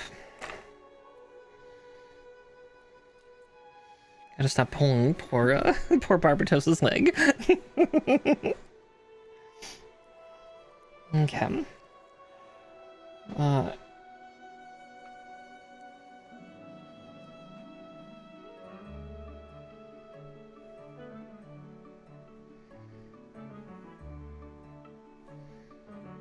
God, they do this in a very interesting order.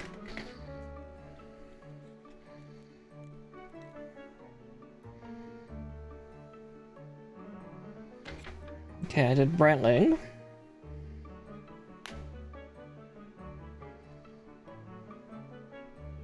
Okay, there's left leg frame. Okay. So we'll do F119.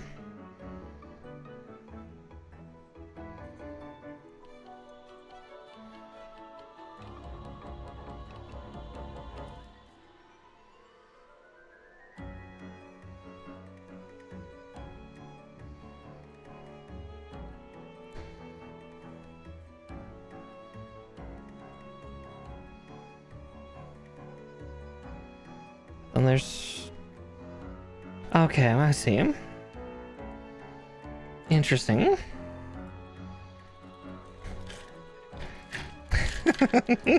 And I just show that I'm just the weird goth kid.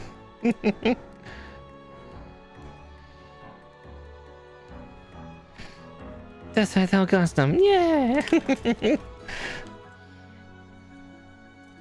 Okay, and then it's a B33.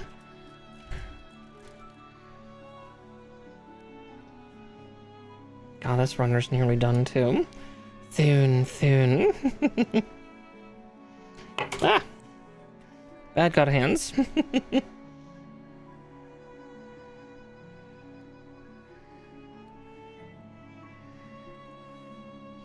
I'm getting clumsy in my excitement. Kind of a mood.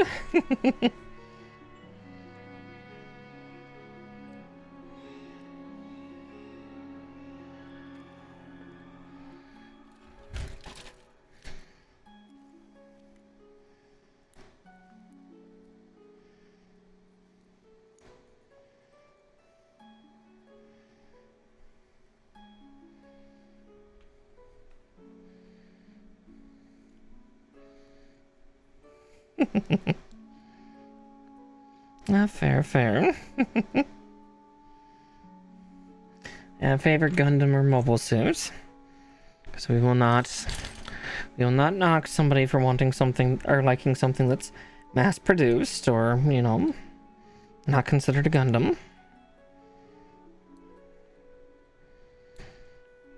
I stare at all of Char's units.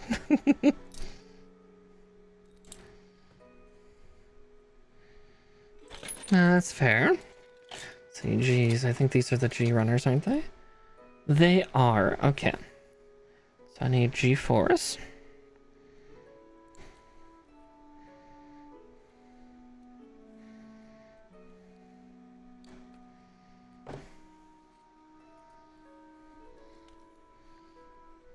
They're pretty good. The storytelling's pretty nice.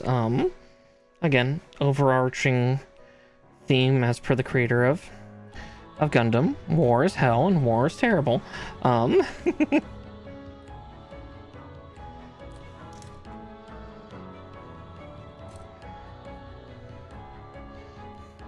Yeah, some of it is probably better read than watched. Or like, better if you like read a synopsis, because, you know, some of the Gundam stuff for like Universal Century is, you know, 50 years old.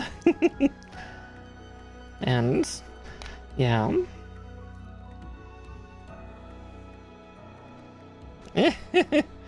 Yeah, we're gonna tie you down and make you watch every Gundam now. That would be a bit much. Okay, there's the 4s. Let's cut these 3s out and then I'll get the other 18s cut free.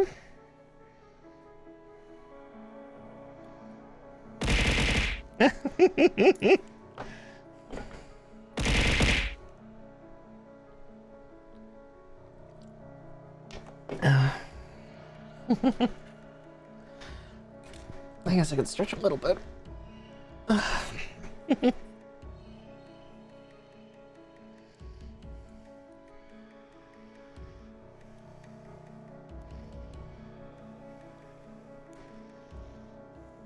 Okay, there's the 3s at least. And now I need the big runner. Oop. Violence.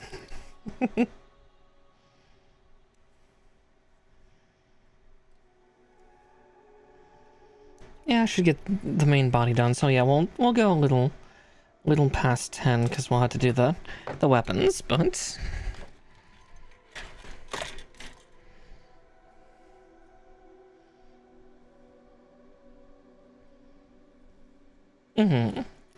yeah, for Universal Century units, that's about right. Yeah, F91 is like, what, 100 years after the events of the original series. I always forget the crossbone's small, too. Looks like such an imposing unit.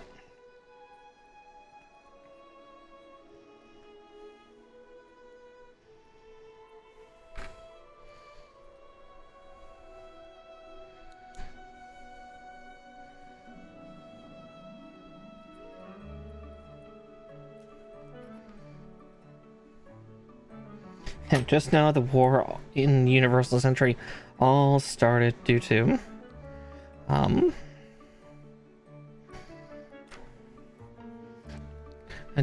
colony folk wanting more freedom. Okay, and let's see. 6, 5, and E21s.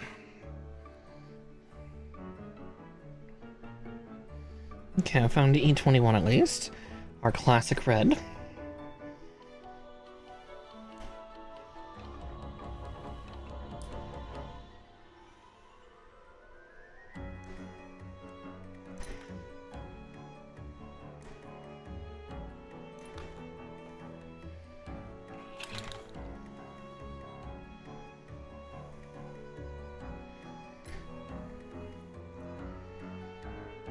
Okay. Oh wait, now they should be flipped over, and then F5 and 6. Okay. And there's 6, and I see 5. Okay.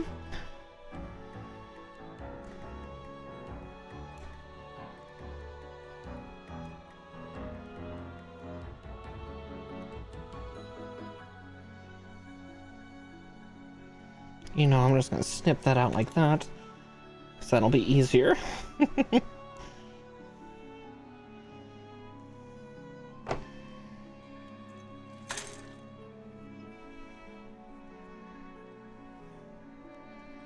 And the instructions in the book are like, do be careful about snipping here. So there we go. It said this had undergates, huh? Oh yeah, I see the undergate now. Just like one undergate, it's weird. I'm used to like 4 or 5. I'm getting flashbacks to the high-grade Nightingale I built. Just everything had a damn undergate.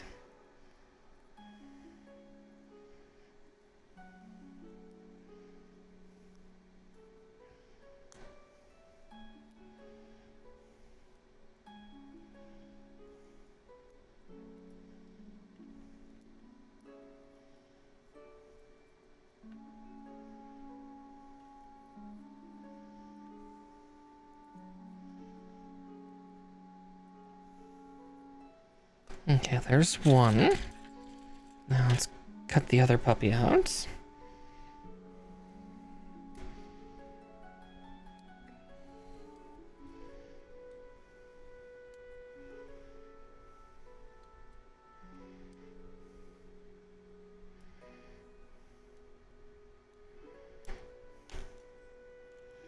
There we go. And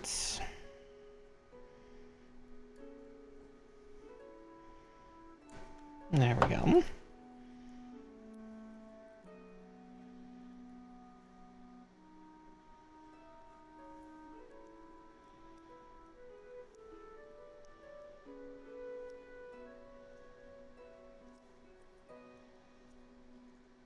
Alright, there we go. All the pre-made armor is done.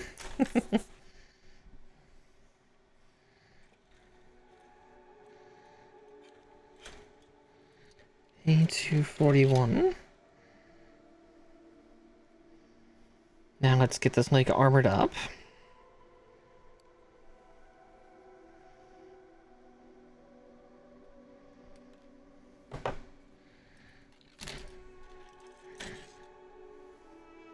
So F117 and 24.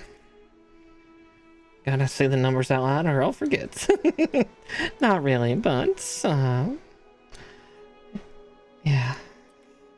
There's 17 and 24. Is my hand on it? No, that's 20. Oh no, it is on 24. Of course, my hand's on it. The hand knows.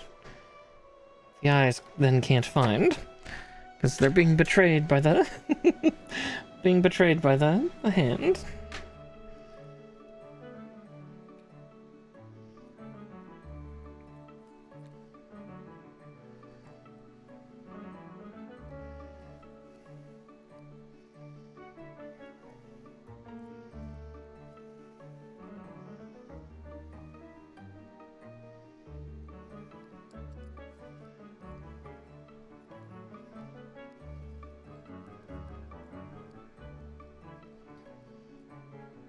Yeah, that would be so much watching. It would hurt so much.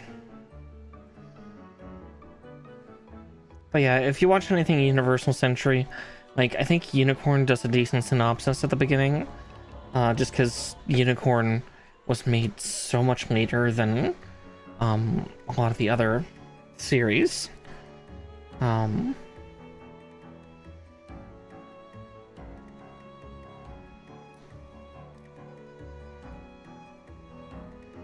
Okay, there's that. So, E3. Alright, these ones aren't pink, they're yellow. Oh wait, no, we're not putting the... Oh, we are putting H3 in here too.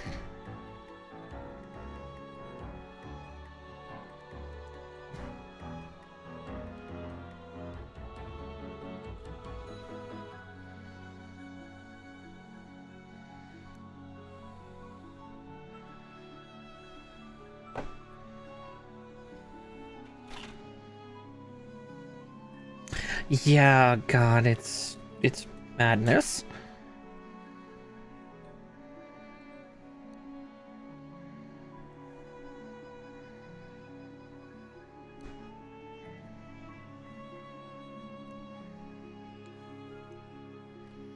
Yeah, it's a little bit, yeah.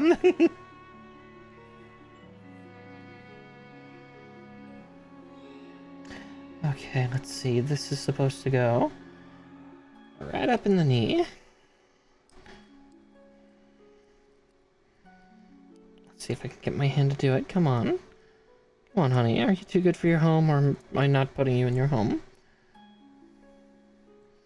I might not be putting you in your... I am not. No wonder you were disagreeing with me. There we go. And then H3. Power symbol up.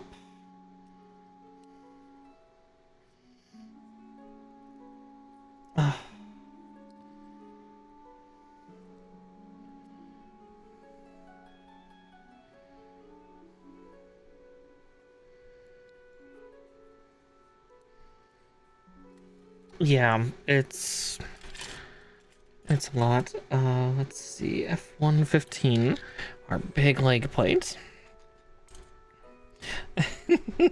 Well, yeah, it doesn't help that also the Gundam series in general was not done in chronological order, like the show itself, because like MS-08th team was like done in the late 90s. The original Gundam was done, you know, way back in the 70s. What War in the Pocket was the mid 80s.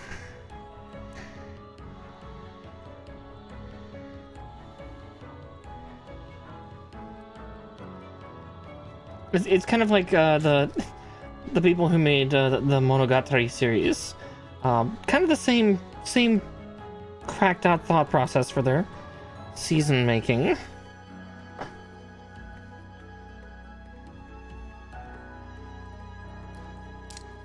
Ah, there we go.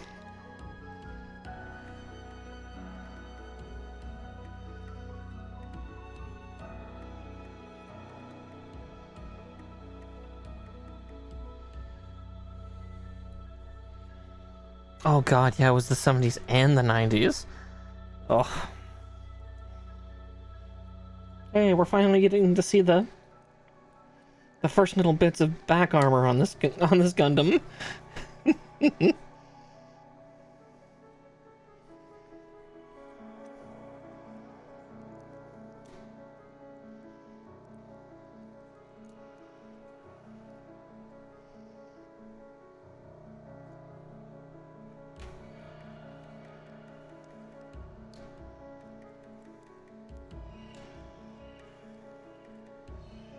Only the legs get the extra armor. And technically, they're not even armor. They're thrusters.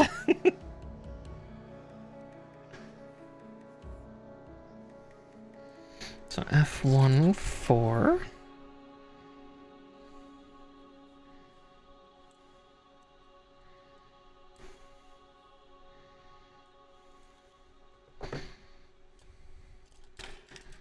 Yeah, pretty much. That's all you really need to know is the 1 year war, and that's it. Especially if we're talking Universal Century.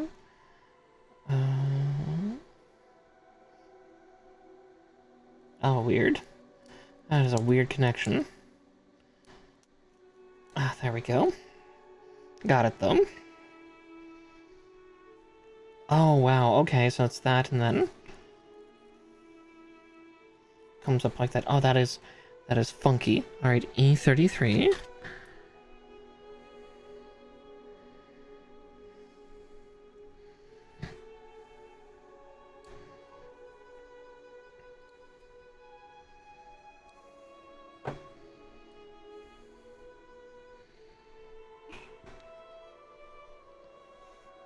Yeah.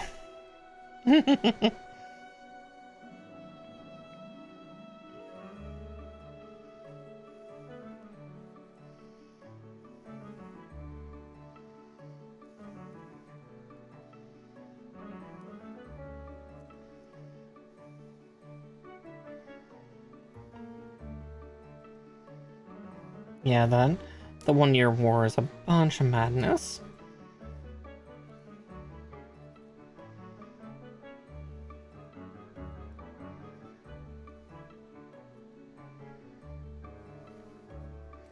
Let's see, where's my file?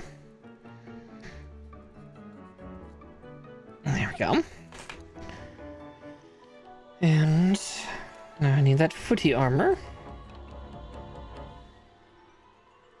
Oh well. I left a huge strut on that. There we go.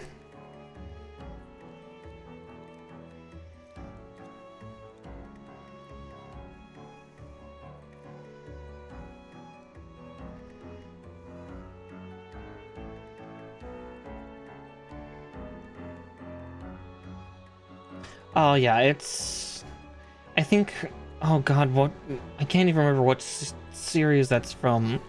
It's probably one of the most heartbreaking parts from a Gundam series that I ever saw was...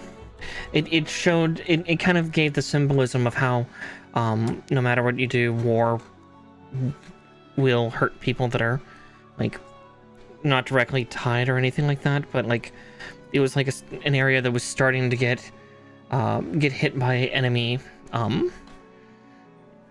Xeon units, and like some GM units from the Earth Force were there to help protect, and a shell pops out of one of them, you know, is firing their guns to lay suppression fire against the enemy units, and one of the shells, which is about the size of a torso, you know, flies out, and as some civilians are running away, poor lady gets hit in the head with it and dies. Like, and that is a split second, and then it cuts to the next scene, and it's something that has stuck with me for years and years and years and years, because that's 91. Okay, yeah. And just, yeah, that scene alone is just something that has stayed with me for a very, very, very long time.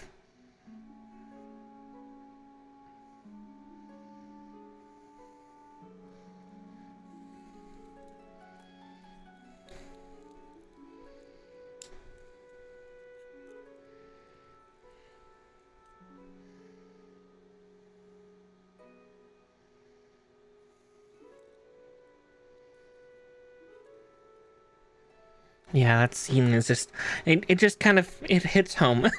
It hits oddly.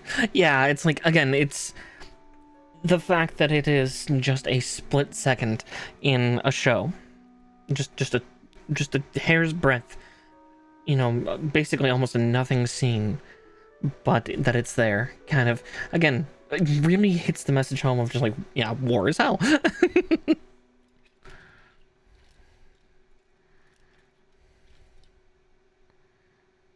Yep, exactly. It is. Yeah.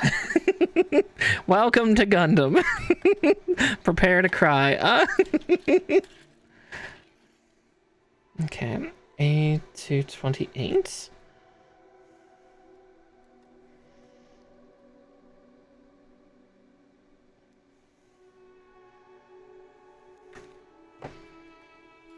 Yeah, especially the main timeline, Universal Century, is really fucked. And again, it's shit like that.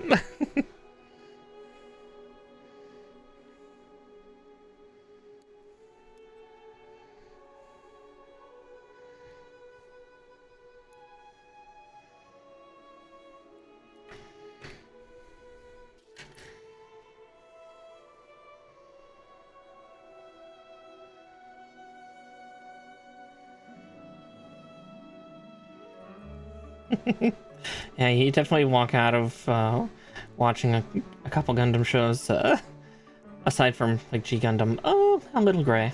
A little grayer, a little... I'm not sure wiser would be the right word, but... yeah.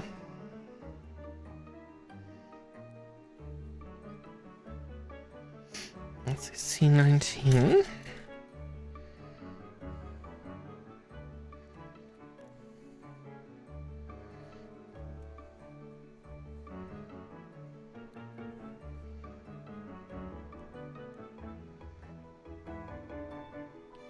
Another one I think is during, yeah.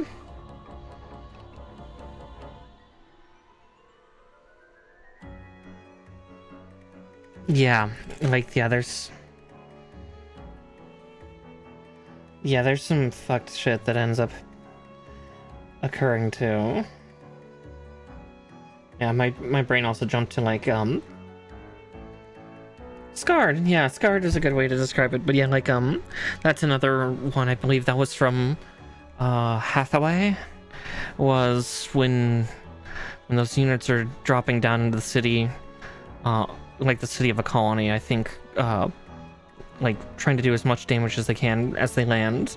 Like Earth forces or like some type of force goes to fight those 3 units that are dive bombing in quintessentially, and there's people in the park. They are avoiding the fire and the flames and the gunfire of, you know, these like 8 building-sized units as they're just trying to get out of the way. They don't show death in that one, but it's definitely that whole like, you see civilians on the ground and they are trying to get out. They're trying to get out as fast as they can, and it's disturbing in a way how well the cartoon, like an anime, can really capture that.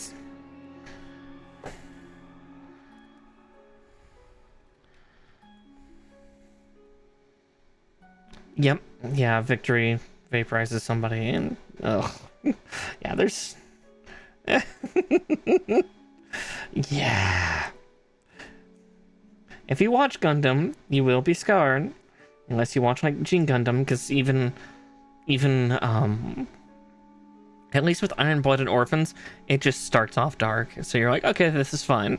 But then if you watch like Witch from Mercury, I love Witch from Mercury, but fuck, it like the first 10 episodes, like up until you get to like what, episode 10 or 12, it's like, oh, this is oddly cheery and peaceful.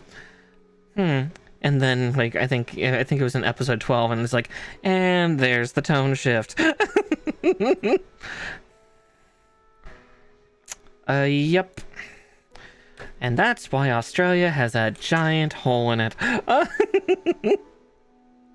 They dropped it on top of Sydney.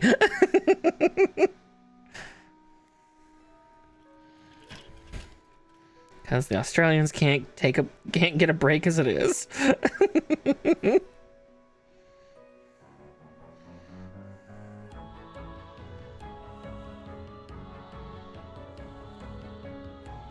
Yeah, and so for the future, the flag of the Earth forces forever has a big hole taking out about 1/5 of Australia.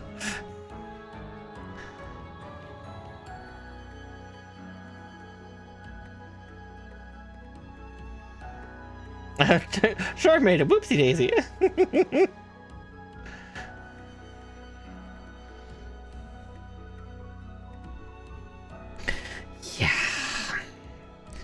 Yeah.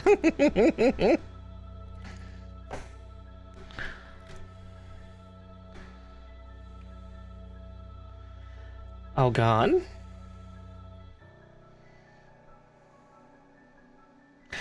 Oh god, it's true. Yeah. Because yeah, you look at Gundam Zeta and it's like, oh look, they're crowd to shit. It's peacetime. Supposedly. Alright, B 13 and 5. Okay, there's 13 and there's 5. Okay.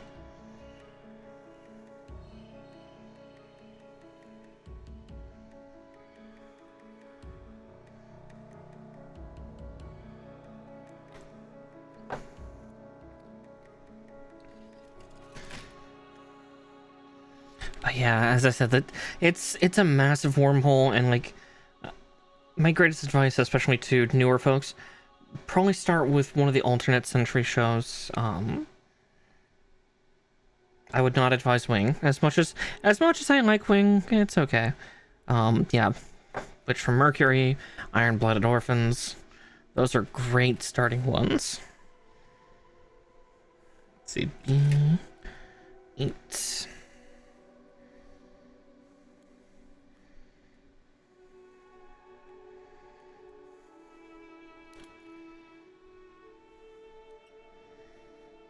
And then, yeah, if you want to dip your toes into Universal Century, yeah, just some of it you can just read up. Sometimes they'll give you a synopsis before the show starts, and that's typically the best avenue to go for that kind of stuff.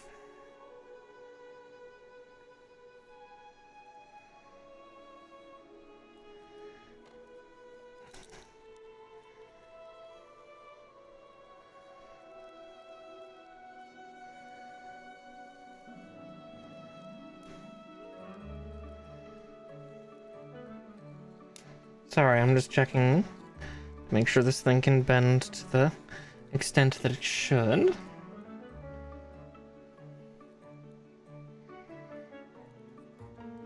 Okay, and it can still straighten out all the way. Good, good, good, good.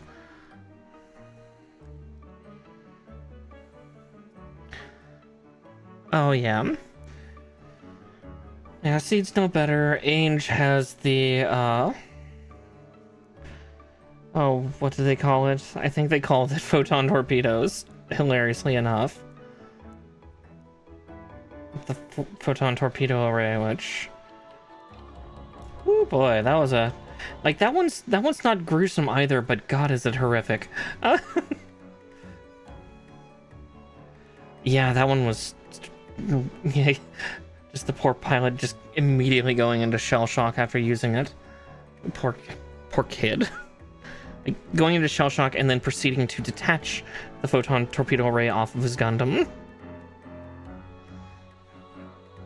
Yeah, I know, Nature. We're not selling it terribly well, but it's like, yeah, if you like really grim and dark, oh, you'll love Gundam. Like, you've made comments of pointing that Gundam and Warhammer are not that far apart. No, you're right. Oh god, it is bad. The grim dark of the Gundam universe.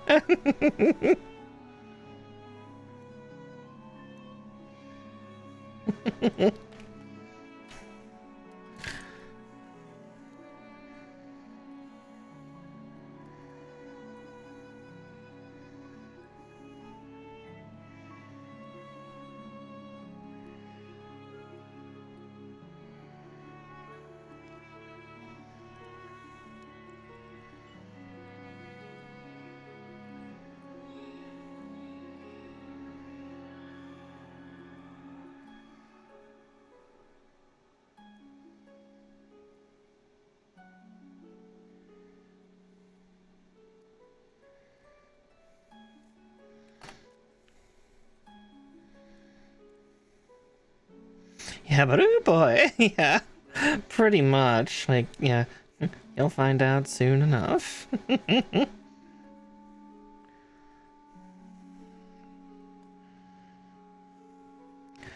Yeah.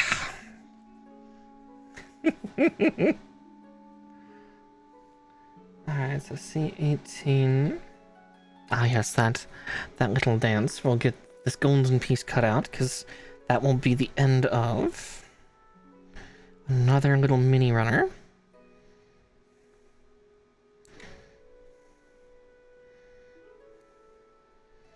Boink. And another runner down.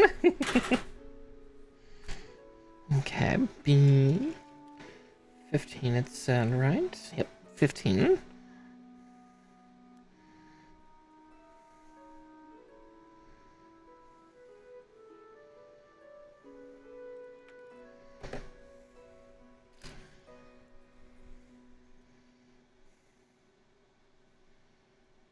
And C18.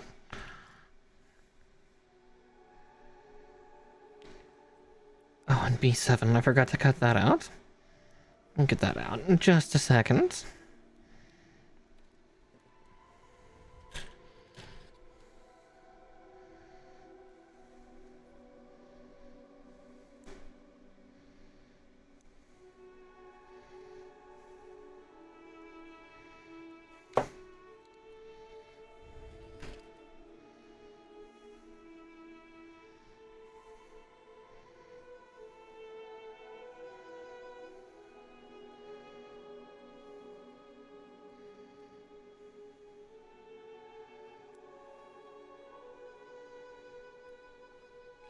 Okay.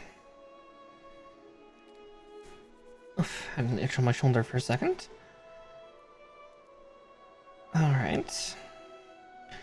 Let's get that part hooked in. Then we can cut out B8. Right? Not B6. But still, the part I am holding on to. The part that I want for closing this leg up. Because then we can put the limb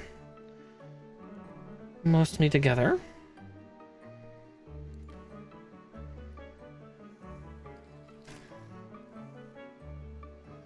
Right after I cleaned this one up, I had some messy cuts there. That one could just use a filing.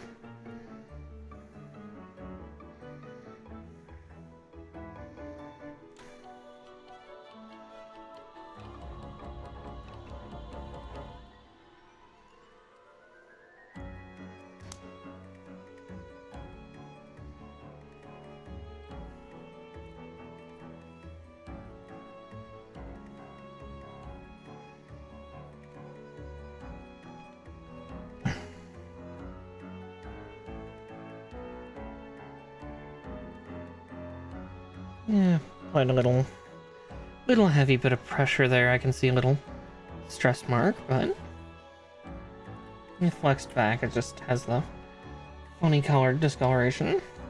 Something that will not be terribly noticed once it's all built. So, A240.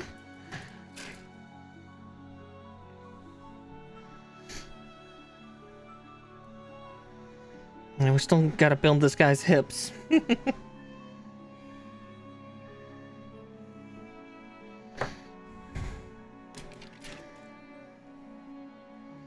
F1, 23 and 17.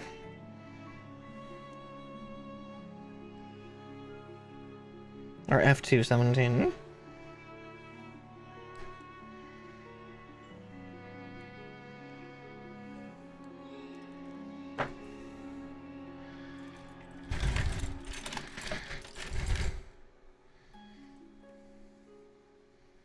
It should only take us about an hour or so to get this all completed.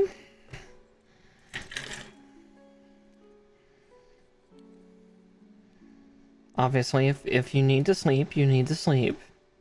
Don't stay up for my sake. If you want to watch the cranky boy here get built to completion, you are more than welcome to. But I did not cut out 17. I cut out, the wrong part. That's for the foot. We'll get there soon enough. Sherlock. My cat Sherlock is behind me, demanding attention, as per usual.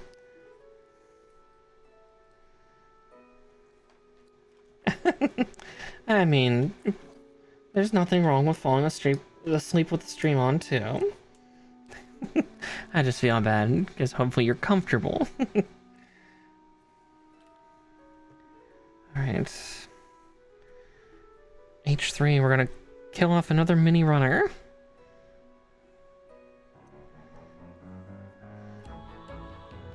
That's what I get for starting things in Pacific time. Maybe someday I'll cut it to different hours, but not today. Another runner down. I need E3. Oh.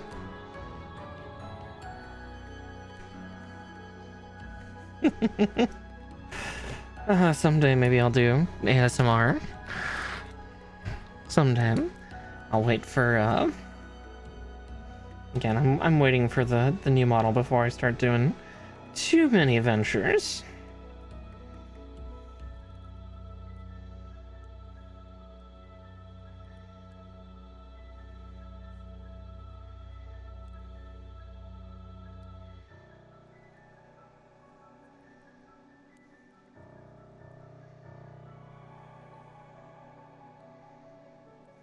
Oof.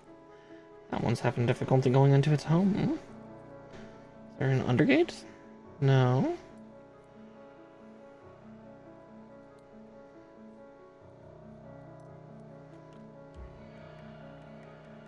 see.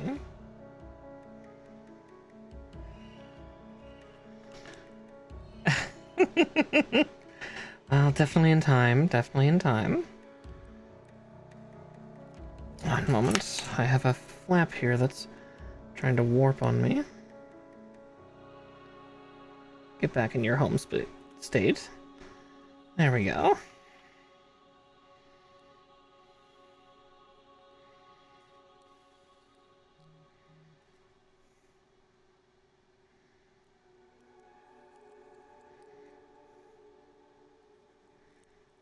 There we go. It's at least partially in. Oh, it was.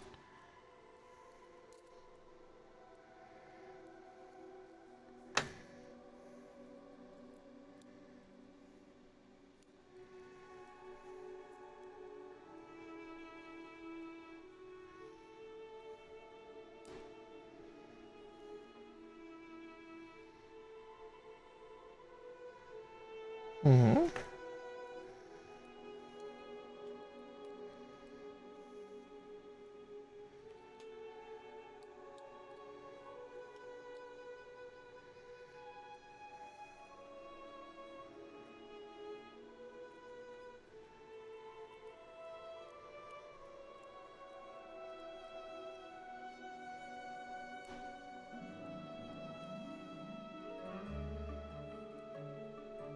Yep, there we go. It's warping for sure. That showed me exactly what was wrong.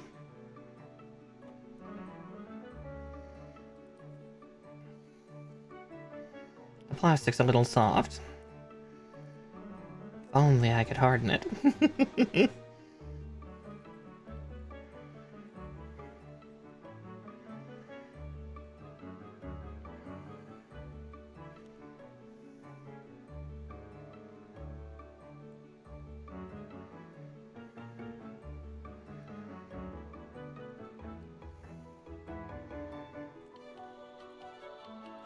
Yeah, that'll do. Or am I doing it backwards? I could. No.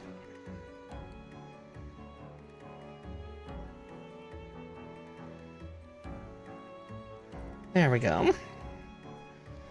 Finally got it on, but I just watched that part kind of grind off, unfortunately. But that'll happen sometimes. Sometimes parts just act up funny. But it won't matter too much once this armor plate's on, because it'll be sealed away.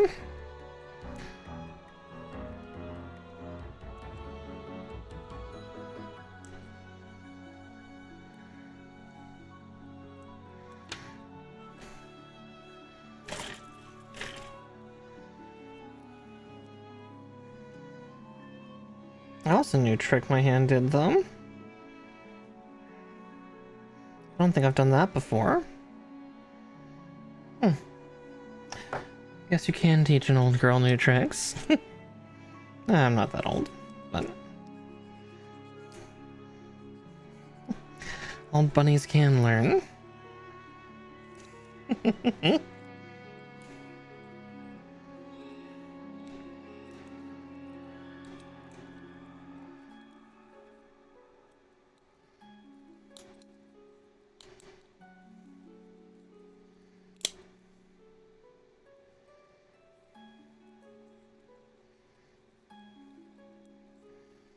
Okay.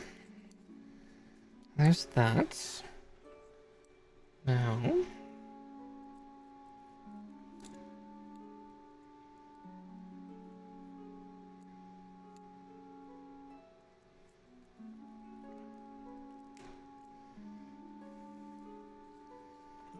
Ooh. oh my. Ooh. Still getting my throat back to being able to do that again. What a mighty ooh to you, dear.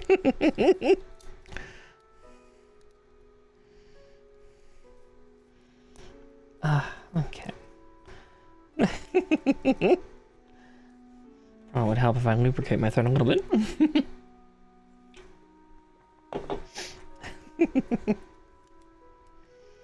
Oh, you know, this whole time... Oh, wait, no, I've not attached the foot for a reason, haven't I?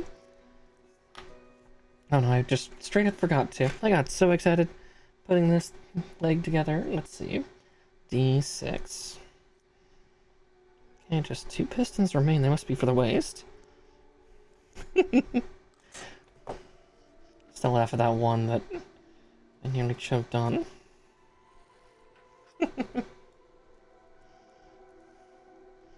And be sure to check out my clips, because, oh boy, nature has found some fun ones.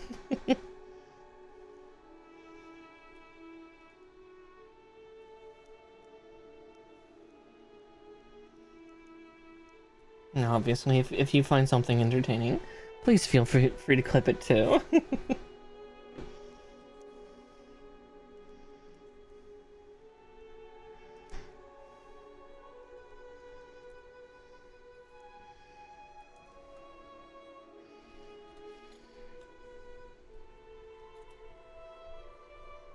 E33.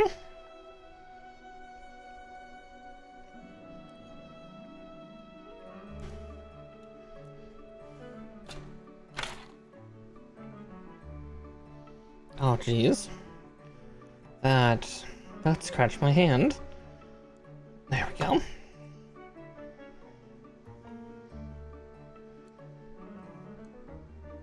And you can just feel when you've not put something on just right.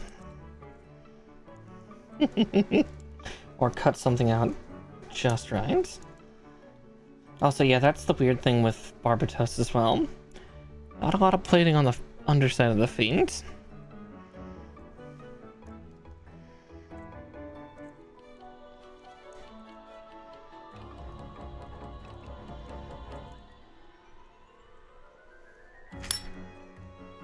There we go. Oops. Too much twist. It'll stand better once he's all assembled. Speaking of, let's get that hip and cod piece put together.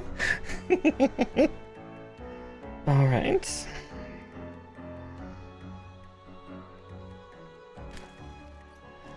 $250.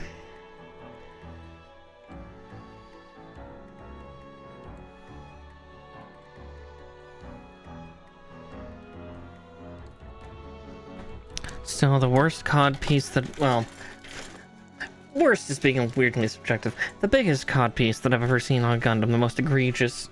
I guess it's technically not a Gundam, but a mobile suit. But the Nightingale wins for compensating for something.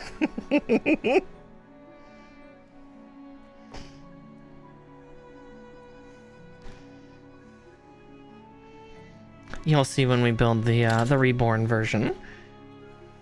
Or if you go back on YouTube, I think I have the high grade one on there. I still need to update or upload last month's VODs to my YouTube channel because I'm just being lazy.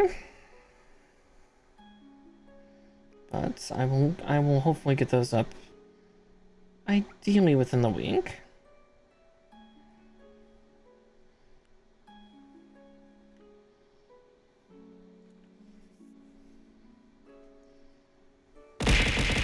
Alright, I'll hydrate in just a second.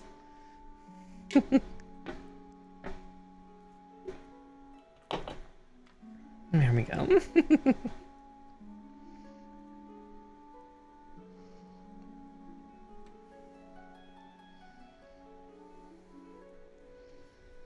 Okay, there's that.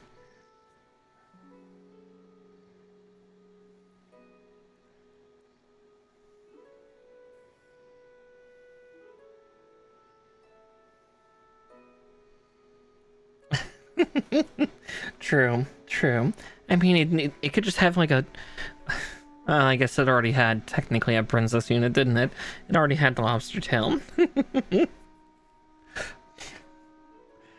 I still love the fact that that's what that ended up getting called on the... Oh, I always forget the name of that particular princess. But yeah, her very specific Zaku 4 that she wielded. Or black and red one that it had the princess unit attached to it for funnels.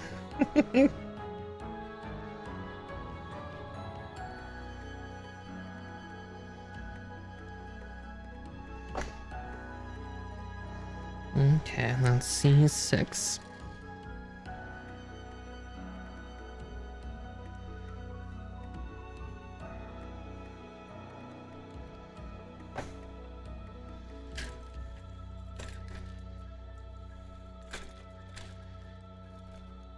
True, it was hiding fuel tanks on the... Oh, right, yeah, the Nightingales. That was not where the funnels hit on the Nightingale, right. No, you're absolutely right. Yeah, because, yeah, there were 2 fuel tanks underneath it. And then, yeah, it was a whole thruster array on the sides, and it didn't hold any funnels at all.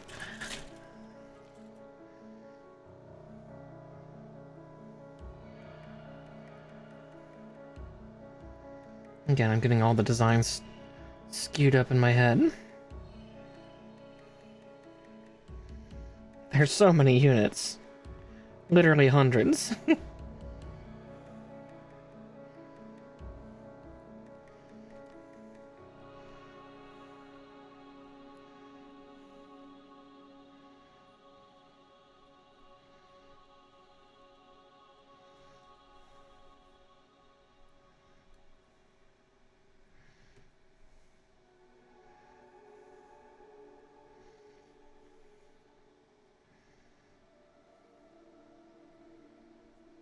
Okay.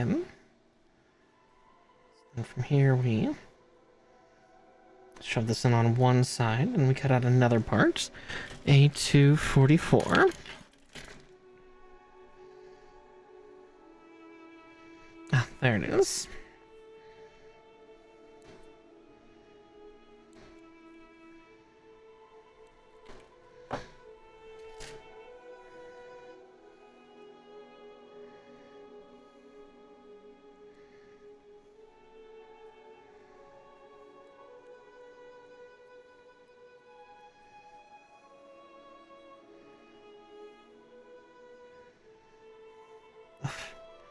Hard to get those 2 parts meshed together because there's pointy bits on both of them.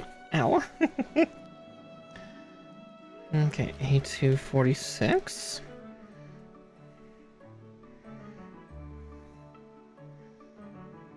$48 and $49. Here, I'm gonna get 48 and 49 out first. Because 46 is kind of in a weird spot on the runner.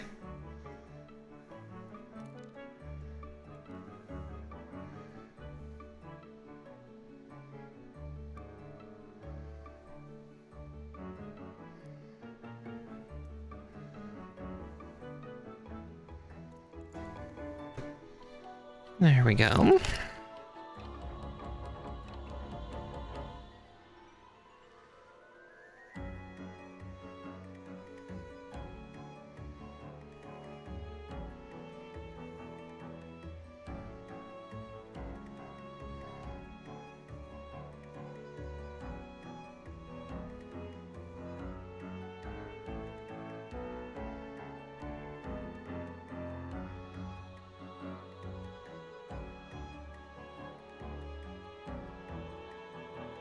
And there we go for that. Now we do the butt flaps. 42, 43, and 47.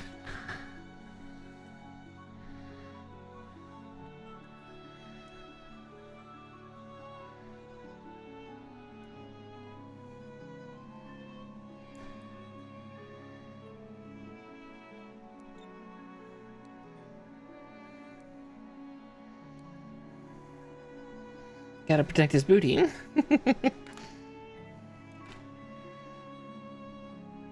And there we go.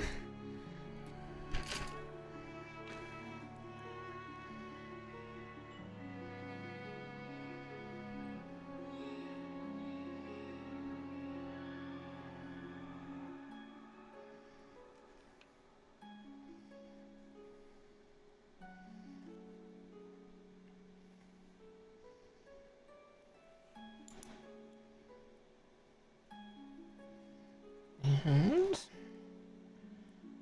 sealed in place.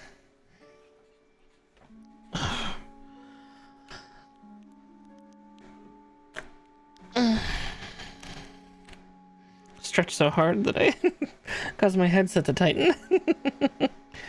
Alright, E34 and G2.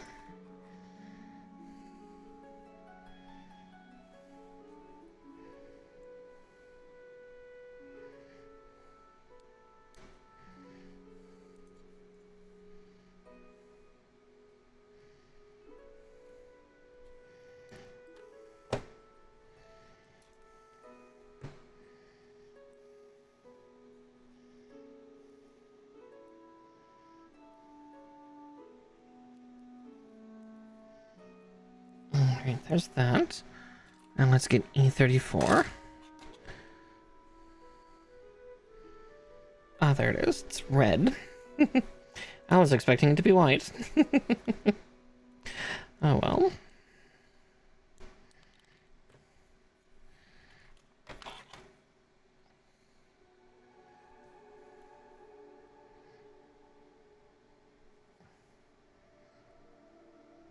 There we go.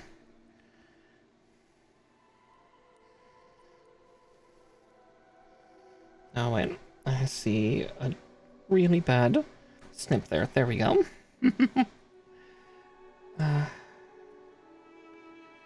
And on it goes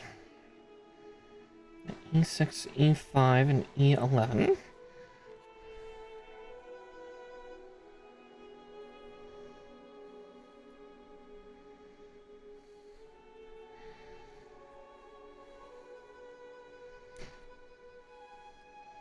Oh, interesting. Ah, you can tell it's been a while since I've last seen Barbatos. It's like, I don't remember yellow being on the groin. But, it's probably... I'll cut E11 out in just a second.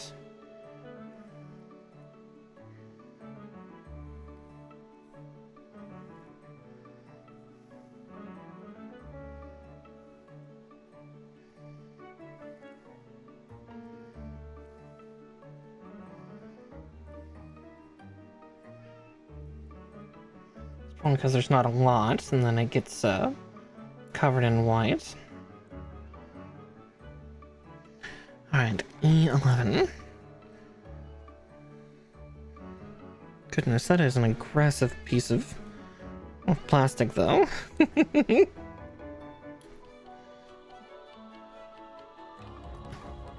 Doink.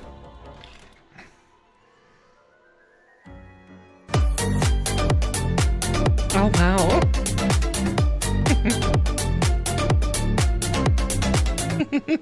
Vez, thank you so much for raiding tonight. Welcome in, raiders. Hi. To anyone who might be new, my name is Miss Marakar.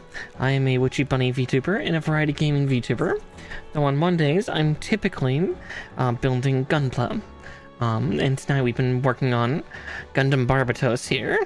We're just getting his groin put together, so soon he'll be ready for showcasing. It's like it'll be the groin, then his backpack unit, and then his weapons. But soon.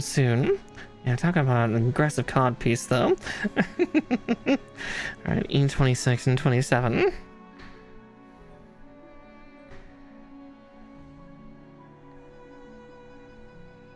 Oh, that's not terribly long at all. Oh, sorry that Flu was gaslighting you on that. I'm like, my minimum's 5. We're going. We're probably gonna go about 6 hours tonight, just because we are near the end of this unit, so we just need to get it all together, and then I'll get a pose work done for post stream. Let's see, everything clean on that one. All right.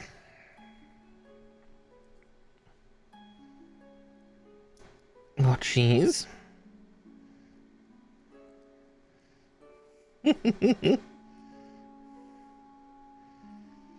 Oh, that's actually quite pretty for the hip plates.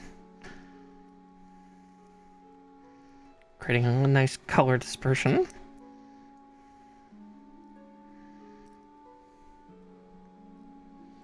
We do. I no longer have a server to host, but I mean, at worst that can easily be fixed, or we just hop into public ones. Hope for the best. E10, 29, and 28. Because that is the one problem with SCP Secret Lab is, unfortunately, the server, there's no internal like server system. Oh, it's a delightful hell though. I love it. But I've also been like an SCP nerd for years and years and years and years. And sneep. Oh god. What did the flamingos replace? Oh no.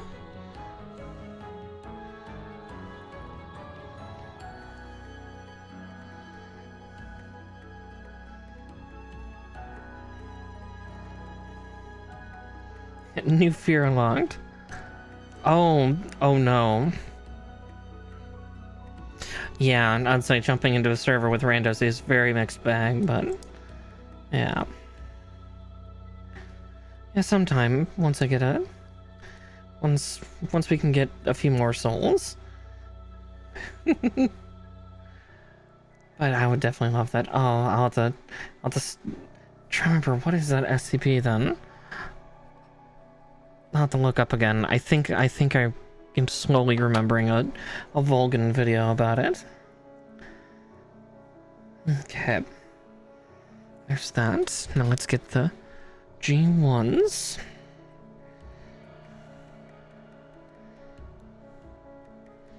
$14.07. Okay.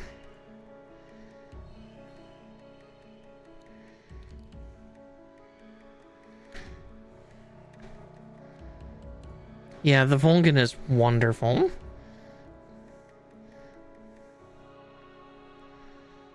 Yeah, Vulcan and when Exploring series used to do some.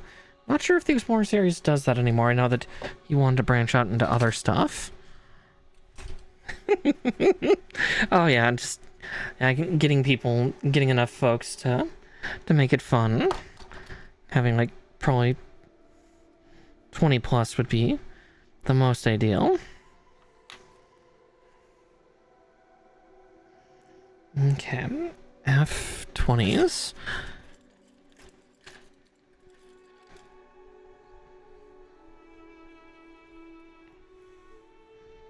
There we go, my hand found it.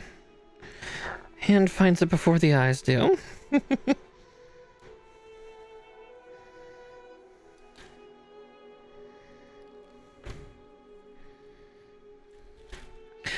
Yes, I didn't get to play it, but I got to see it, because I follow the Salt Raiders and Kaif. So I got to see what the skeleton does, and that thing's grotesque and wonderful. Ooh, it's permanent. Nice. I mean, it's cool that they're adding more SCPs after all these years. Let's see, 35. Little bits of red. Here, we're also gonna cut the pilot out while we're here, because I guess we'll get him out. I always forget this pilot's name, because again, I'm bad and I've not watched enough Iron Blooded Orphans, but I love the Gundam.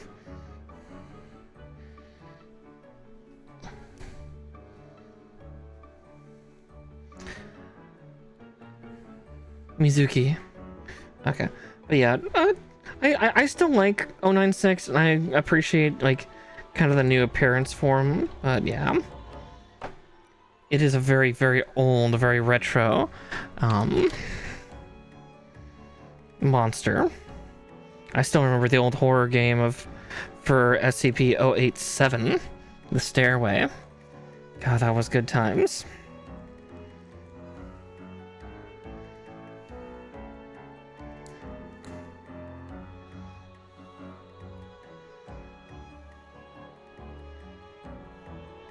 I remember playing that a couple times and nearly screaming.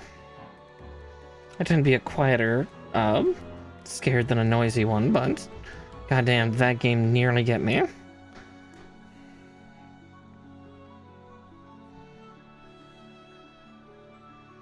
Yeah. That's fair. Alright, there's those colorful hip plates. Alright, now to assemble the legs.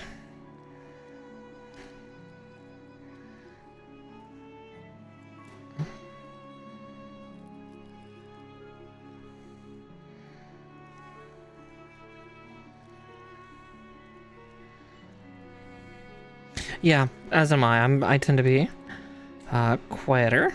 Oop.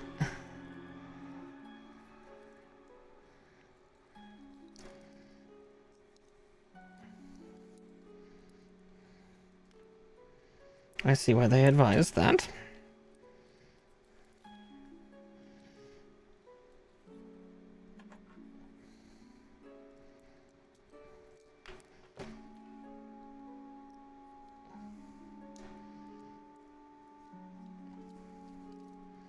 Let's see if I can put that back in without having to tear that leg off. I would prefer to not have to tear the leg off.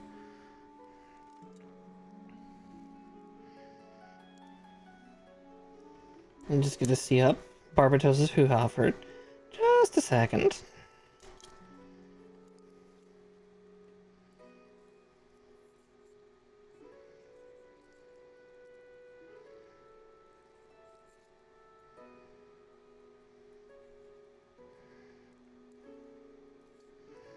I see the issue.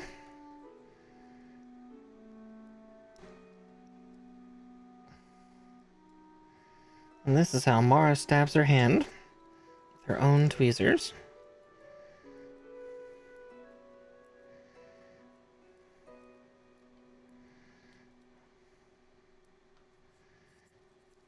Or did I put that in upside down? I might have put that in upside down. Let's find out.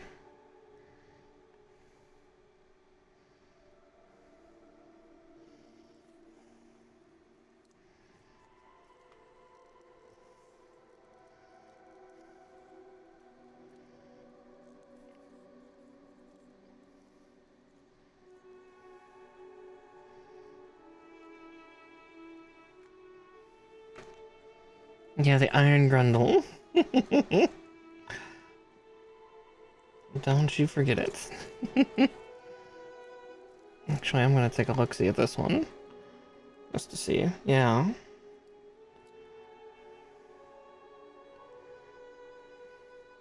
Yeah, I keep putting this one in upside down. I could have sworn the instructions said to specifically do. Let's see, oh, it's on this page. Ah, yeah. Okay, so that one was right way up, but it was making the motion the wrong direction. Okay. I'm just gonna make this easier on myself and tear the legs off again.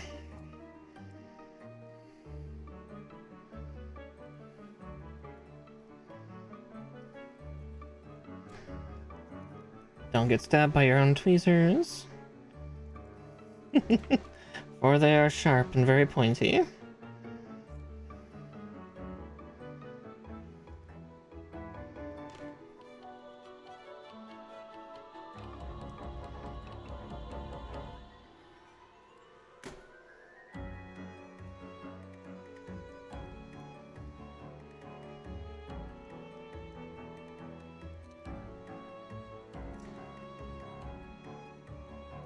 Oh, weird.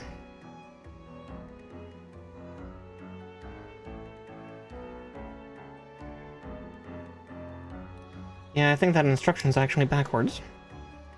Interesting. Not seen that in a while. Whoop.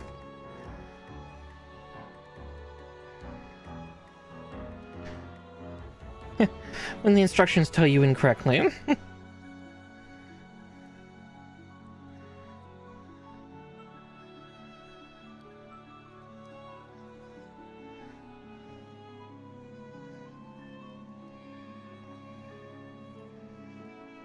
Right, it's like, why can't I get that in there? Alright. I gotta guide it in. And then flop it down. Oops, I put that one in the wrong way again. Good grief, I am just a mess tonight. Fitting for the first stream of the year.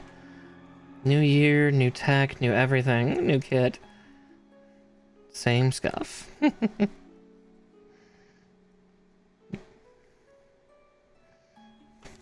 Yeah. Dread it. Run from it. Scuff arrives all the same.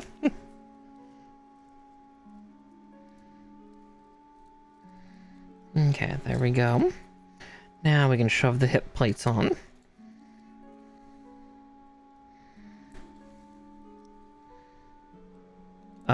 Oh dear.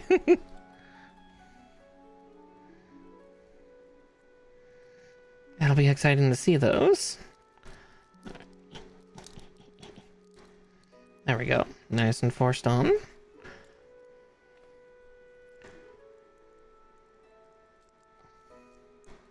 Oop.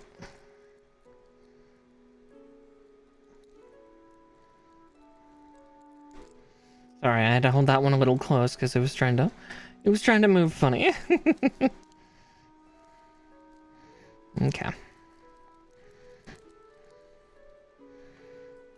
Now we connect. More than fair. Rest well, Vess. There we go. We got the main body of Barbatos put together. Yeah, as I said, you want to talk about snatched waists, though. Barbatos wins. Barbatos wins for the the snatchiest of waists. Yeah. Super hourglass figure, impossible body standards.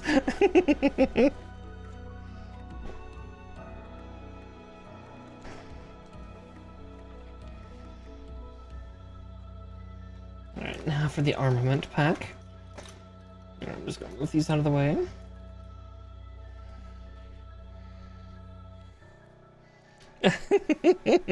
Yeah, there ain't no armor right there in the midsection. He's wearing a crop top and low bottom jeans. Alright, B35 times 2. Okay. 35.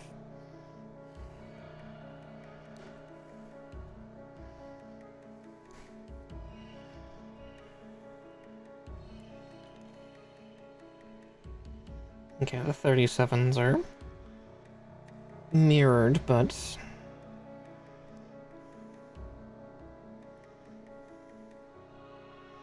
identical.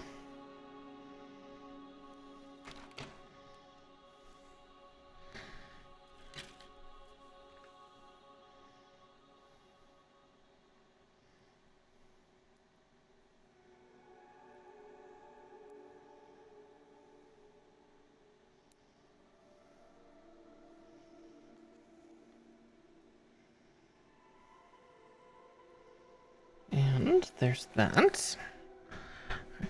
I'm gonna do it again, and then I'll cut out those two final pistons, and then we'll kill that runner off.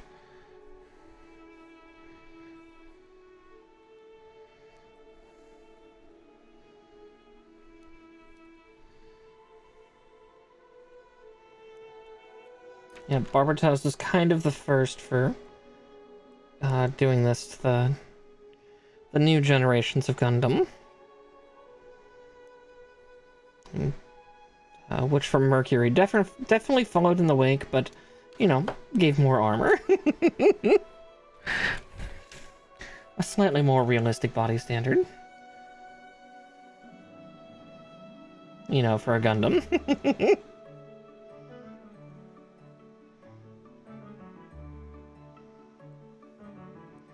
Listen, some people are furries, some people are cyber, some people are both. I'm looking at a very particular artist that I'm still a fan of. I hope she's doing alright. She doesn't draw a lot of art on Twitter anymore. Not sure about her fur affinity. I've not checked mine in ages. And another runner down.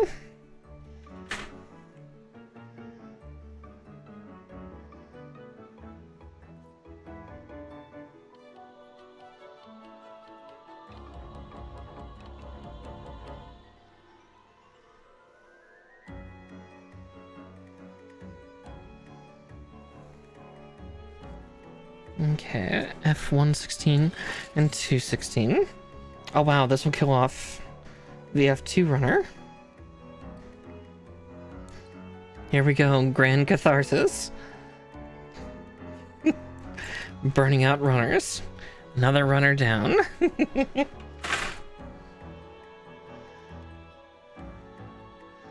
Also, yeah, here we'll also do the side-by-side comparison of Pilot to Gundam.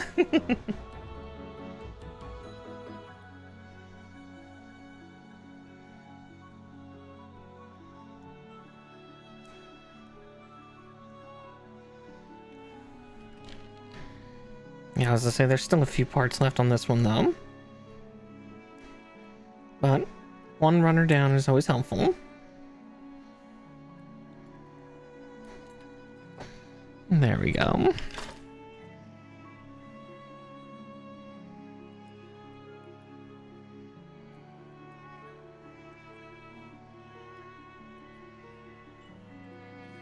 There we go. Let's see. C20s. To make 2 of those, don't I? I think that's the last part of the C runners, too. C20. Oh, it's always so good when you finish a runner out. It's like, yes, finally, we're free. Another runner down. And its twin will join it in just a second.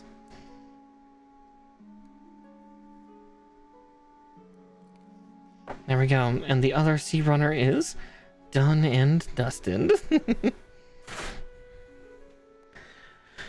Oh, we got a cat for a second. And it looks like she's going for the window. Kitty.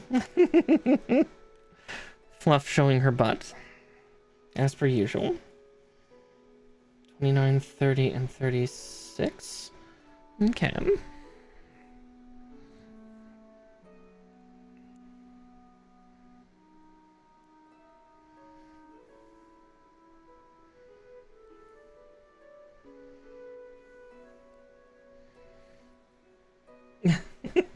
Hi, sweetheart. Stares at camera. Oh, my kitties are such dorks.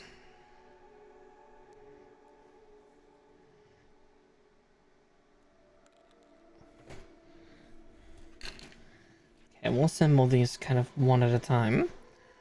Just so I don't accidentally, I can get confused on parts.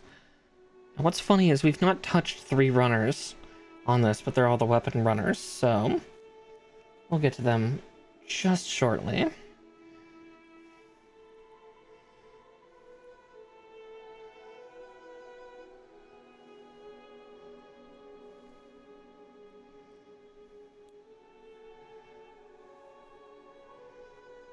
Now, here's something entertaining about this kit that I noticed, kind of, and you've probably noticed it too with me building it, is that the hands aren't completely articulated like some of the other master grade kits we've dealt with.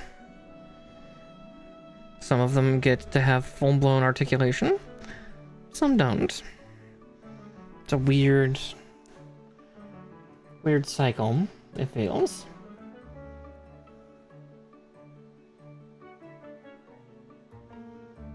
Oh wow, that is a weird connection to try to make.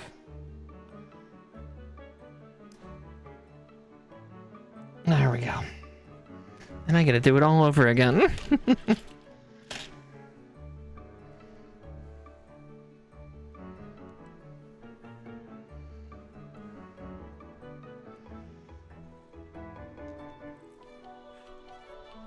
E32, what was that in? I'm guessing that was part of the torso.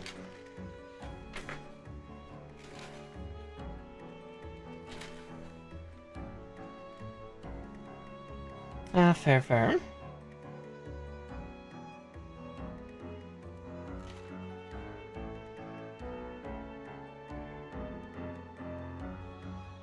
I always get nervous when I see a spare part, but I'm pretty sure that was a weird piece somewhere.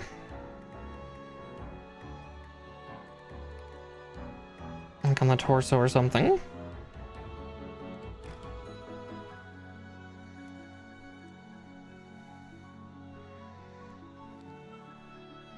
But who knows, it might show up being used somewhere else.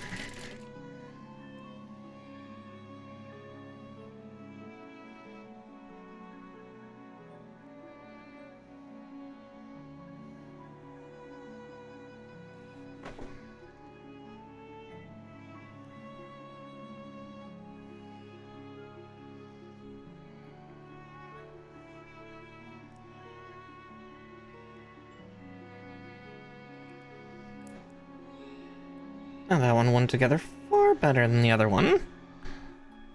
But no, that's fair that doesn't want to E8. Or that they don't anymore. Keeps me from either getting weird spider hands, though those are actually fun to put together. They're just kind of freaky on first sight.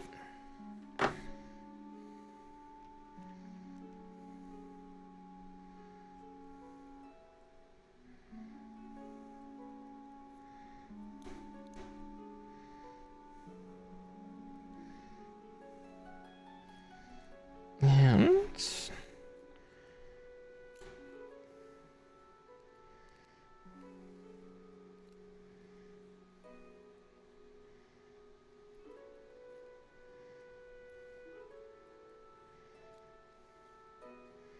there we go.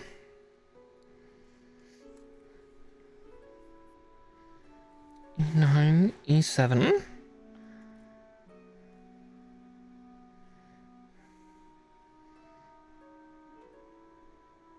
G5 and 4. Oh, goodness.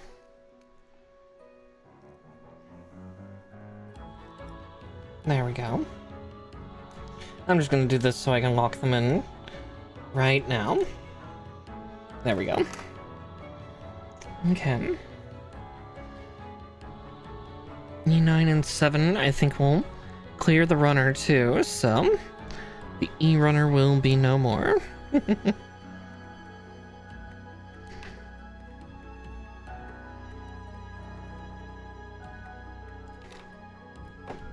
And another runner down.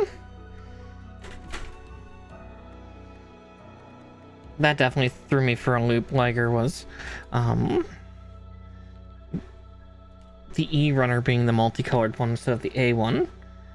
I'm so used to the A runner being the rainbow colored one.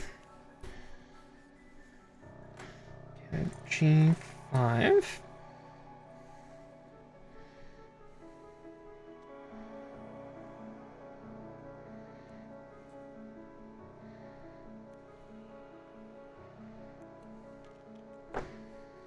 And another runner down.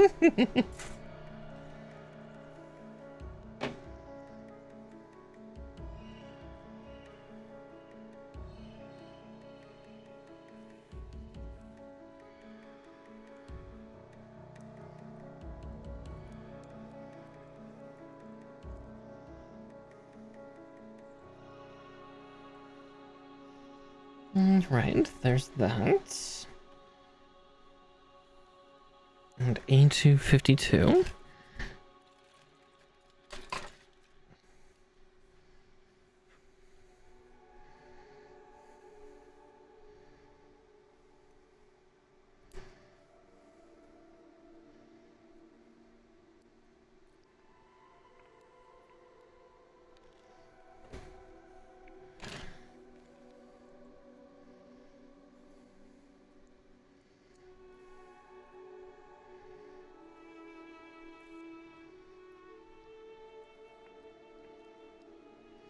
I see how that fits in.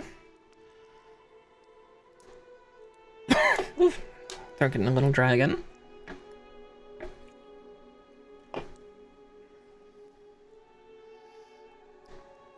Ah, there we go.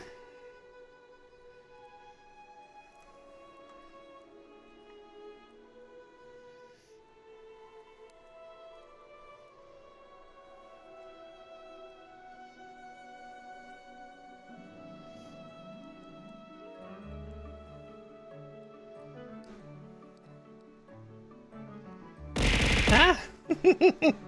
Alright, I'll take another step in a second. Ah!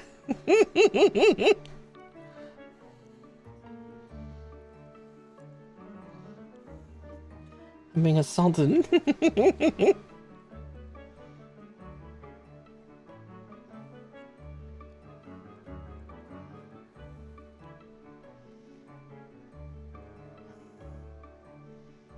There we go.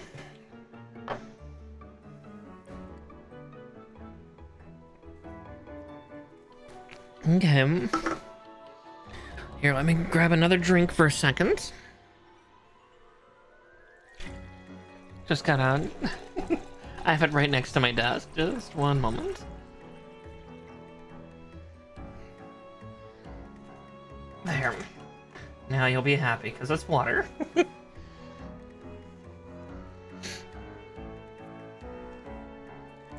Okay.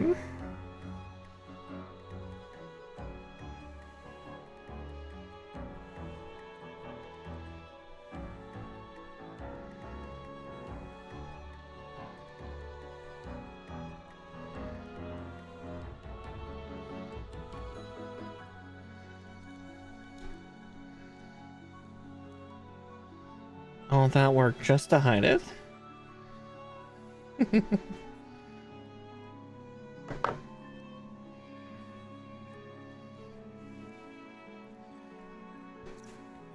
And then...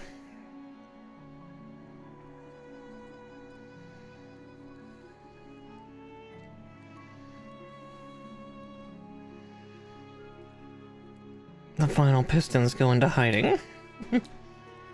Oh goodness, that definitely tries to fight you on it.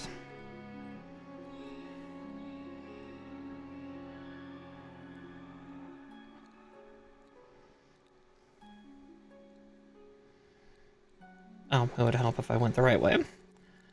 There we go.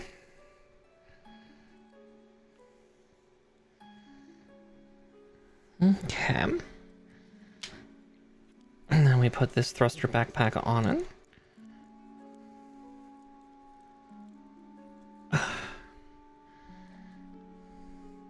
Oh god, 2 plates that are multicolored, that would be both insane and wonderful. Pretty sure the double Zeta Vercom felt like that a couple times. Alright, I don't need the mount because he's not flying. Not with what I'm doing. Alright, J10. I guess we can separate these out now. But let me pull J10 out.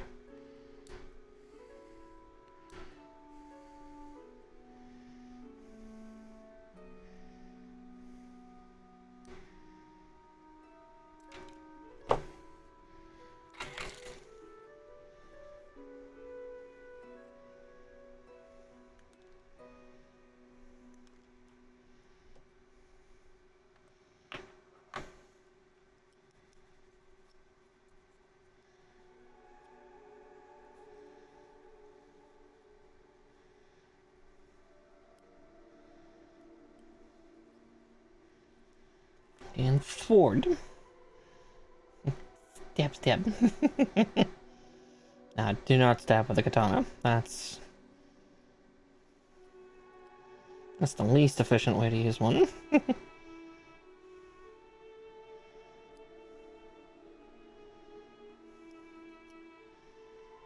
They do it in the movies all the time, but that doesn't mean it's okay to do.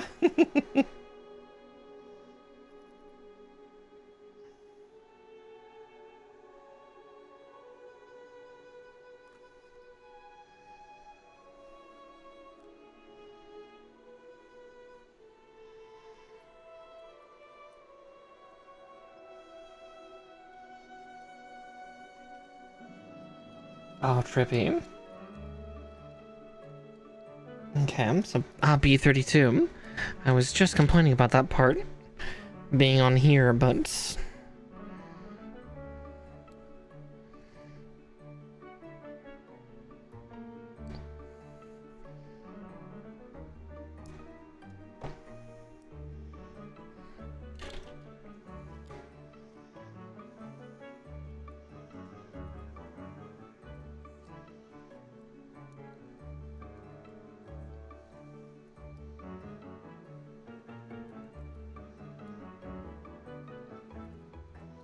oh goodness.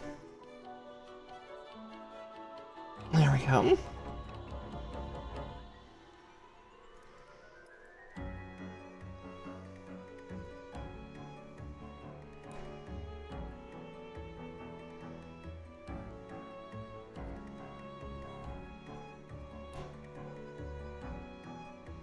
I feel so strangely precarious. Here, I'm just gonna pull that out, because I can. Supposedly it's saying I should be able to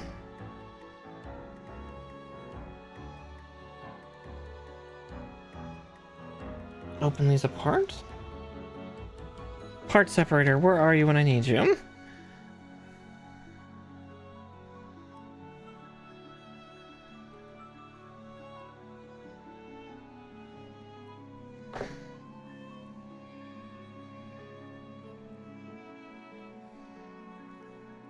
Oh, I see. It's not push apart, it's pull up.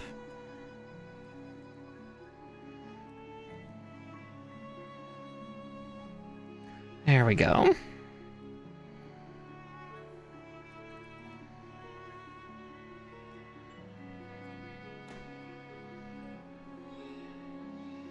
Oh, that's actually rather brilliant. So it slides down like that. I'm gonna put it back on his backpack. That is clever. That is incredibly clever once you figure out how to freaking do it.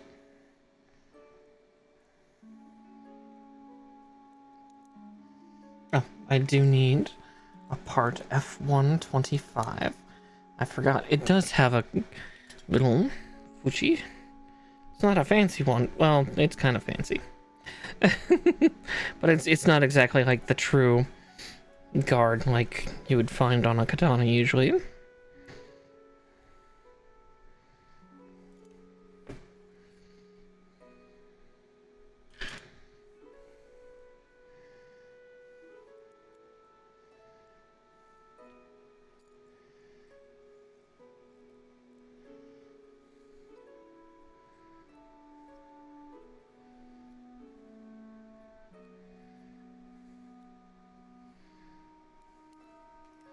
There we go. Now it's proper sword.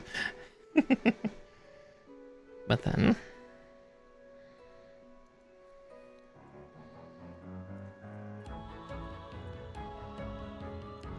there we go. Oh wow, that's actually rather solid.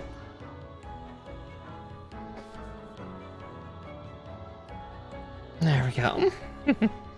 Alright, now to make the rifle. I2.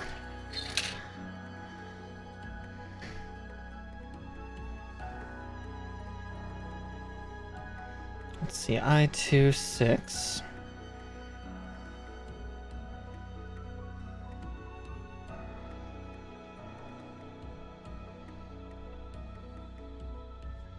Because there's 5, there's 6, okay. This particular color of like brown is very hard to read. But we are nearing the end, and then let's see, I need I2 9.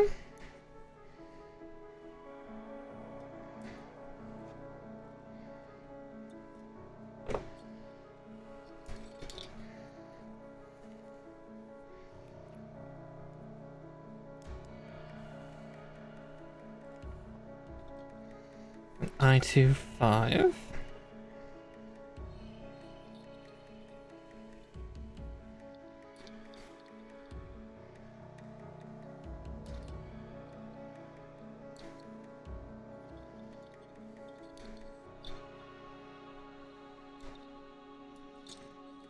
There we go.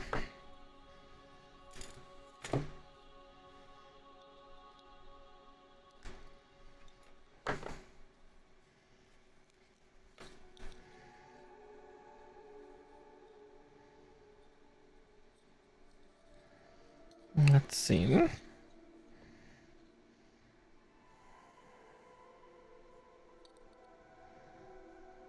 God, that's a really weird. Oh, I see where. God, that booklet page does not help me at all for where that's supposed to go. And I-28.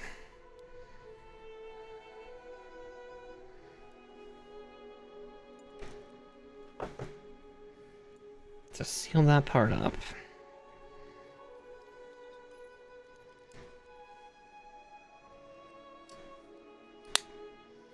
There we go.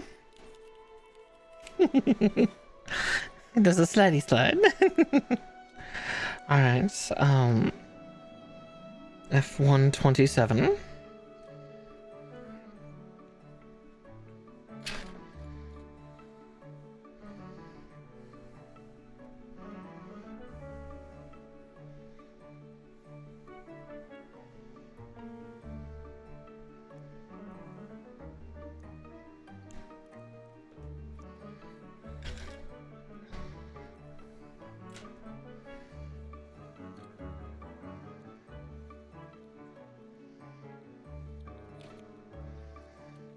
Okay, and then I-27. Oh wow. I almost missed that part. It's so tiny.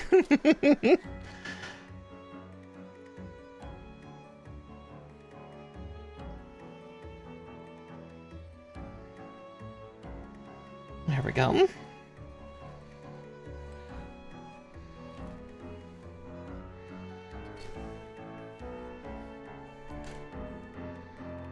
So close to done, so close. I can almost taste it.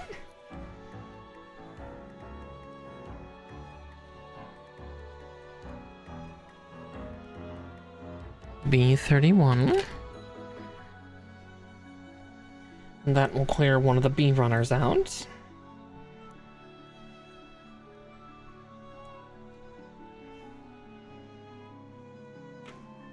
And another runner down. And J16 and J17.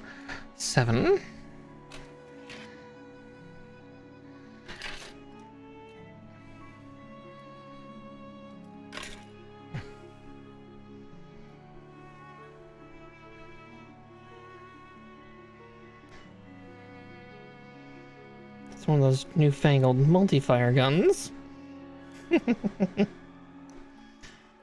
And okay.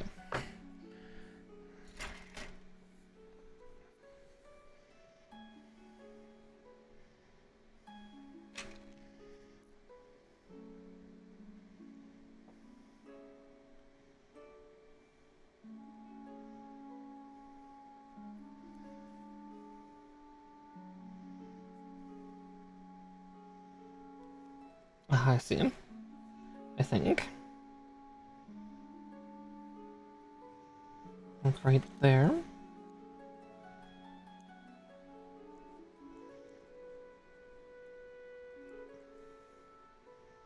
So that definitely felt like where it bit best. But am I wrong?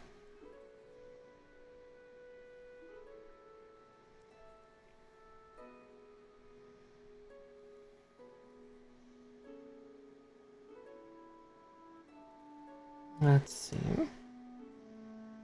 Or is it supposed to be there? I'm guessing maybe it's supposed to be there. As I said, the instructions are very difficult to read here.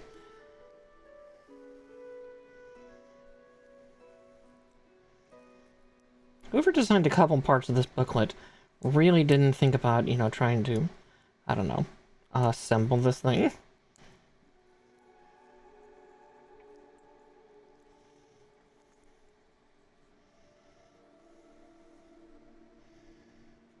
where's the part separator?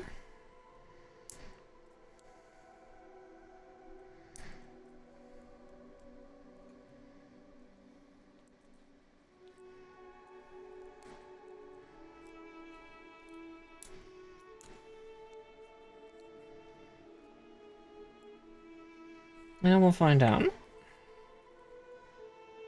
F126.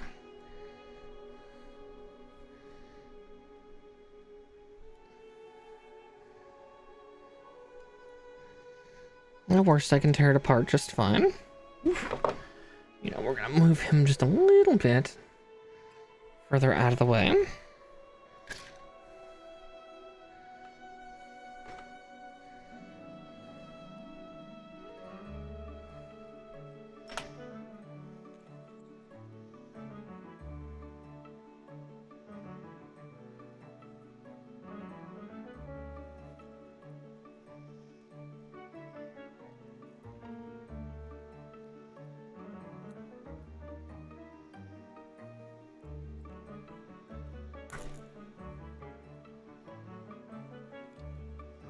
And it looks like it should actually be further up. God, that's really... It's almost irksome. It's just like... The instructions, they're not clear enough. Help!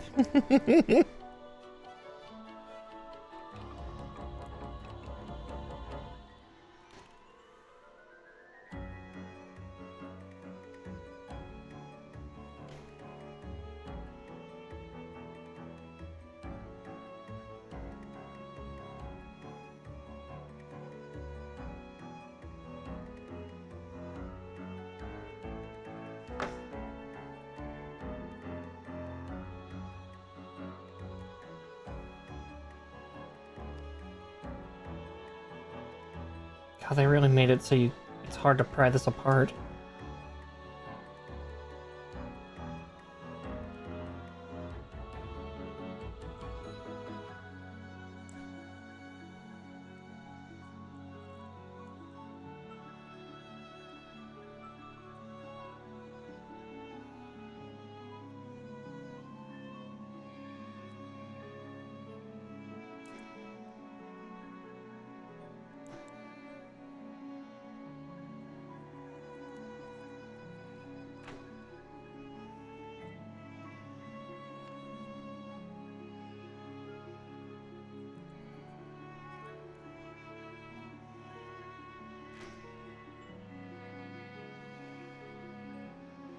Goodness.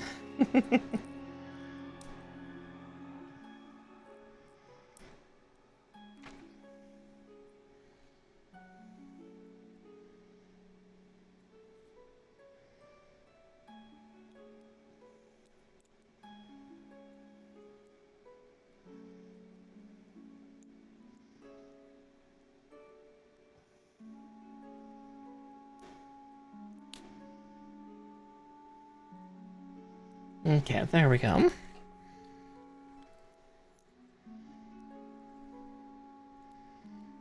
Gotta argue with Postic just a little bit.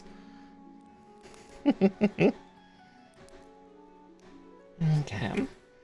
J1, 4, and 5.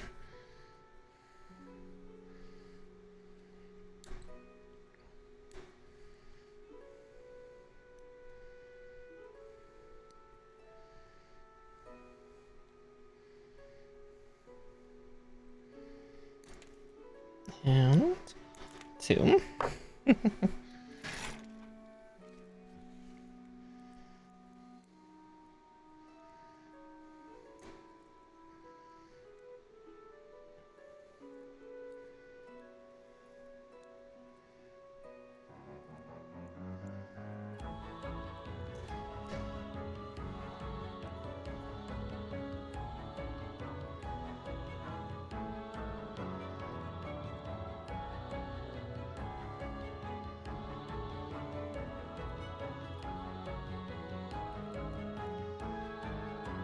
Oh man, that's gonna be a tight hole too. Oof. Oof.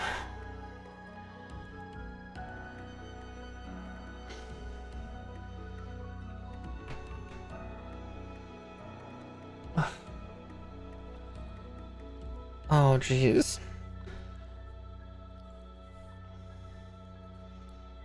Okay. Gotta be extra gentle. There we go. Oh, almost all the way in.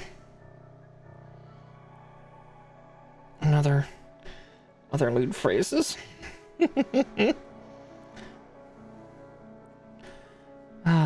Mara out of context. Doesn't help him, like, partially, like, stroking this poor thing. It's like, work it down.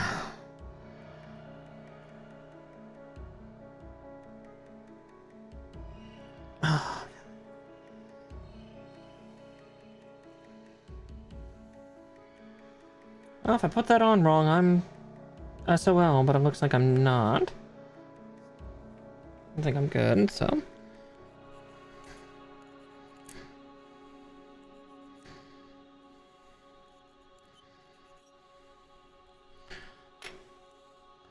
Mara out of context, yeah. That'll just be like eventually, if there's clip compilation, that's just all they're gonna be. You know, it'll be like Cinder. Okay. Okay, there we go for that. Then it calls for one last part. F128, the last part on this runner.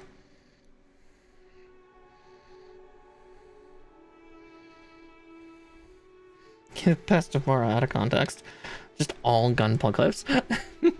Another one down.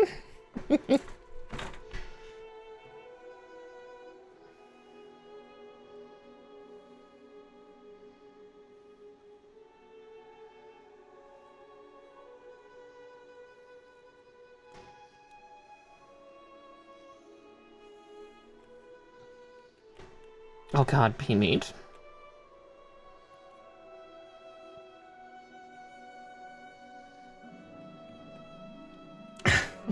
Listen. First off, how dare.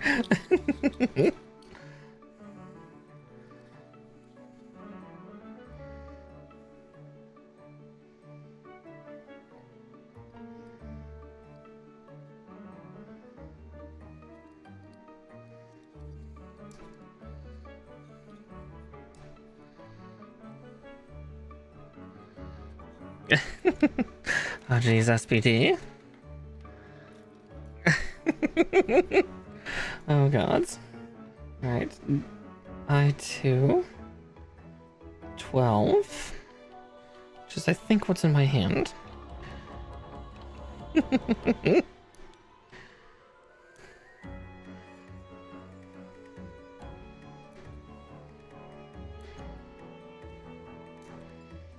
There we go.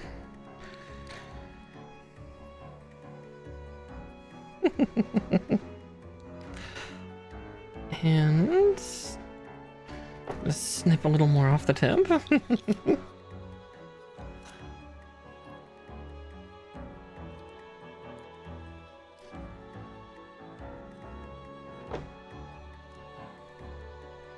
God, this weapon is so ridiculous. What happens when you build an anti-material rifle, like, scale equivalent to something the size of a small building?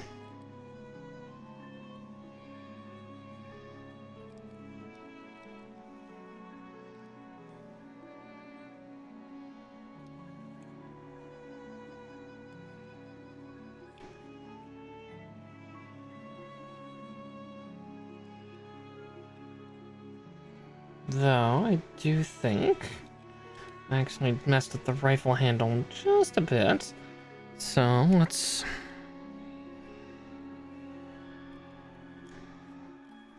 Was that attached on? Yeah, I think that was attached onto there. Alright. We will need to... break it in half. We need to take that off real quick before I do the great splitting.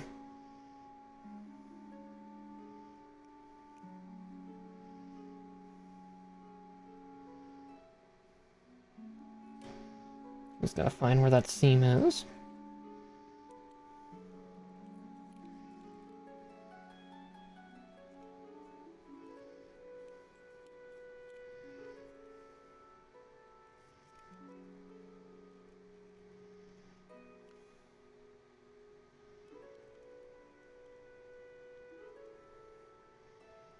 Sometime I'll have to order like a whole fleet of these part separators.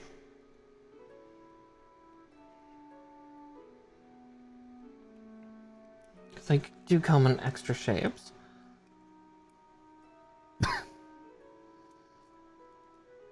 Maybe extra finenesses too.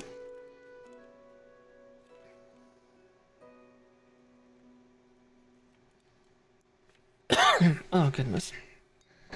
Something's trying to catch in the back of my throat.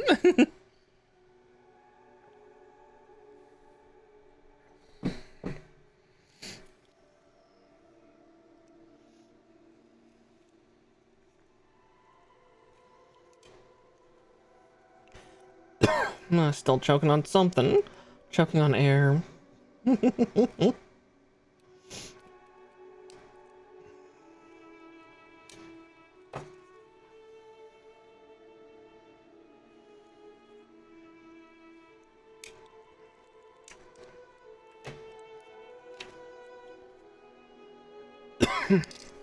Oh, goodness. Ah.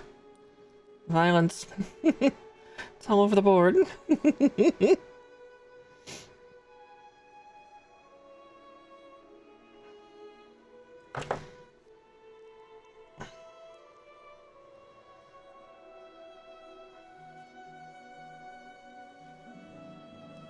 Oh jeez, it's 11 already.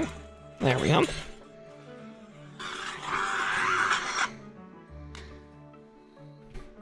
I will do that shortly.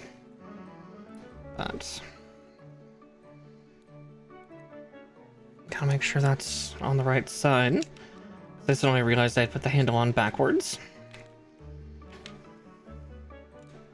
But on the plus side, I also hadn't seated it completely. I put those parts together, so.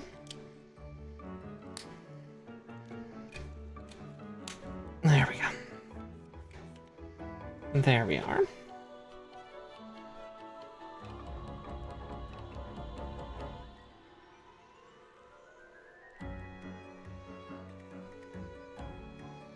Okay. Now we make the big ol' scope. So J18.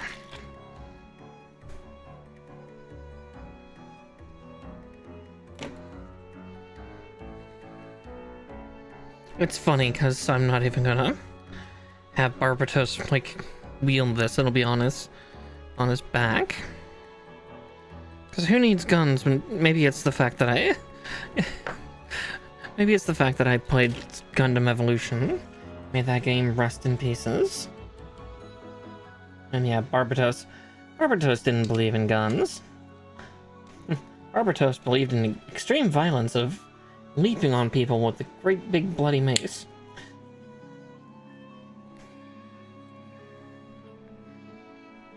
Alright, J2, 11, and 10. And Barbatos was the bane of my existence in that game. It's really a shame that I didn't. Exactly, how will I get a point across if it's just shooting from a distance?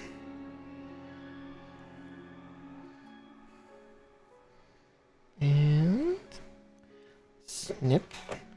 And that takes another runner down.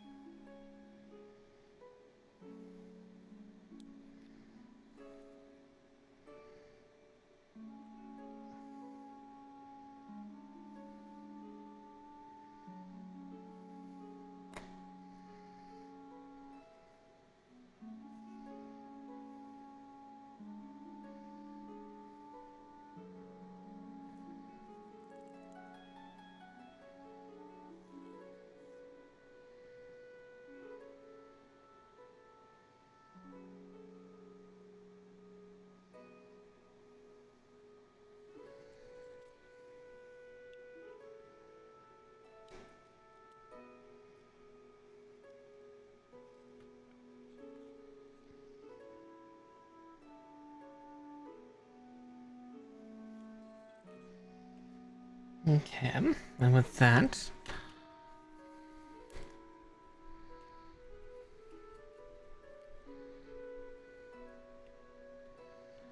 Yeah, they also didn't advertise it at all, which is probably the greatest shame of it all.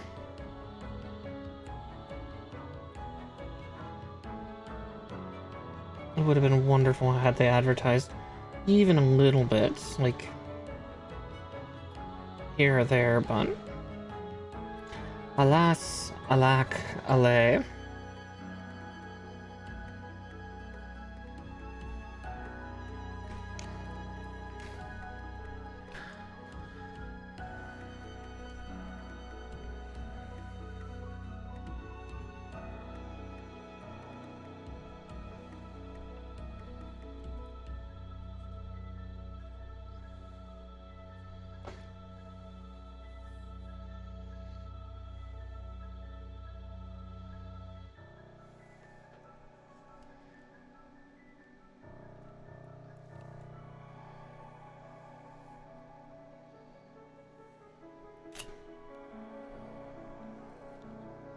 Ah, interesting. Okay.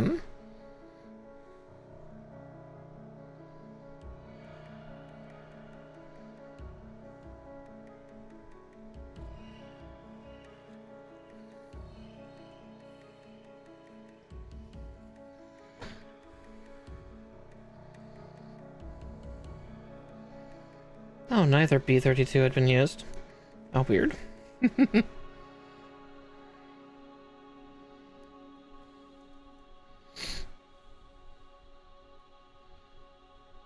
Yeah. Yeah, it's got a huge lineup. I wish I could pull for,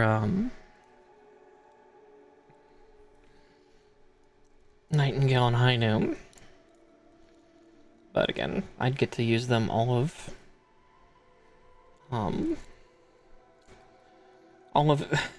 occasionally, because nobody plays 700.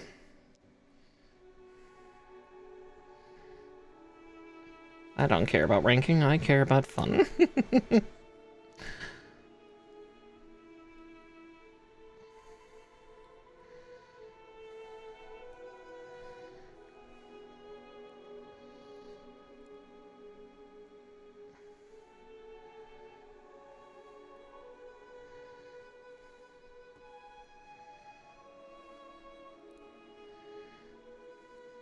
Oh, there we go. Oh. Oh, that's weird. Where are these two loose?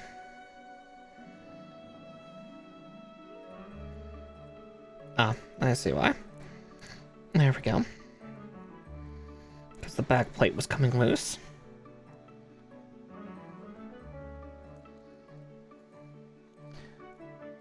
Oh, kind of.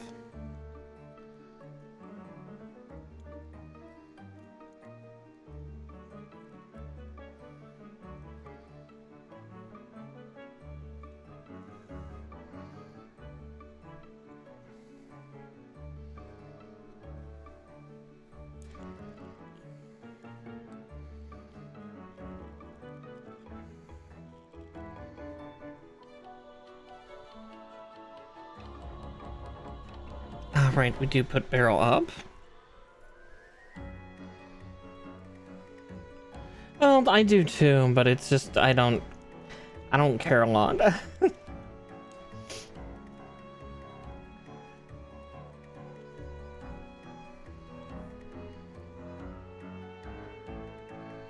Let's see if I can try to get this infernal gun. Oh wait, no, it doesn't use that. It's small and in the way.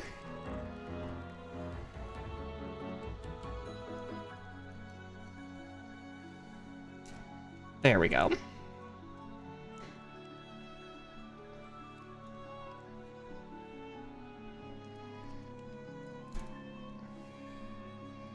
Okay. There's that out of the way. Now to build the Morning Star. And then we can be done. Going about an hour and a half over. Luckily, this weapon should be fairly easy to build. So J19.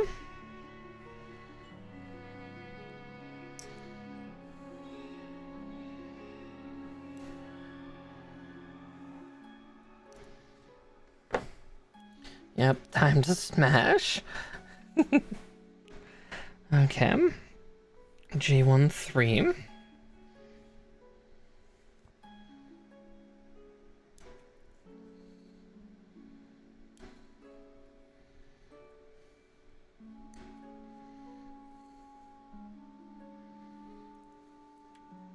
Yeah.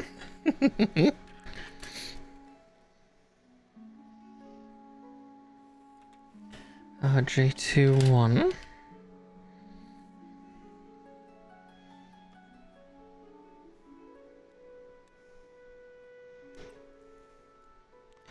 And 3.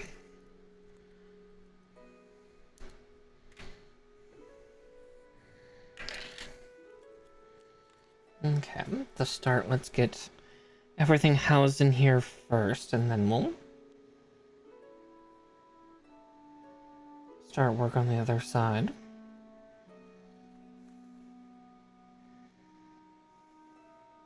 God, that's so pointy.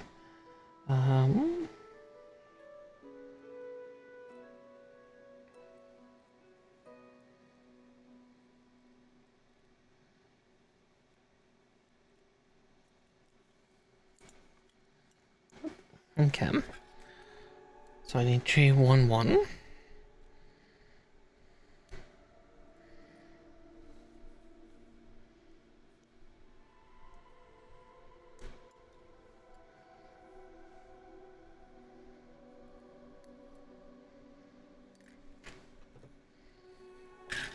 So close to completion.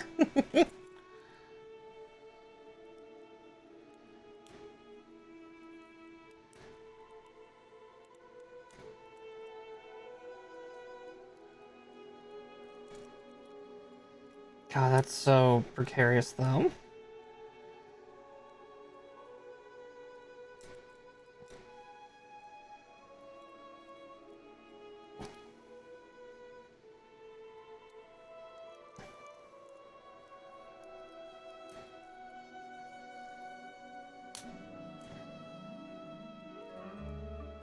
Ah, bollocks.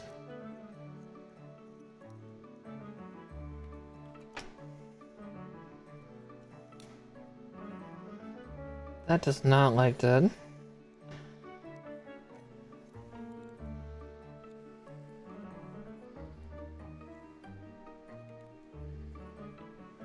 Mm-hmm. Oh, for sure, for sure.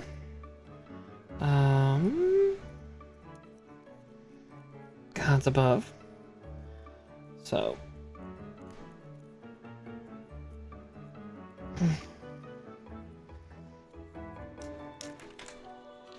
Bollocks. Part full. There it is. Alright, one moment. Gonna dive under me. People. Oh, myself. There we go. Sorry about that.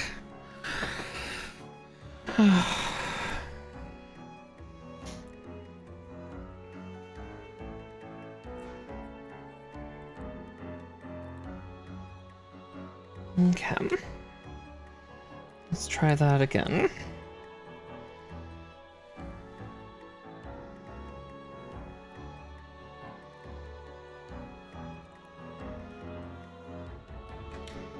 I think that was part of the problem. I need like an extra pair of hands. Oh.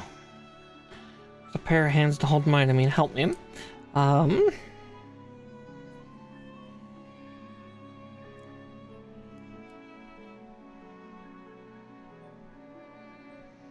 Trying to house moving parts. Talk about a nightmare scenario.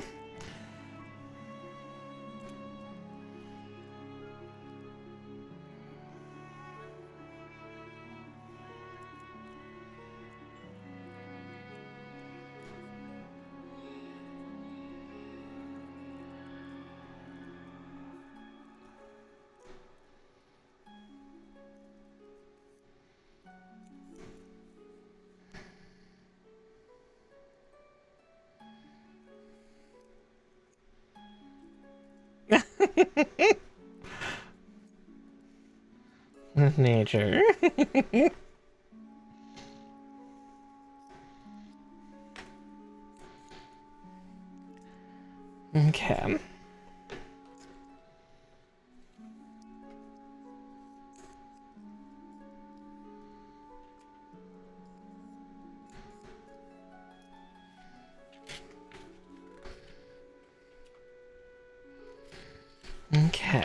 just two last things to connect.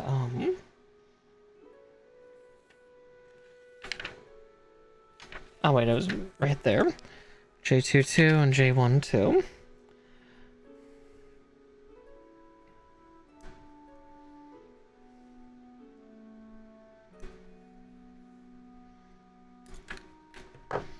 And another runner down.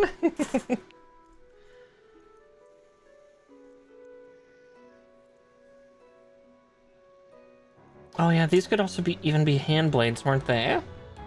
You tear off blades of the flanged mace to actually be little hand swords.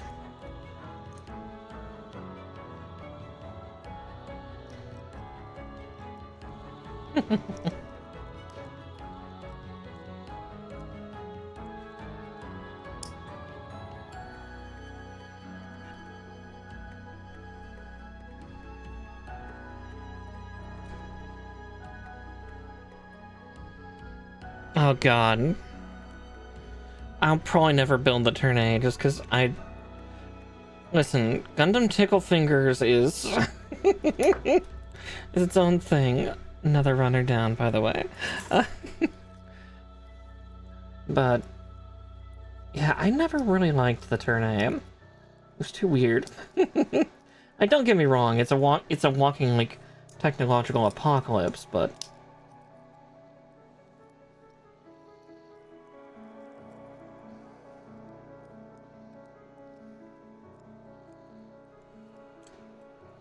oh, the groin cockpit? The cockpit?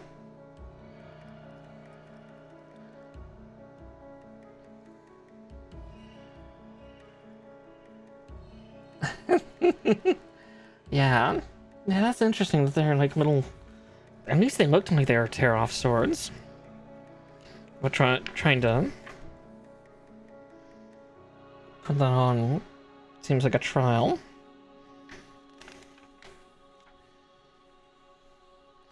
But there we go.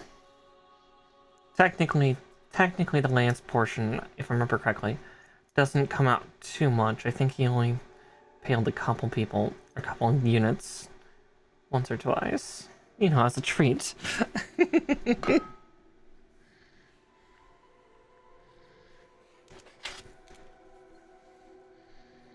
Yeah.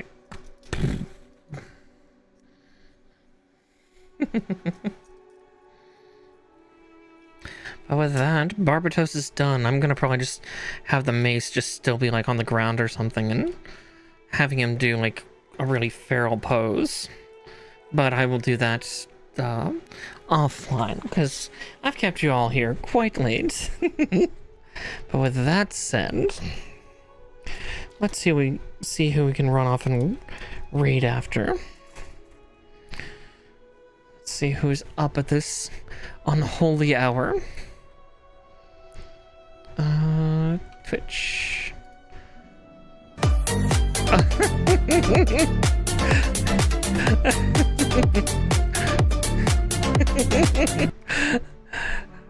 Linizio, thank you so much for raiding me tonight, dear. Oh my goodness, look at all the heroes that have arrived. Welcome in, one and all. Oh, Barabob, thank you for following. But, yeah, thank you all for joining in. For those that might not know me, my name is Miss Marakar. I'm a witchy bunny. Thank you, Mingus49. But I'm a witchy bunny VTuber and a variety gaming VTuber. Though on Mondays, I tend to build Gunpla.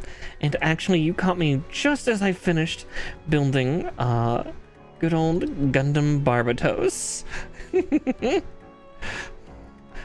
Yeah. Yeah, I literally just finished a moment ago. I was getting ready to pose and actually send people off for a raid, so double raid. We'll go harass folks.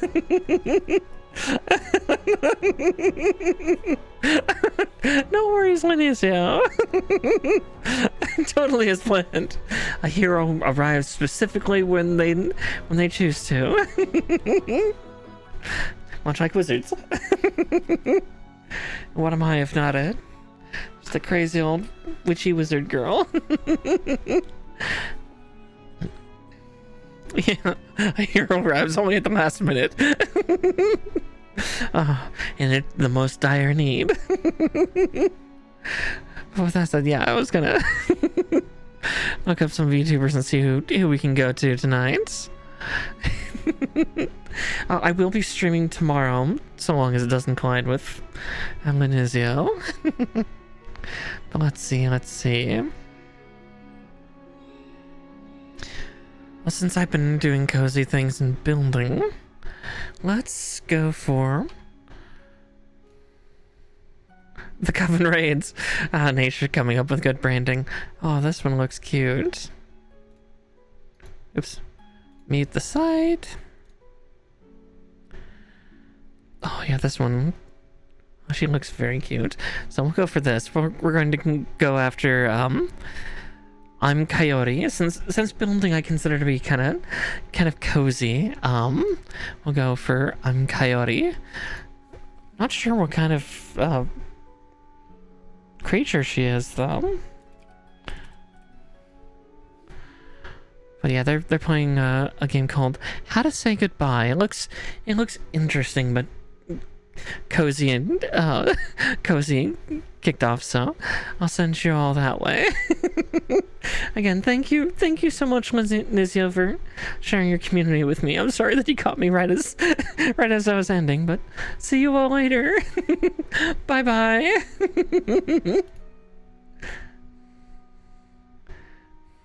And to those of you that are watching on YouTube, thank you so much. And I will catch you in the next VOD. Night night.